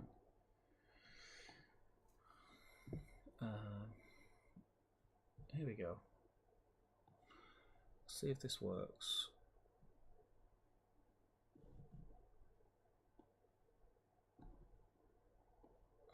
It may work, it may not work. We'll see. So I'll go back to this and I click this, and then I click. Oh, it's window capture on. Okay. Just bear with me a second, people. Sources. This don't work now. It's going to be a proper anticlimax, isn't it? Just give you a double decker, upper decker. What's it called? An upper decker. That's the world's worst anticlimax. So that's that one. If I yes. So can people confirm they can see that? I can see a whole bunch of YouTube analytics on YouTube. Can you see the map now? Is it? I can see the map now. Yeah, the map's there. So it looks cool, man. Yeah. So this was the map, and what you could do is all these little icons are all on this side here. They're not showing up because obviously I saved it in an older version of Photoshop, so I'd have to mess around with it. But basically, the GBHL signs, because that's the old school. Yeah. They were, I think, if I remember correctly, those were like points of interest on the map where you got bonuses. They're the flags. They're the strategic. Yeah, but you can move them. Look, everything's movable. It's amazing. It's amazing what you can do in Paint now, isn't it? And then obviously these are all the armies, and you started off with 2, so that's why some of them have a number 2 on, but yeah, you basically as you move in, you move along. You can't move. I think at it, so you can't move past through mountains. You had to walk around them. You could sail, but there was some rules to being able to go across water and things like that. But it was cool, man. Yeah, it was cool. Everything was movable independently. So when we played our games, I think it was once a fortnight. I'd update the map, save the image. It'd be online for everyone to check, and they could plan their moves, and it was cool. It was really cool. Did you say it was a massive magnetic thing on the wall with magnetic pieces? Do people not like mess with it in between weeks or whatever? Well, it was behind the bar. Right, okay. So only staff really could think of it. A few tokens did go missing because it died a death. Like, people just weren't turning up. And it wasn't as popular as it is now then. Like, really wasn't as popular. Yeah, sure. It was hard. I think it was 8 of us, if I remember correctly, but it was hard to get that 8, and then it was the reason that the more people that play it, the better the campaign is. But what I probably should have done is got just 4 people who I knew were going to turn up or play the games every fortnight. It might have lasted longer, because as soon as like one person couldn't make it for whatever reason, it just messes everything up. Yeah. So yeah, that was that. It was pretty cool. It's cool, man. It's a great endeavour. It's nice to reflect on it. It's a bit of I'd forgotten all about that. Yeah, a bit of a bonus to be able to reflect on that tonight. Yeah. Right, let's do this, man. I know I've said this. I've got an alarm call. I know I've said this a bunch of times tonight. These, Frederick, these are amazing. These are top tier, really. And they're white. You'll love them. Yeah, I love them. You'll lose your shiz over those. So, in helpful news, my friend, we've got 27 submissions. Nice. So we've got exactly we've got 3 9s.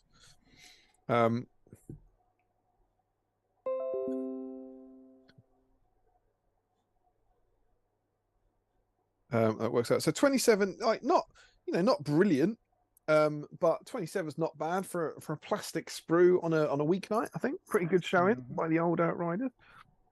Now, a terrible thing happened while I reached for some SBGs earlier, and I knocked the dice tray. So, Steve, if you could just confirm for me how it's looking. YouTube's. Move it to the left a touch. Perfect. Cool. So I need to find us a D10, and to really facilitate that, I need to find the bag of dice. Yeah. What we got? That's a D10, isn't it? Steve, we've got a D10. Remember how a D10 works? We got this 0, right? I remember how a D10 works. But this one works. Remember. This one works because actually, in all seriousness, we only need 1 to 9 because we've got groups of 9. So we're just ignoring the 0.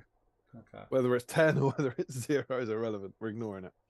We're re-rolling zeros. Our first 9 to get into the final are Joe Holzman, Sam Page, Michael Curtis, Tom Christian, Adam Harrison, Scott Newman, Michael Dubé, Sean Clark, and Gaten Joliet. Are we ready?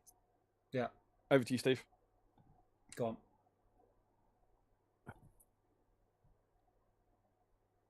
Obviously. Right. Over to you, Steve. Go on. 5. 5. It's Adam Harrison. Adam Harrison is into the final. Our next group of 9. Pete Taylor, Callum Rutter, Stuart McLean, Richard Clammer, Ashley Fisher, Nick Doran, Tom Spate, Jake Pollard, and Chris Billowitz. Are you ready? Yeah. Do it. 1. I won. It's Pete Taylor. Pete Taylor is into the final. And our final group.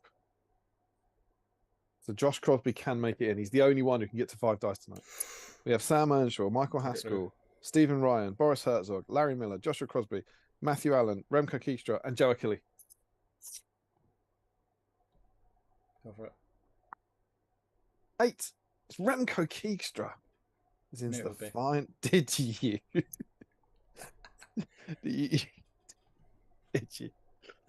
You knew it would be. Classic crow bullshit.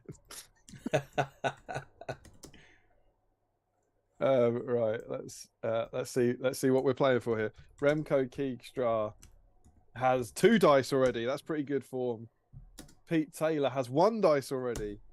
Adam Harrison has no dice. Adam's got to be the people's champion, hasn't he? Yeah.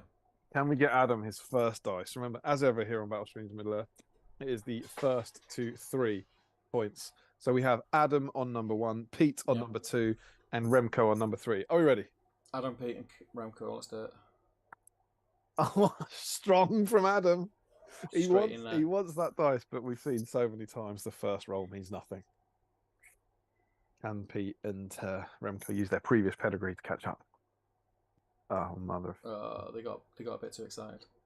That's gone forever. What's it called? And over the top.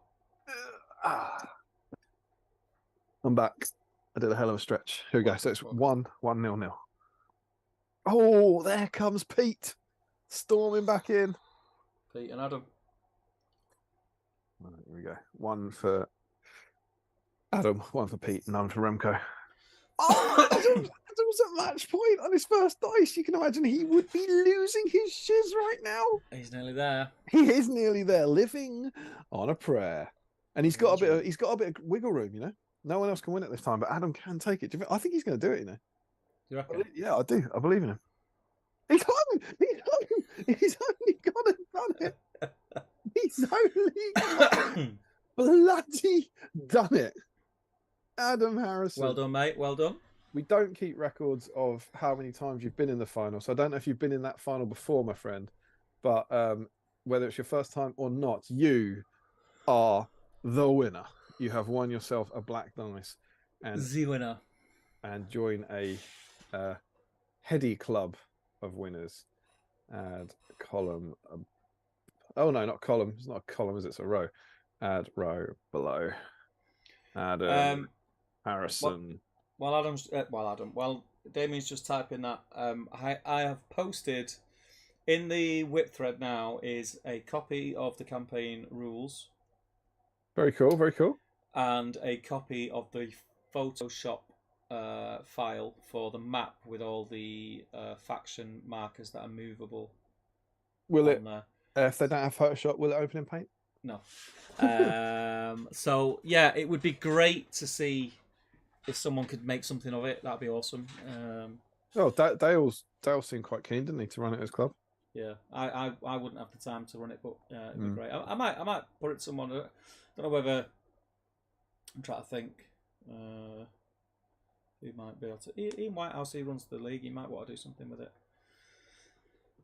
But yeah, it'd be a shame for it to nothing ever happened with it. But it's quite cool. I think the rules again would need someone to go over it with an eye that's probably goes into detail more than mine did at the time, because a lot of it was untested. Yeah. Well, it's a great thing you've done, man. It's a great thing you've put effort into in the past. It'd be nice if it had another life. Yeah, it'd be cool. So Adam, I normally roll in victory, but Adam, this is yours, my friend. Yeah. Your black Battle Streams Middle Earth dice. Awesome news. There's a few comments left. I think we had Adam coming in. Frederick says, cool map, Steve. Sam Huddy says, would love to be a part of a big map maze campaign like that. Sean Clark says, Sam loves them too, Damien. I think that means these. Choc Brothers. Frederick Shorts, yes, I know the white chocolate balls are great. Is Steve still without chocolate, rolling on the floor, laughing? He is indeed. Sean Clark says, shocking. I'll be round there immediately. I think, is that chocolate or is that dice release? Remco Keystra, look at this. He's saying exciting times. He says, congrats to Adam, despite having lost out himself. That's such the sportsmanship of it's the very highest. Sam Huddy says, grats, Adam. And Adam G says, bravo, other Adam. No word from Adam Harrison yet. I don't know if he's still in, but he has won the dice. Adam, if you are in or you're watching this back, please DM me on Facebook to give me your address so we can get one of these bad boys out to you. 38 people still watching on a Tuesday. It's been lovely. Thank you all so much. Preview. Yeah. On the back of this, it says issue 67, Horse Week, but we don't want to give you that. Because as we roll into December, we come to our thrice annual special season. So our foot map, here is the Battle Streams of Middle-earth foot map. We don't have dates for you yet, but our plan is to do 2 more streams before Christmas. So hopefully we're like one. I think we broadly talked about one being around the sort of 20th, 21st, 22nd or something on a weeknight probably, and one being between now and then. And we will be doing the 20th one will be our annual Christmas special. We're celebrating all things Christmas. And the next one will be celebrating 20 years of this. We've done a Fellowship of the Ring special in December. We did a Two Towers special in December, and we'll be doing Return of the King. So we'll be celebrating 20 years of this, and this will be the theme. And whilst this isn't exhaustive, I have a list for you. It won't take long because the release list is surprisingly small. Because a whole load of stuff came out for Siege of Gondor or Battle for the Pennifields, which will not count. So we're basically going for new profiles that were introduced in this or new models that were released in the Return of the King packaging. And the Return of the King is key because some of them would be strategy battle game when they're released for Siege of Gondor or Battle of Pennifields. So you have, roughly speaking, here's a release list. Look at all that exciting blue you got. These are the Heroes of the West models. I'm going to mention them in a moment. Can you see that? When we say Heroes of the West, it's that set. So you can have, obviously, the plastic Minas Tirith plastic orcs. You can have Heroes of the West. You can have Mordor Orc Command, like specific models. So I don't have a list of them here. Warriors of Minas Tirith Command, Gorbag and Shagrat, Sam and Frodo in Orc armor, Mordor Uruk Hai, Mounted Theoden. I think that was the charging Theoden with armor. Metal Knights of Minas Tirith, Mounted Faramir, Return of the King, Gollum, Sam and Frodo, Knight of Minas Tirith Standard, Knight of Minas Tirith, that's Metal Gunner's Own, Aragorn the King, Denethor, Eowyn on horseback, Guards of the Fountain Court, Army of the Dead, the Metals, the Mouth of Sauron, and then also that was what they announced on this one up to January. But you can certainly also have the Troll Chieftain, the Mordor Troll, and the Shelob set. They're all so that's not necessarily exhaustive, but that's it. So things like Gothmog, the Mumuk, the Trebuchet, you can't have those because they all came out in supplements. So it's the new profiles released in here, or new versions of models such as like Aragorn, Frodo, and Sam that were released in Return of the King packaging. So we're looking, we've done like basically green blisters, red blisters, and we're onto blue blisters now, but it's exclusively Return of the King. Yeah. That will be our theme for next time. Anything you can think of that you might want to dig out for that? God knows. I'm gonna get through these now. I'll be working on these ogres till they're done. That's my plan. I'm gonna from this point onward. I'm not ogres. Anything that I pick up, I'm going to finish. Very cool. Whether it takes me 2 weeks, whether it takes me 2 months, I'm going to get them. Cool. Done. It's very cool. I am going to be doing the Mordor Troll Chieftain because I wanted to do that anyway. It was on my list, and seeing that it ties in with that, that's that confirmed then. So yeah, Mordor Troll Chieftain for me. So that'd be cool. I'm looking forward to it. in a couple of weeks or something. We'll be joining you and celebrating all things Return of the King. We'll be looking through the manual, the rules manual, seeing what changed in the game. And we'll be looking, as we've done for the last 3 years, through the White Dwarfs and seeing what the release was like, and just reminiscing about Return of the King 20 years on. That'll be our next stream. Yeah. Adam Harrison is in. He says first stream back and a dice. Thank you. Congratulations, my friend. Too many minutes in. Ozzy, he says, hope to see a bunch of you guys at Warhammer this weekend. I will see you, Ozzy. The question is, will you be able to tell it's me? Just don't look directly at me. It might hurt your eyes. Yeah. Frederick Schultz, 2 more and a Christmas stream. Oh, very good, of course. There will be a stream on Christmas Day, as always. Adam G, I loved Heroes of the West minis. They're cool minis. He said minis, they're great design. And Sam Huddy says, excellent. I have a good time. Is that time? I have a good time. Have a good time for my old metal. Nice time, I like. I have a good time for old metal men and still come on, get painted. Yeah, it's nice. I like. I'm happy for you, Sam. I hope you enjoy your good time. It is. There must be new releases, mustn't there? There's very specific models. It's these dudes here. These are the Minister of Command you can have. Yeah. Those ones there. So 2 captains and 2. We will allow, just to stop arguments now, we'll allow Finecast things of these. Yeah. I think, isn't that captain now in Finecast, or the banners in Finecast? The Troll Chieftains in Finecast. Like, you can have Finecast versions of those sculpts. That's fine. Joel Kelly says, thanks for another great stream. Looking forward to the next one. Remco says, good stuff for next time. And Adam G says, thanks, guys. I think we're going to have to call it there. I'm going to have to rush to bed. But thank you, everybody, for joining us tonight. It's been a good one. It's been a blast. It was nice to... good issue, and it was nice to sort of delve back into things that I've not looked at for it's fun. many years. It's a fun bonus. I wasn't expecting you to have map campaign based section. That's cool. Section. Yeah, but that's it. So we'll see you in a couple of weeks-ish. We'll post something up with dates and everything like that as soon as we know. I'll see you later. Take care. Sign up. Is that it? Just take care. Well, I just can't wait for Throwing Skulls. I hope to see lots of BSIME there. Good luck to everyone who's going. Good luck, Damien. Oh, you have an absolute blast. Hopefully the weather will be good. Hopefully the sun's shining. We'll see.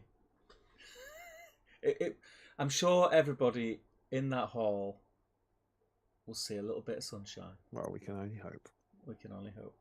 Right, people. Take care. Thank you. Take care, guys. Bye-bye.